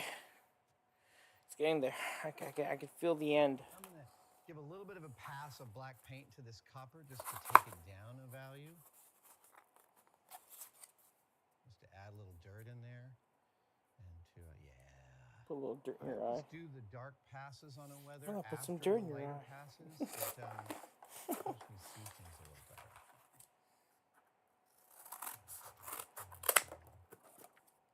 That's a little bright.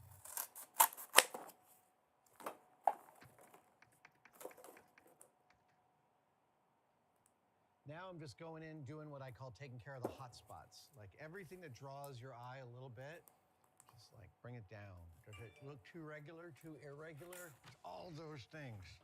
Let's see here.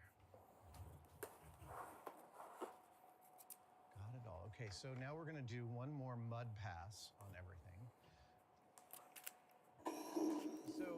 So what I'm doing here is I'm giving it a spritz of isopropyl alcohol, which has a thinning effect on acrylic. And if you look over here, you'll see I give it a spritz there, and then I come in with this light brown mixture. This is a mix of yellow ochre, burnt sienna, burnt umber, and some artist medium. And I come in and I give it a little bit of this crap, and then I come in and I take most of it off, and you can see it lands here in the little corners, right?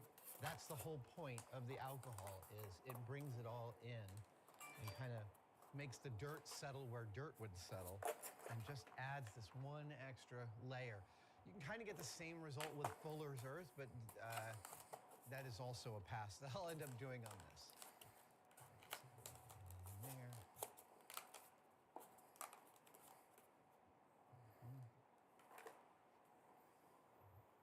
Sometimes you can hit it with some alcohol after the fact. But so yeah, I'm just going in and kind of adding in some dirt, letting the alcohol flash off, watching what it looks like. Oh, whoops.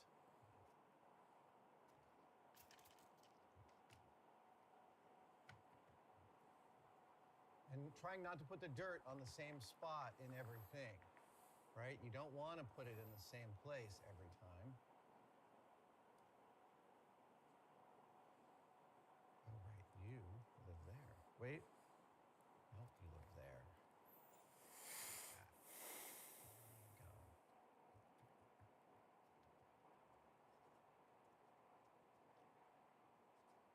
go. Ooh. Sometimes the paint will run on you. Sometimes this will be like the greatest thing that ever happened. Sometimes you'll be like, no, stop running.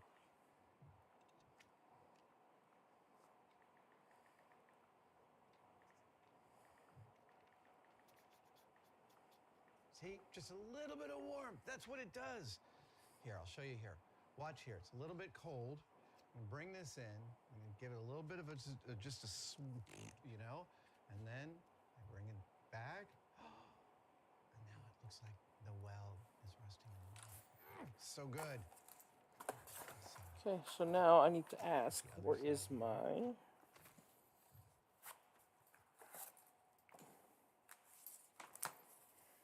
It is gorgeous. Gorgeous!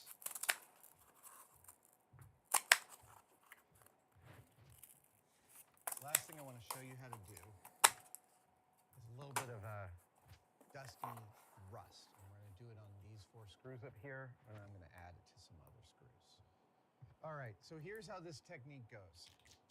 I am using a type of powdered clay called Barnard clay.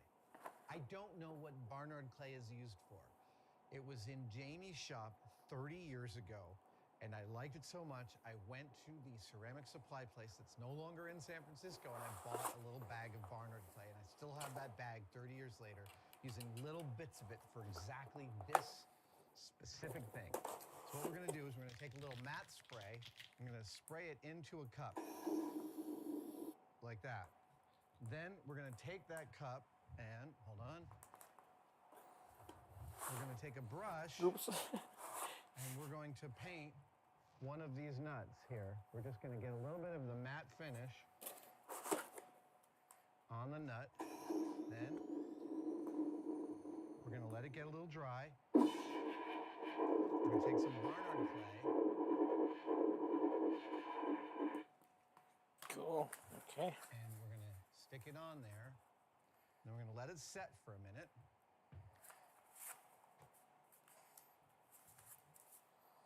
And then come on in for a close-up. So that's a real rusty screw. That is Hasbro's molded plastic screw with a little matte spray and Barnard clay on it.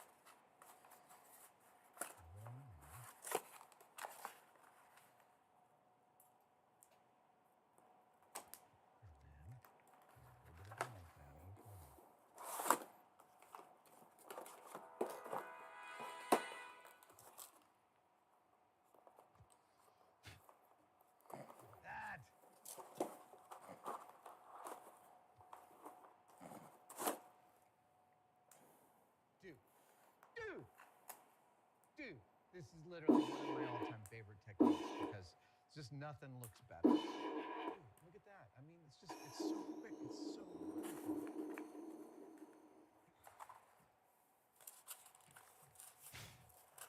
Yeah, just that. Just lending a tiny bit of veracity.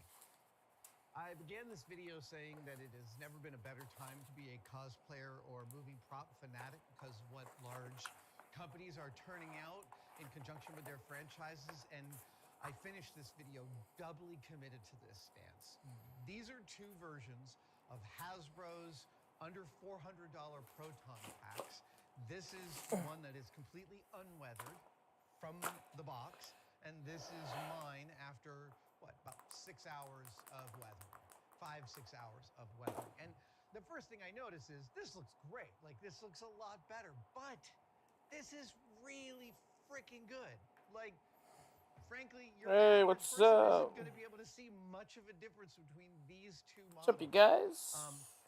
The weathering from the factory version is sort of an object lesson in how weathering can be both properly distributed but slightly unrefined. So the chunks of the weathering here are just a little chunky and need a little refinement, but not a whole ton. The couple of things I did do, replacing the yellow wire jacket, that made a huge difference. The copper, the little copper pieces I put around the base of these wires, it just kicks and makes this completely feel like an original piece. You can, upon initial inspection, see that these wires are all sort of molded piece of rubber all as one. The moment the copper jacketing went on, that went out the window with a little black weathering. Perfect. Oh, there will be a video in which I go inside and do a whole nother weathering pass on the inside of the cyclotron. But for right now, here is our A/B test. Unweathered from the box, weathered from my efforts, and I couldn't be happier. Is there anything else I should cover? Oh yeah, and the burnt Stay Puft dudes, mini puffs. The mini puffs ship with this, and they are actually, honestly, the moment Norm and I started putting these on, we were like, oh my gosh, whew, okay. Fantastic. I short-circuited something. With the pack. It also comes with some. It's not just this proton pack that needs to be finished. It's practically everything. So the sooner I can get this one done, the better. But thank you so much for joining us for this one day. Yeah. And Hasbro. Yeah, I am a little tired. It's the late night starting to catch up to me now.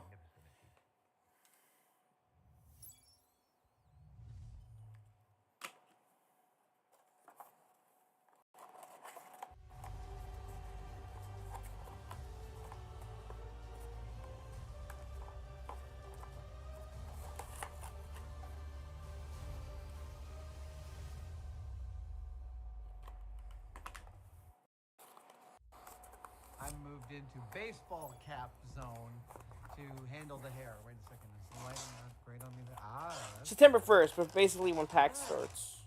Welcome to another one-day build, and this one is another tool mod because once I finished the standing bandsaw, it kind of inspired me. It really did. I'm so happy with how that tool turned out and how useful it's been. I've been using it multiple times every single day. I thought, let's look for some other tools. And I mentioned this on the live feed stream a couple of weeks ago, that I might do this build. So this right here in front of me is a mini chop saw. This is a model making tool. Harbor Freight sells one. Micromark sells one. Proton also sells a really nice high-end one. So you can buy these for somewhere between 30 and 200 There we go. depending the on bug is gone. It's dead. Deader than fried chicken. This is a really useful tool. It uses these.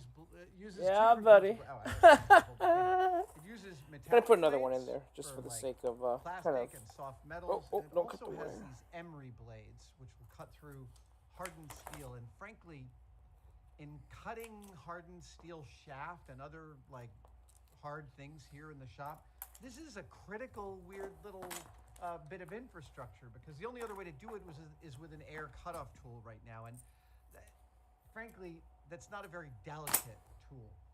This one has a little vise. It's got a little angle finder. You can go up to 45 degrees. And Oh yeah, the bug, the little this is a fly cheap tool. buzzing around. Yeah. It's a cheaply, quickly made tool, and I think I can make it better. So the first part of replicating There's a bug in the this system. is to replicate the vice.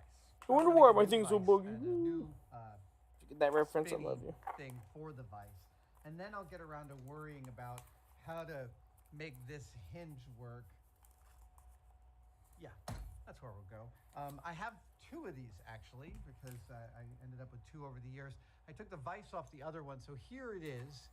Here is the vice. You can see it's got this turning handle. It's threaded rod. Yeah. Oh yeah, there's red lights on it. Don't I am you going to try worry. and replicate this first and foremost. There's a lot of water that's going under the bridge.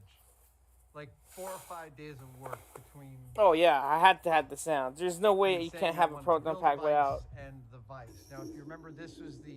It's Of course you the remember. speaker is in the booster tube, so here's the that vice I thing wanted to like replicate. amplifies it, and then when you put the final piece on it, Here's it's gonna sound so much cooler. It's gonna sound like Oh yeah. Okay, look at this thing. Look it like focuses it, and then when you fire, So. I have spent about 12 hours on this mill, slowly putting this thing together. Taking God, chunks that of cast bass is- iron I had in my storage. oh, all right, getting cutting them excited. with a bandsaw and building a reference surface. You Turning just chunks of get cast really iron like shaky into because you're so billets, excited to see squared off billets something of finished. That's cast what I'm iron. feeling right now. Then cutting those squared off billets into chunks using my new bandsaw, chunking them into the mill, getting things to dial into each other, literally plus or minus about 1/1000th of an inch in almost every permutation. In many cases, slightly less than 1/1000th of an inch. I've got a front jaw here with a keeper on the bottom made of bronze. Inside that jaw, there's a notch in the front of my lead screw that I lathed, and that notch is captured by a set screw that I machined this tiniest little pin. It was so satisfying to make all these parts and to slowly assemble a working, beautiful tool using my own hands. I know that I'm a machine. I know that I'm a machine operator. I know how to use this machine within, some parameters. But the full marrying of my mechanical skills with my aesthetic skills has made the journey of making this vice something that is almost like a new lens with which I want to look at the world. Yeah, it's just increased my understanding of what's possible for me to do. And that's kind of an intoxicating feeling. So now, I don't just want to add this vice to the base of this chop saw. I want to make the entire thing beautiful. So, I'm going to start taking it apart. All right. Time to start taking apart this chop saw. And I'm going to bring the other one too. Yeah, I'm trying to figure out a good distance. Yeah, let's take these both apart. And let's figure out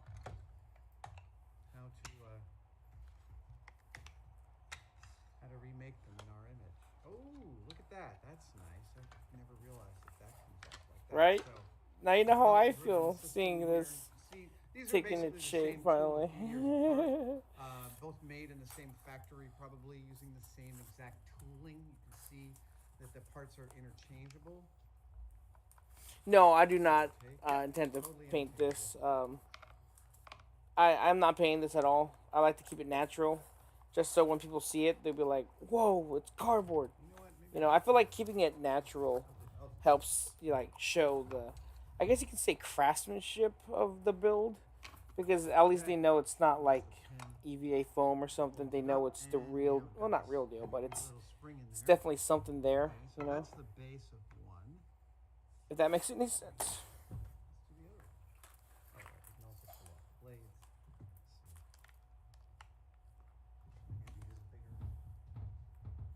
This process of taking tools and making them better, honestly, I've been doing it since I was a kid. There's nothing more fun to me than taking something that's useful to you and adding stuff to it to make it even a little bit better.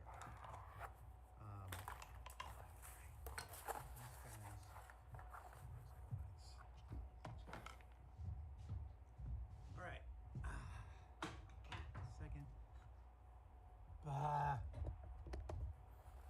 I've taken apart parts of both of these saws, and I have a pretty good idea about. My basic idea here is that I want to utilize this structure. I don't want to try and reinvent the wheel here. I think this is a pretty fine and robust thing. I've used this for the better part of a decade. The bearings feel fine. They really do. Ah, I see. That's what that's for. Nice. The bearings really do feel fine. I think I'm going to pull this belt off and just see how it feels. All right. I have to pull it off that. Oh yeah, foam. Yeah. Right. I think it's I'm called gonna like do some EVA cleanup foam on or this. something.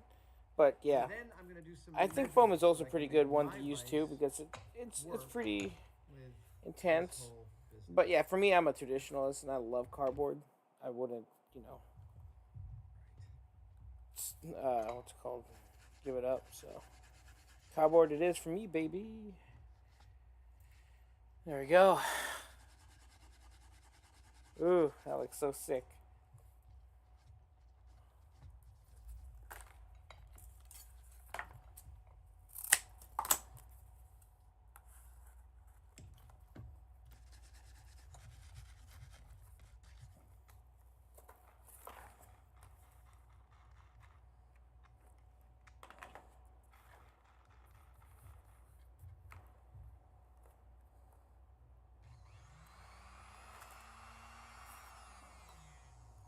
It sounds fine. Nice and quiet, actually. This one has a heavier duty cord. Let's just see what this one sounds like. Ow, that's hot. I Ow. like this one better. In general, I will tell you, I don't think I need a more robust cord. All right. So, I think I'm going to go with this. Now I want to clean this business. Yeah. I'm very pleased with the fact that the one whose color scheme I like is also the quieter running motor. I don't want to swap those out. And whenever, now I have a parts. There we go. Seriously, I got these from Harbor Freight and they have served me well for more than a decade. Totally worth your investment as a tool to have in the shop. I've had them in a bucket up on a shelf for the longest time simply because I wasn't doing a lot of that fine model work. But then I recently had to cut a hardened shaft, a steel shaft, and I was like, oh right, I forgot about that. Like at ILM, this is what we use for all those kind of cuts. Okay, gotta make sure this is perfectly square. While also pointing the LED. Oh! I burnt myself. While also pointing the LEDs properly, otherwise we're gonna be back at square one. Yeah, there we go.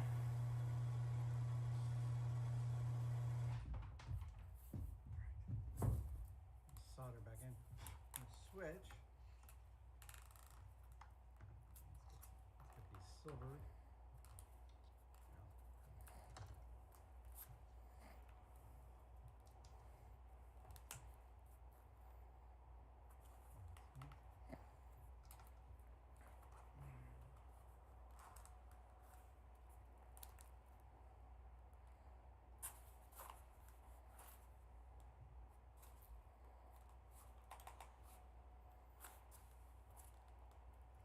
By definition, this thing will be filled with metal dust, and you don't want that anywhere near your electronics.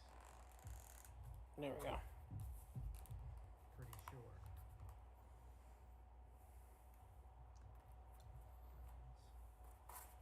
Let's put on there.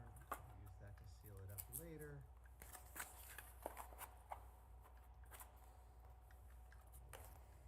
All right.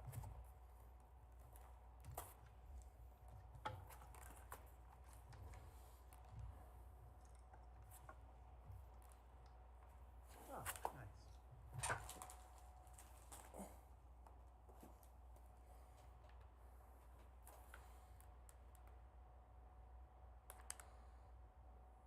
simple switch like this, not really a way you could wire it up backwards. 2 contacts, connect them, you get power. You know?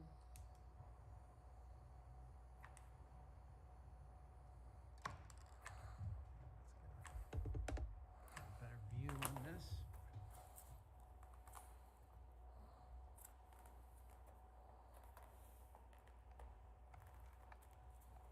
I might consider like painting the whole outside of this, but frankly, given that I've used this tool for a long time, I'm kind of inclined just to sort of put it back together, steel wool it, and see how aesthetically pleasing it is.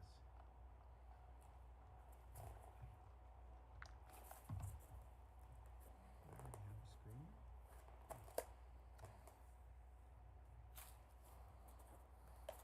One of the nice things about having 2 tools is, as I was saying earlier, that you end up with one for parts.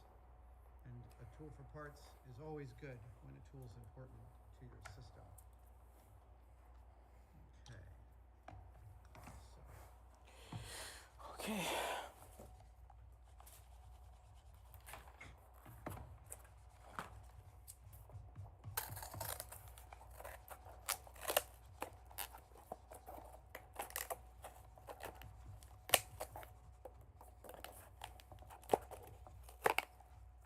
We're definitely improving the overall look of this thing. Oh, let me get the belt back on. Does the belt have the direction it wants to go in? It does not. The belt seems crisp. I feel like a bit on that front, so. Okay.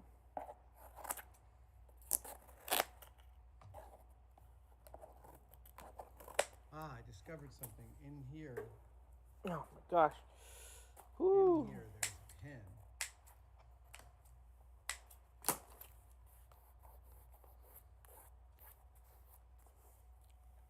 Where's my ladder?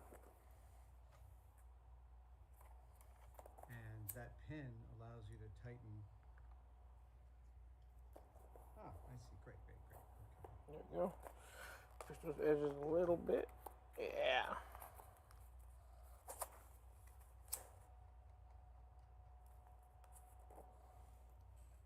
So, in order to actually change the blade, this is not plugged in, you've got to actually engage with a hole in the spindle shaft here.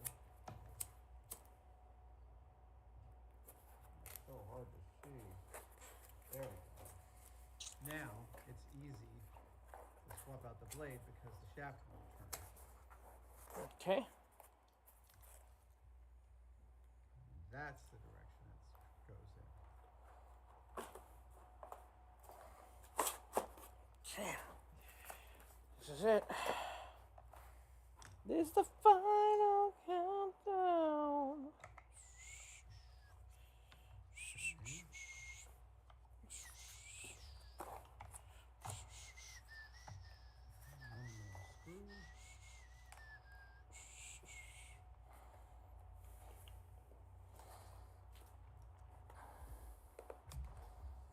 All right, so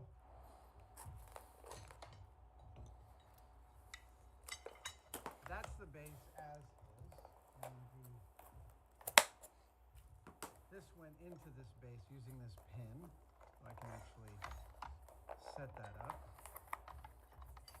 We can do the official assembly later, but this is just to get it, just to do some measurements about. Oh, it's just basically to melt the edges and to burr them, essentially. So there's no annoying blade, right? little tiddly bits And as sticking long as out that from springs the back up, edges. good. So then the question is, That's all. It's just basically to melt the edges where there's excess glue, so I can sort of just make it a little bit more neater. That's literally all it's for. Yep, okay. It just clears the bottom of the vise there. So the question is, does it clear the bottom of my vise? And the answer is yes. Okay, so let's put it down like this. Vise.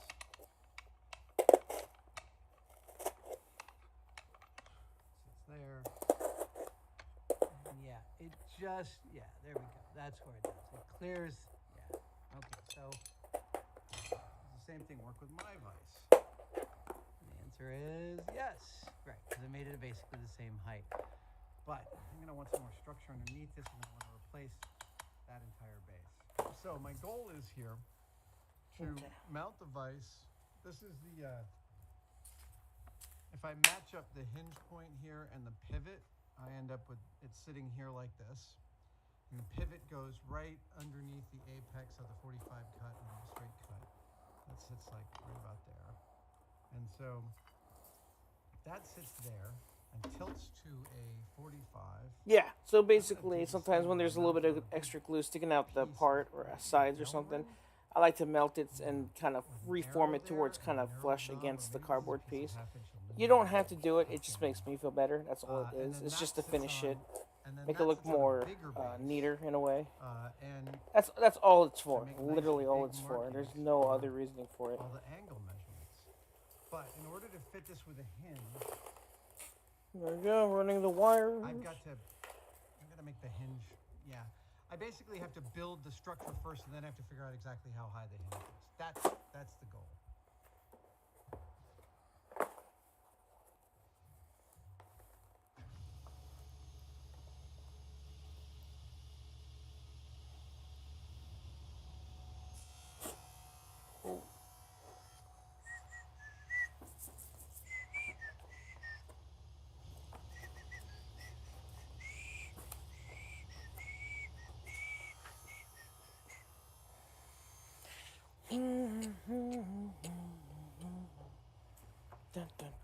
Alright, I've just finished doing some layout. This right here is the plastic piece that I'm going to cut out that the vise mounts to. That arrow will point and indicate the angle that you are cutting at really closely. Vise will sit here. I think I'm going to cut this out on the mill. I think it's a nice looking part. It'll be really cool. Okay, so this is its own thing, this is its own thing, that's its own thing, that's its own thing, that's its own thing. This is it. Final stretch, baby. This is the speakers. This is for... Oh, God. What the heck? Okay. Okay. Okay, okay, okay.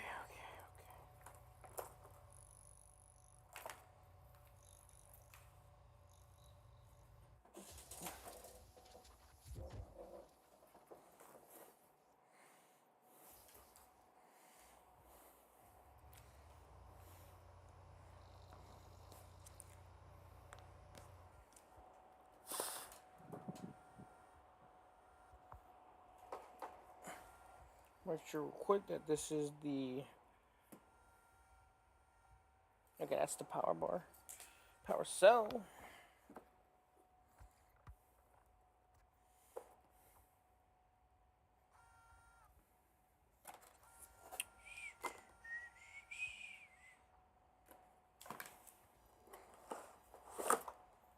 So that one doesn't get caught up in all this business.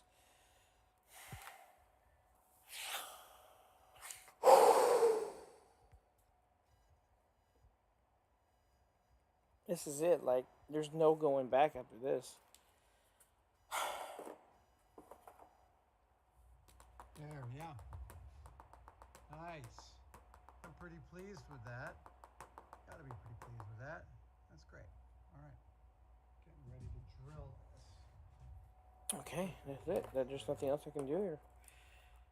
30 square.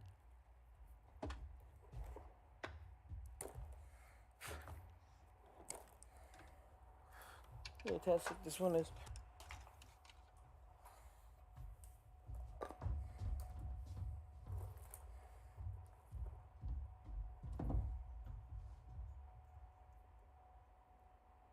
Okay, that's cyclotron. Okay.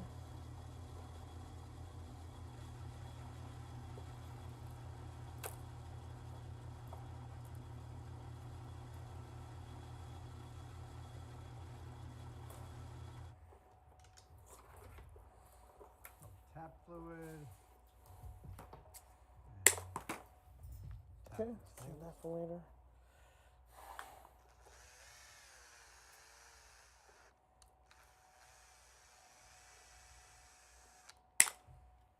This is the most nerve-wracking part now. Is the final kind of wiring / finalizing. But that's it. This is where it all comes down to. Oh my gosh. It's racing, dude. All right, now I want to mount the vise to this so that I can officially measure out exactly where the pivot should go. The pivot point is going to be placed at an exact orientation between that 45 and that 90. And in order to do that, I've got to mount the vise to the arrow so I can figure out where that apex is and put my pivot in the back of this thing right where it needs to go. Oh, look at that. Wow, I had that whole shot and you were watching everything happen below frame. I'm really sorry. There we go. I've attached the vise to the arrow. Now it's time to do some marking. Okay, so obviously that's one apex. And then this is the second one.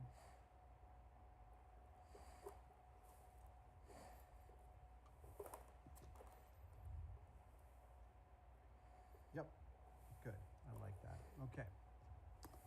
Pull that off.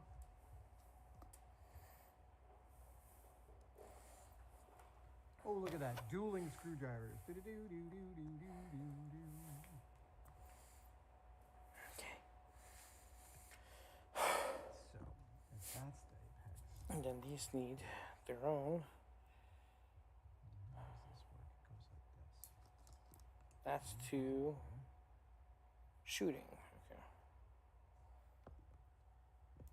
So, the pivot wants to happen at the bisection angle.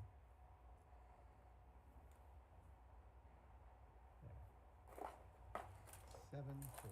Half of 0.74 is, half of 75 is 35, plus 4 is 37.37.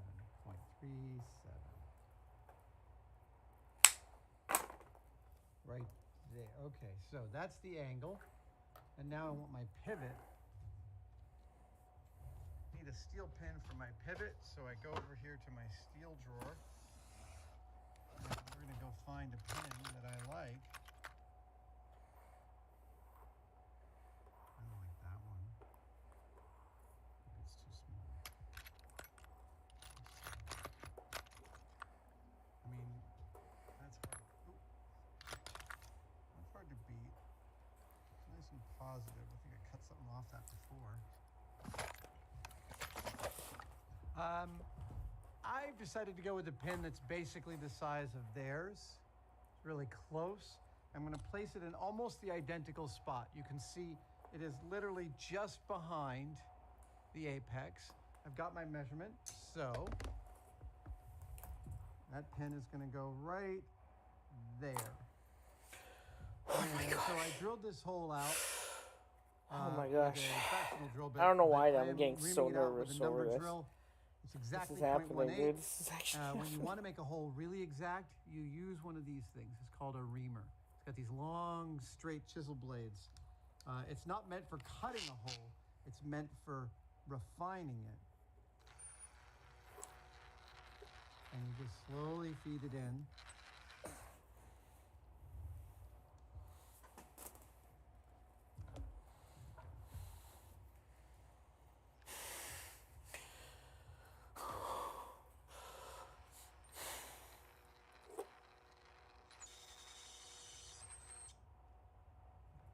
Let's get a little cutting fluid there.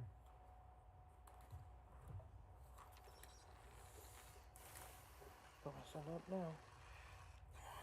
Now that should be a very close hole to this pin. Oh, and it is. Ah, that's great. Okay, so we're in really good shape here. It's we've got the arrow, we've got the vise. Now it's time to cut out this guy, the base, and we're on our way. I'm going to cut the base out of 1/4 inch aluminum. To start cutting out a piece like this, I'm just going to use raw stock Yeah, this is it. 6061 aluminum.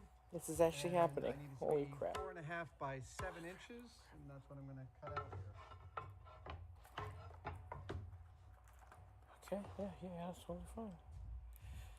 It's totally fine.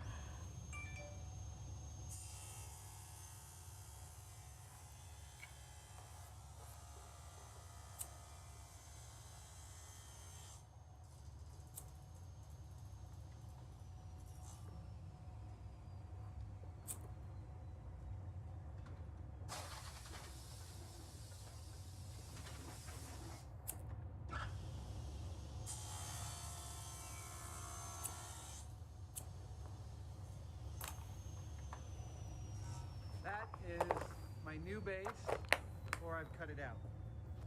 But now we've got to do what we call layout on this guy. Ah, my hair! Layout is a machinist's technique for precisely marking out on a piece of metal where all the cuts are supposed to happen. I'm going to spray this with a blue lacquer dye called Dicam or marking fluid. And I'm going to then scribe in the cuts so that I know exactly what material I want to remove from this aluminum chunk.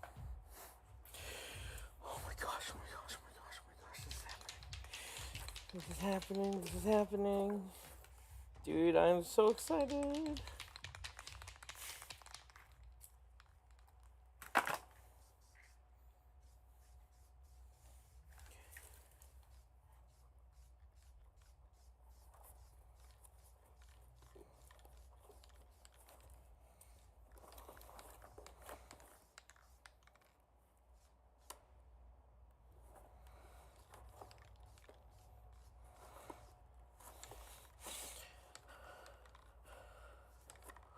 All right, now I've got a nice blue piece of aluminum. Let me let that set and we'll start our mark. All right, let's say that's 0.25. Great. So we'll do a... Okay, yeah. That's fine. It's okay. Totally cool. We're cool. Please be cool. I'll do this for you now. Come on. Oh, you. Really? You gonna do this for me now? You don't do your twisty business on me? Oh my gosh, it actually did do that twisty business on me. Oh my god. Okay, fine. Stupid red doing all that crap.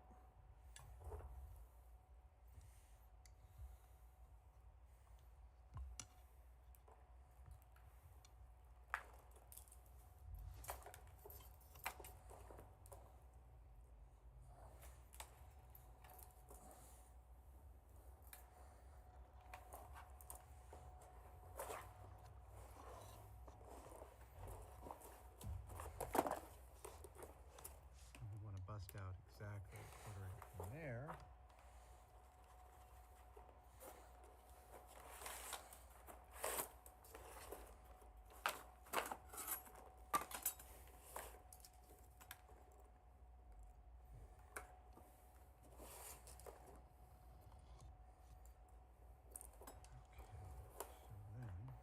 Okay, that's still right.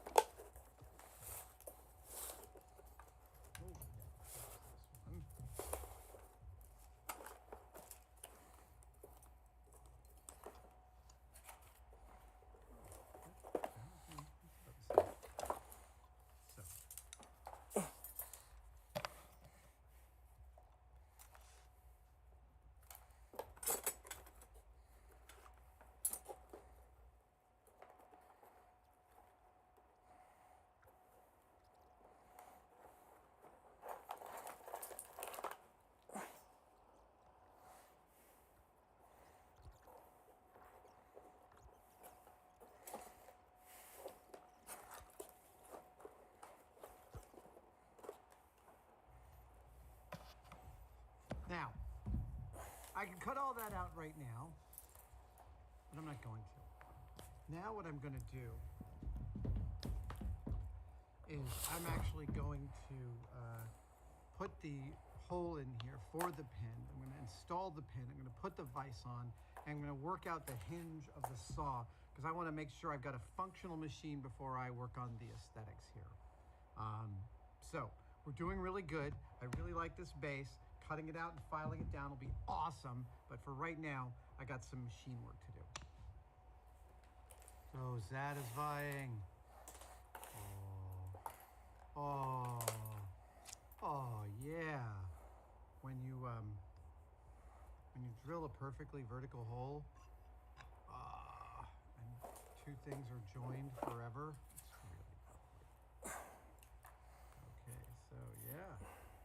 I find this bit of the narrative entertaining because I have to cut this pin, and this is a bit of hardened steel. In order to do it, well, I should be able to use my chop saw, but I can't, so I'm going to use this, my air-powered cutoff saw, which I don't like using. So let's get a mark on here.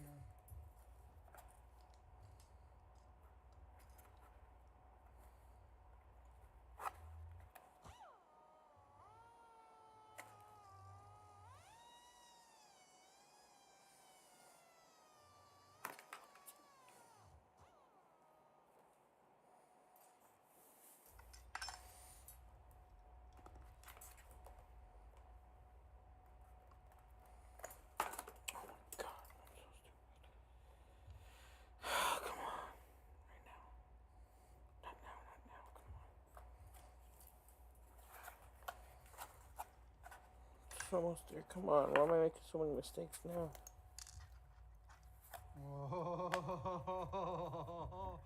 Oh, it's getting lovely. It's getting kind of lovely. Yeah.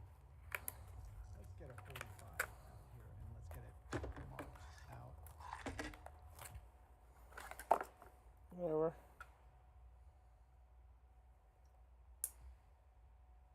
Oh, wait. One more bit of engineering, which is I want to be able to take it from 0 to 45. Pretty cool. And then I want to be able to lock it at each of those, or at any thing in between, because I'm going to make some marks along here. So the question is how to do that, and I think the answer is I'm going to have some feet built into this thing. Okay. What am I doing? 3, 4. Right. Have some feet built into this thing, and I'm thinking of a brass nut right here. Yeah, I'm thinking of a brass knurled nut right here. So I want to bisect this arrow for a brass nut right there. Again, I can worry about the actual positioning in a little bit. You know what I'm wondering? I'm wondering about actually cutting off this part of the hinge. And literally utilizing this engineering by bolting it down to this. What? Yeah, I can totally do that. That'll save me a couple steps. That's literally what I was doing. What are you talking about? Oh, it's getting lovely. It's getting kind of lovely. Yeah. Right. Let's get a 45 out here and let's get it marked out.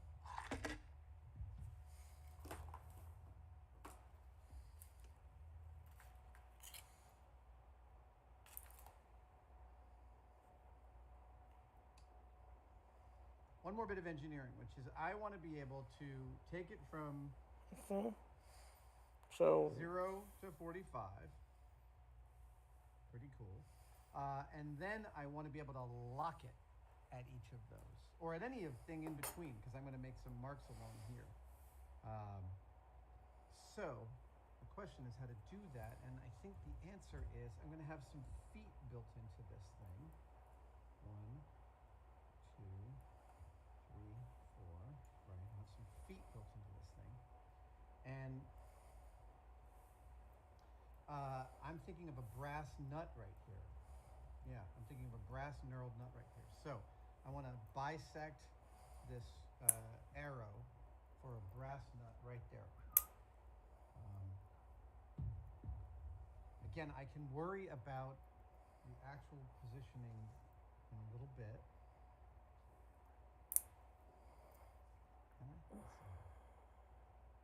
know what I'm wondering? I'm wondering about actually cutting off this part of the hinge.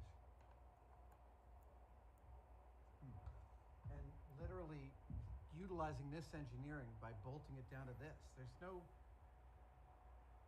Yeah, I can totally do that. That'll save me a couple steps. Could eat. Ah, this is the one I like. This is the slightly lower one.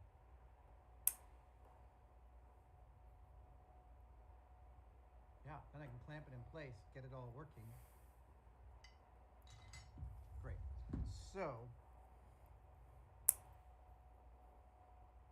this means I gotta do that angle first.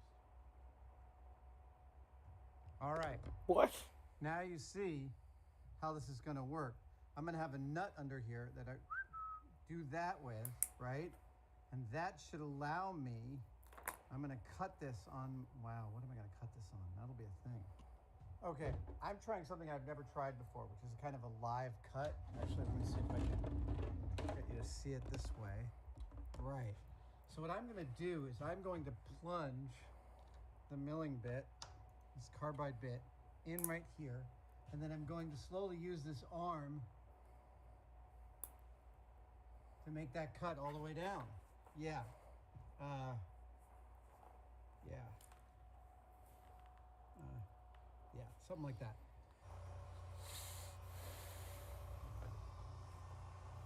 No, hold on.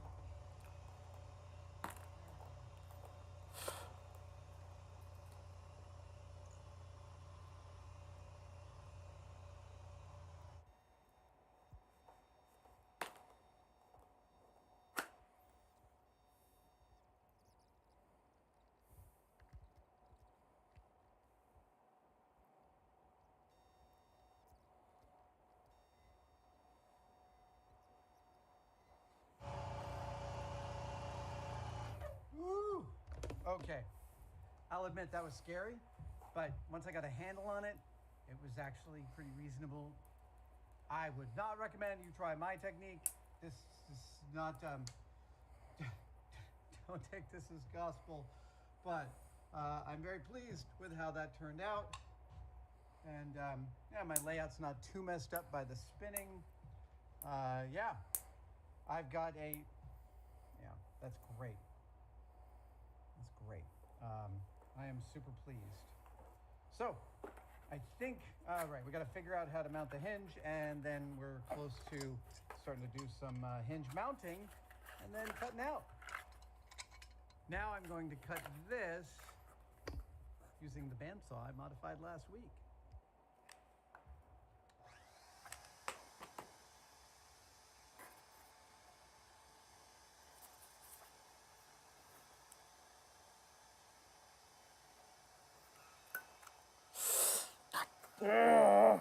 Okay.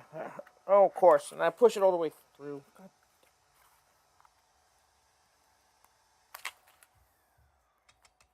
There we go.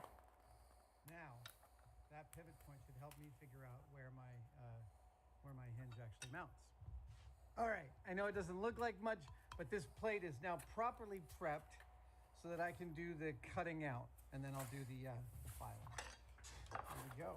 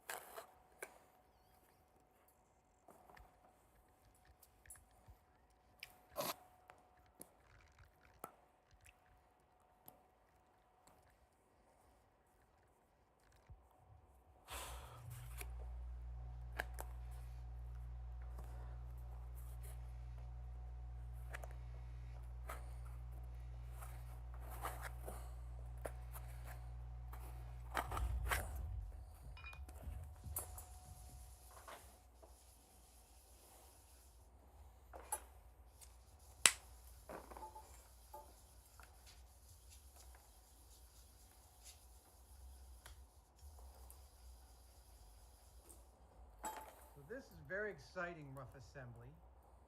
There's still a lot of parts to build for this. Still a few parts to build for this. We're not quite across the line, but we've got another 90 minutes or so of this thing.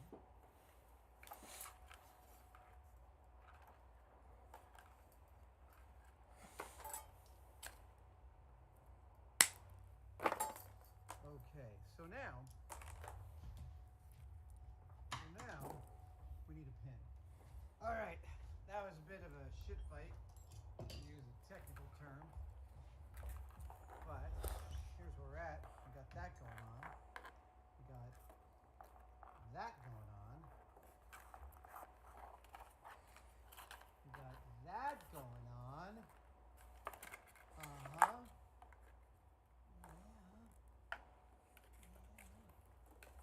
And we have that going on. It cuts at the 45 and it cuts there. Crap. That is beautiful. Now,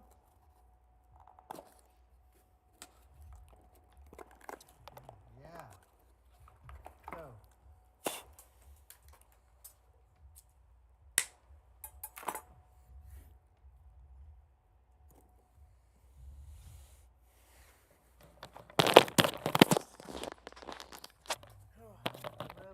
What's up? All right. Yep. This is happening, man. Yeah. I'm shaking. I'm so excited. Knurled nut. Oh my gosh, dude. Here's what we've got. The saw is sitting on its old hinge, sitting nicely above this. It's beautiful. It's working out really nicely. I have a little bit of a clearance issue in that the saw doesn't quite reach all the way to the bottom. Literally off by about 20 thou, but I think I can take care of that by removing some material on the underside here.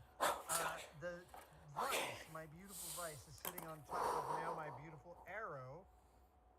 And all of this is being held in orientation by a single pin on the underside there. And look at that. Look at that. Dude, my heart is racing right now. Tighten this nut. Tighten this It's little literally right here. and now it doesn't move. Yeah.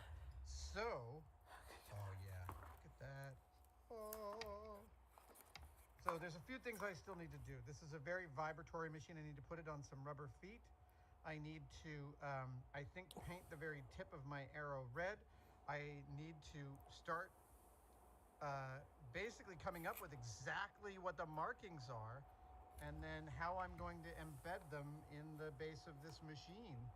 But I have to say, for a rough assembly, I am really, really pleased with that.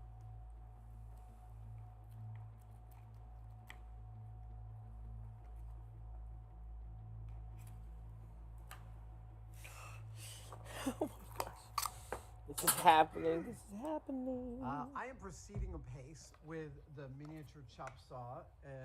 It's been a few days, but as you can see, we have a vise carrier, and we have a arrow, and the arrow is eventually going to point at the markings of 0 degrees, 10 degrees, 20 degrees, 30 degrees, 40 degrees, 45 degrees. Okay. Yeah. So I am about to add a little more structure to this guy. And actually, let me turn the camera around and I'll show you what I'm talking about. So here is the chop saw as it's currently set. I've got an emery blade in there. It totally covers whatever sits in the vise, which is fantastic. I think it covers it almost to the vise being all the way open. Let's just double check that. Look at that. There's a tiny little, sorry. There we go. Look at that. Yeah, I can have almost the vise all the way open and still chop all the way through. And the vise sits on this carrier. And when you loosen this knurled nut, you can move the carrier. And eventually I will have angle markings punched into the outside of this plate. But there's another feature I want to add right now, and it's a really fun one. Careful watchers might notice that I have a little bit of a slit right here. And I actually cut an old ruler that I had, and it fits in that slit, and that's going to be a stop. I'm going to put a brass stop that I'm going to machine here that will be adjustable so you can put work in here, and the stop will give it a consistent length. So you can cut out many pieces of the same length using this. And I think over here is where I'll have, yeah, I'm still not sure about how the stop is going to actually stop, but we'll get there. So next step is I'm going to actually do some layout on this little piece of, this is brass or bronze. Doesn't really matter which for my purposes. And I've already painted it with a blue marking dye, so it's time for some layout. All right, so I've done a bit of layout, and this is what layout looks like. I've made some markings. I draw hash marks where I know I'm cutting stuff out. And next step is to chuck this into the mill and start cutting it down.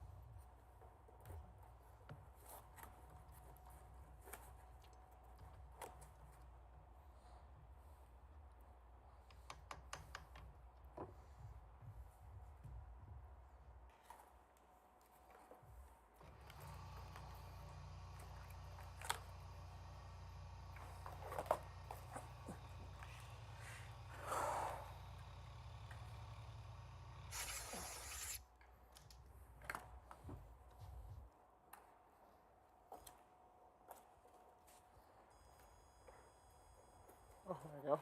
You're cheating, but whatever. Okay, so here's my stop, mostly cut out. It needs some polish and some burrs removed and stuff like that. Now I want to make the slot for the little ruler. Come on.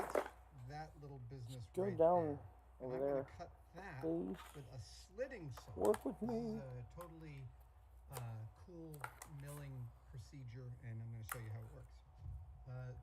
This right here is a slitting saw blade, and it happens to be the exact thickness that I need it to be.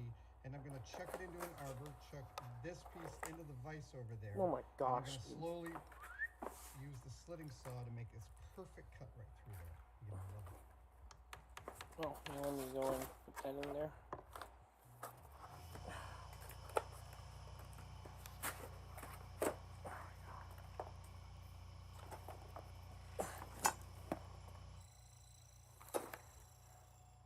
Oh, wait.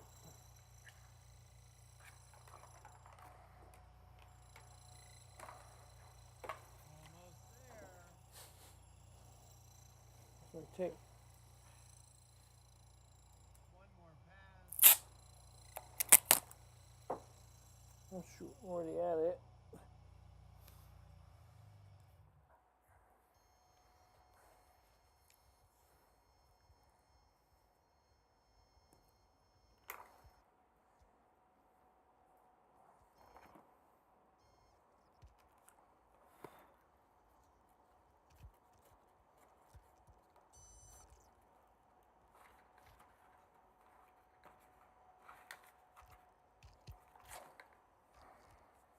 That's right, ladies and germs. It's time to bring in the big guns.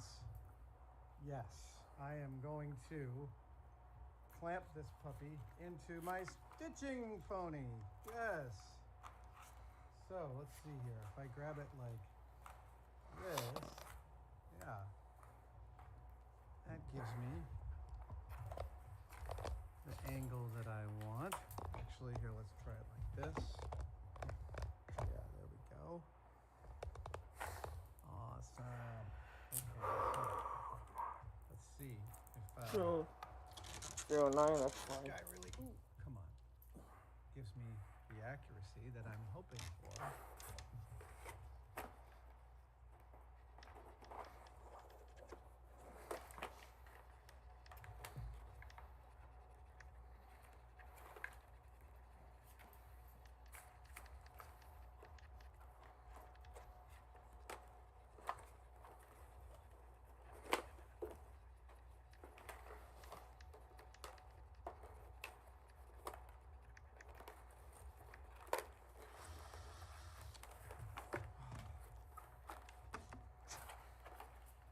Come on. A little bigger than I would like it to be, but I can There. live I'm with just that. right now.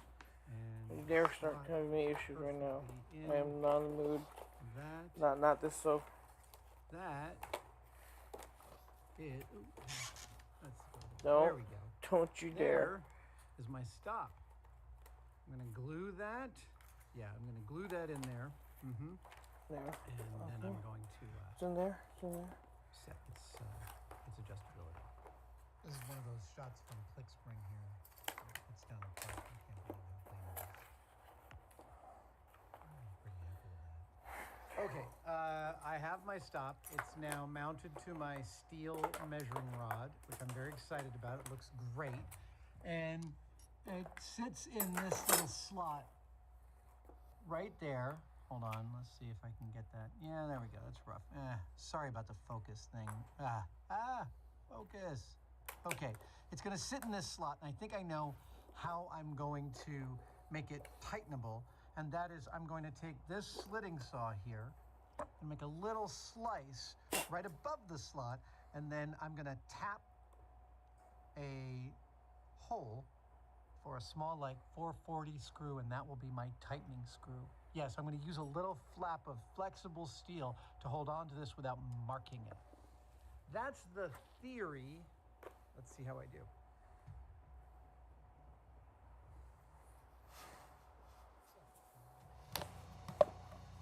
Okay, I'm gonna test the theory real quick as well. Once you mention a theory, I'm gonna test the theory. Okay.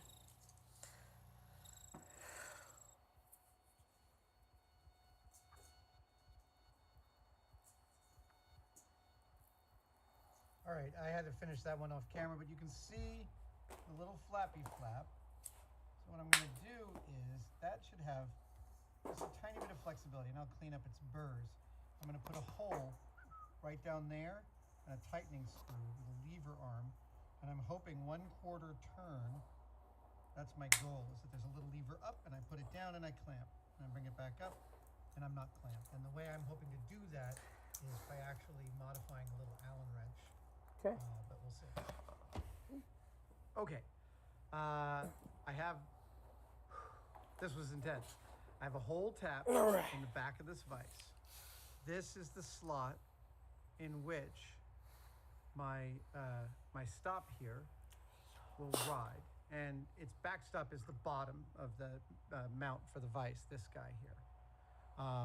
Now, I have taken a 440 screw, and I have machined the end of it to be a little bit of a relief, so that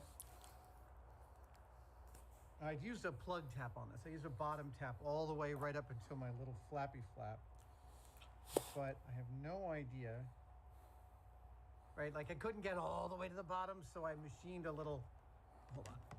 I machined a little bit of a relief on the end of the 440, just to provide a little better registration. And this should cinch almost all the way up. Okay, so that moves. Now let's see here. If I have it facing up like this. So what I'm planning on doing is actually cutting this Allen wrench down to right here and brazing it right to the Allen. If I bring it down like this, quite. Ooh, it's a little bit, but it's more like from here. No.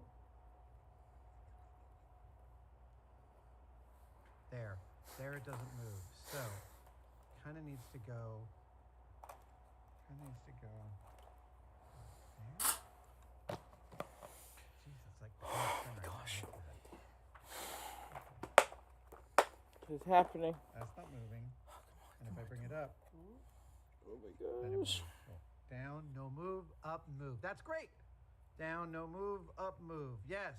At the 90, it can't move. At 0, it can. Okay. That is awesome. I got to cut this. I think I'm going to try and solder it right in place. Okay. How do you cut an Allen wrench? Well, grinder. All right. Got my soldering iron cut down. I'm going to Just right there. put a Come little on. flux on there. Oh crap. Let's just Okay. double Let's check. not do I that got my now. measurement. Yep. 90 That's is fine. no move. Look at that. 0 is move. Okay, so Oh no, where's my lighter? Where's the lighter? 1, 2,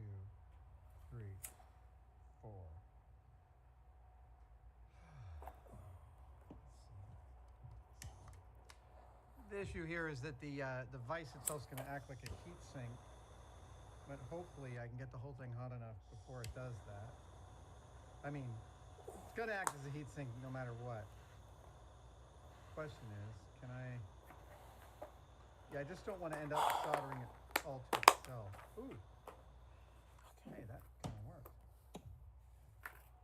Okay.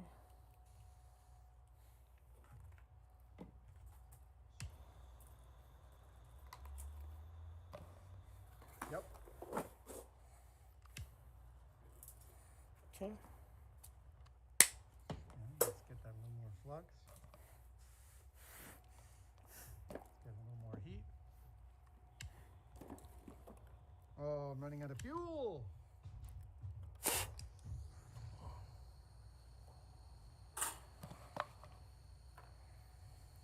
Oh my gosh. Great. I feel like that's wetting all the way around. Good. I don't think that's going to go anywhere. It's right there. It's right there. It's right there. It's right I'm going there. to bring this all the way out. Come on, don't do this. I'm going to clean this guy up. Yeah. Is this actually happening? This part, while it Actually seems happening? like tedious to assemble and disassemble your main machine like a million times, it's actually great. It's actually really lovely. The more you do it, the more comfortable you get with it, the more you start to understand the idiosyncrasies of your machine and exactly what it wants from you. You understand which side of which things to tighten, which sides to tighten first and second. I mean, it's just all these ways. That's the front, that's the bottom. So these guys look like that.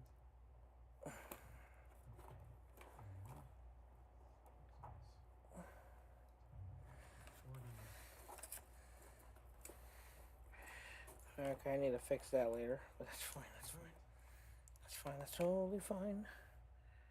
It's totally fine. Wonderful. Come on. Registered. I'm shooting, right? Hey, I'm shooting. You don't know how many times I look up and realize I haven't been shooting. You wouldn't believe how this thing was 2,000th thicker on one end than the other. Okay. That's 5 it? I didn't video. You're welcome. Okay. Okay, so Let's just lightly glue everything into place. that doesn't. That moves. That doesn't. Damn, that is cool. Okay, so if this guy Yeah, lives just here, a little bit above. like Yeah. that, and this comes up. I'm gonna put that there. Oh man, yeah, Put that there. Can't be taller than the body of the vise. That's for It's sure. fine. So Come on. I am going to. I've got a thing.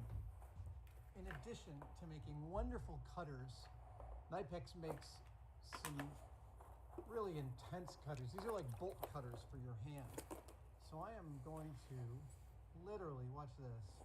This is hardened steel. Boy, that's great. Okay. Now I want to Okay. put something on there, some little doohickey. I think I know what I want to do. All right, this is Okay. we're getting close here. So this is the little loosening arm for the stop, and it moves in and out quite freely. And then this is the tighten. Look at that! I managed to get all the tightening within 90 degrees. I'm super happy about it. I have it clamped into square right now, what I think is square. So Okay. the next step is Yeah, I don't want to. the next step is to cut this piece of brass It's fine. in here. I'm gonna run all the cables through it anyways. How accurate the cut is. That was the plan. So here we go. It's fine. Bring it right up to the stop. Oh, actually, I don't need to cut off that much. Oh my gosh. Great. Okay. And some there. Oh, that's right. God. Oh, I almost forgot about those.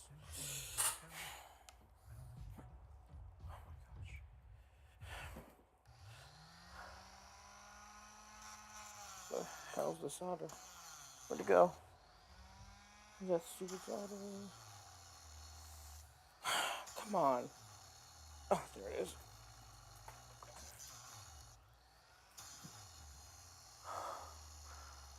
Okay, come on, baby. Last For the stretch. record, I'm cutting a wide piece of brass here. This is not the kind of thing you'd often cut on here. It'd be more like cutting K&S brass engineering plastic, but we'll continue with this cut.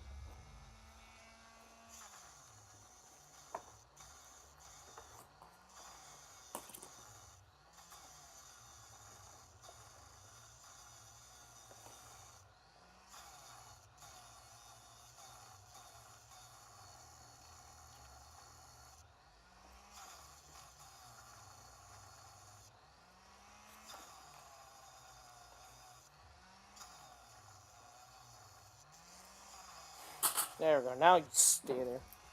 God.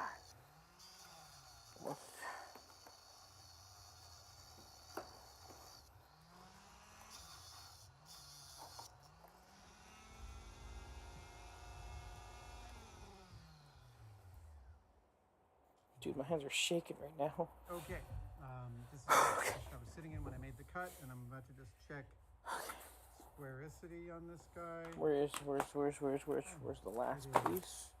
Just so I know where to glue it. Ever so slightly, barely. Whatever reason. So it's this way. It needs to come this way. Okay. Here is my mini chop saw. 20 some odd completely custom parts and pieces. Everything fitting together.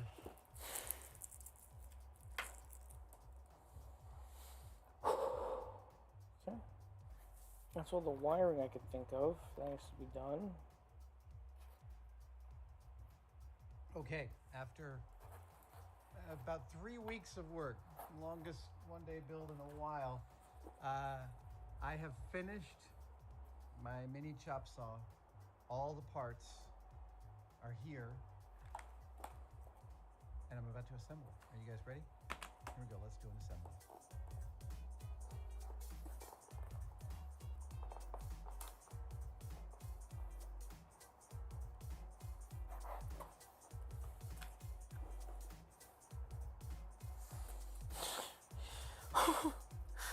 Okay, here's the arm. Oh, who am I kidding? My mini chop saw with a vise. It's got a movable stop. It's got adjustable angles.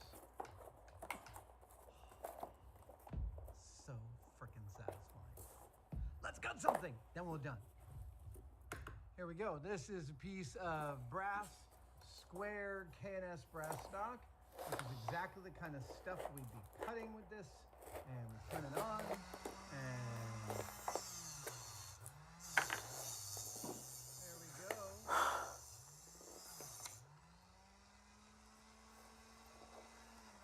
Ladies and gentlemen, let us check square. Wait a second. See here.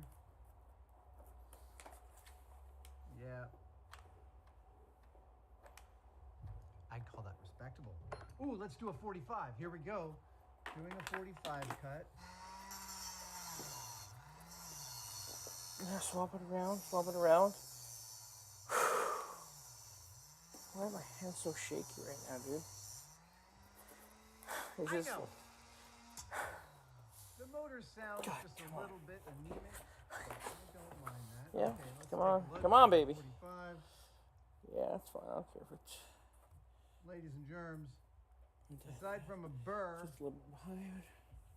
I think we have a new tool in the shop. Oh, I'm so excited, and I just can't hide it. Oh my gosh. All right. Thank you guys for sticking it out with me on this incredible 1 week build. Here I also have some of the parts. That's a knurled nut I made that turned out to be too short. I had to remake the vice jaw because I got some of the relationships just a little bit off by literally like 10 thousandths. I remade the undercarrier that goes underneath the jaw. Let's see, I remade the lead screw twice. I remade the plate that this sits on. There was a huge amount of trial and error. And then some unqualified success. I am so pleased with this thing. And yes, I know the motor's like in my gimmick, dream. and maybe I will The replace kid's the motor coming true. if I Maybe that's can, why I'm so figure out trembly its right now. specs and size and buy one that's faster and quieter and smoother. but that's a project for another day. This has been maybe my Stupid fan. one-day build. Thanks for joining me. I'll see you next time.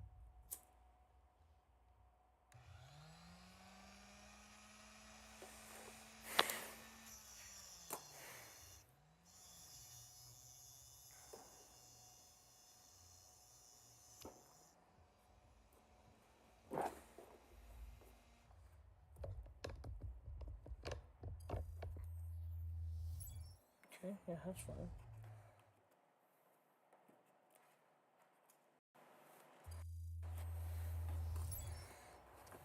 Hey, Adam Savage here in my cave. Well, it's a lovely Friday morning in San Francisco. It also happens to be July 15th, which is my actual birthday. So happy birthday to me.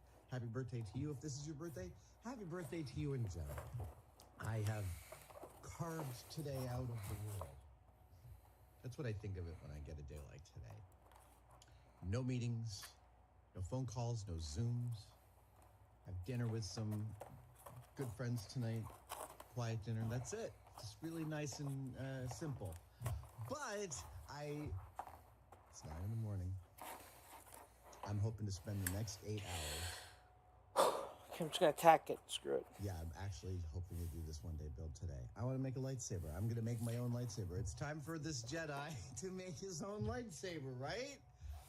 Right? I don't know why I say right. I mean, it's not like it's preordained, but frankly, you know, the whole ethos of a Jedi should make their own lightsaber. Yeah, I want to make my own lightsaber. And the lovely folks at Saber Forge have sent over this magnificent little unit. Totally amazing. I'm going to learn how to use this. There's a lot going on in this simple single button thing with some lights on the front and some spring pins and a commutator ring into the blade. Looks like it's going to be incredibly bright. I am actually going to, I think, try some single point threading in this.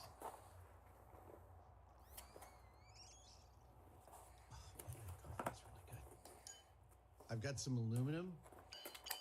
I got to tell you, when I made my first lightsabers in the early 90s, it took me, I remember specifically going down to Bayshore Metals and looking at their scrap department and finding a piece of exactly this, which was 2-inch 6061 aluminum round.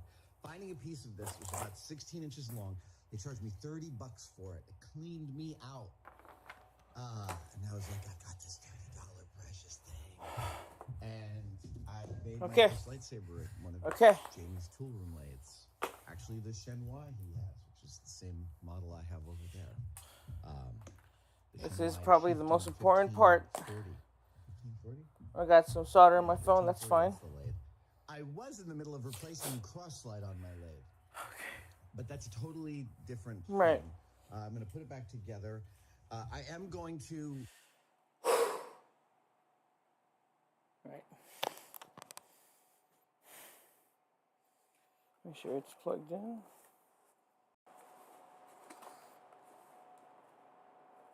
Okay. Okay. This is it. Final test. Push the power.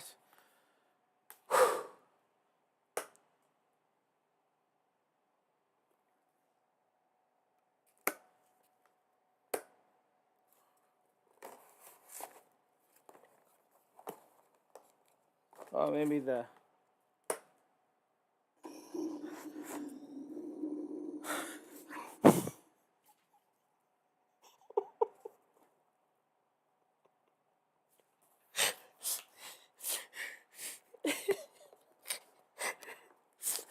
I don't hear that again.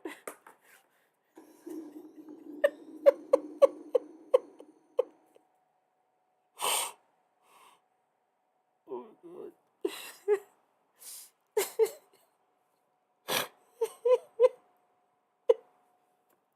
It's like a drink on three, dude. Sorry.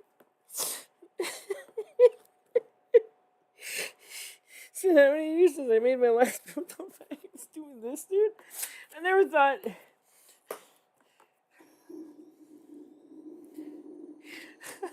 Hold on, we gotta fire some Proton beans. Hold on.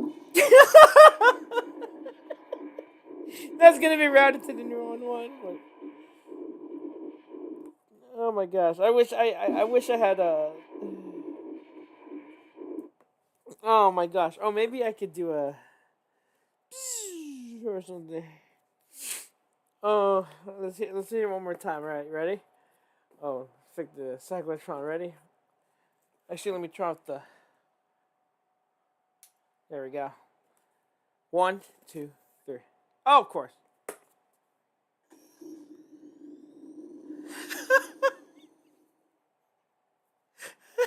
My camera's trolling me right now. Turn on the lights back on. Okay. Alright, I gotta turn it. Well, yeah, there we go. You guys, it's a proton pack. So, I don't know. I'm getting emotional over stupid cardboard proton pack. I don't know. I never thought in a million years, when I first started this. Oh no, my cyclotron broke. Never thought, I would make something like this. I dreamed of it, but I never thought.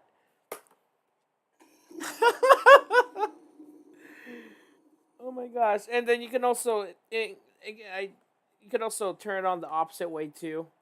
You know, um, whatever it may be.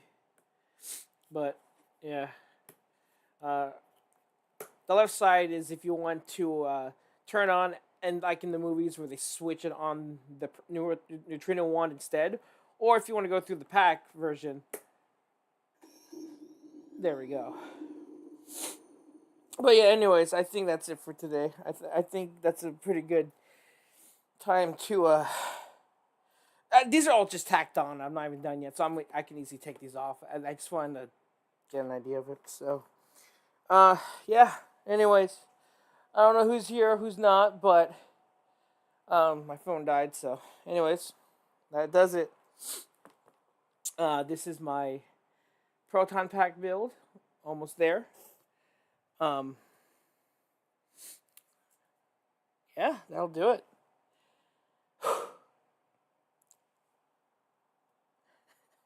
This is unbelievable, dude. I'm sorry. Anyways, my name is Tail Manos. Happy I prefer. And as always, you guys, be chill. Alright, we're gonna sit you down gently. We got some ghosts to bust later. Oh my gosh, dude.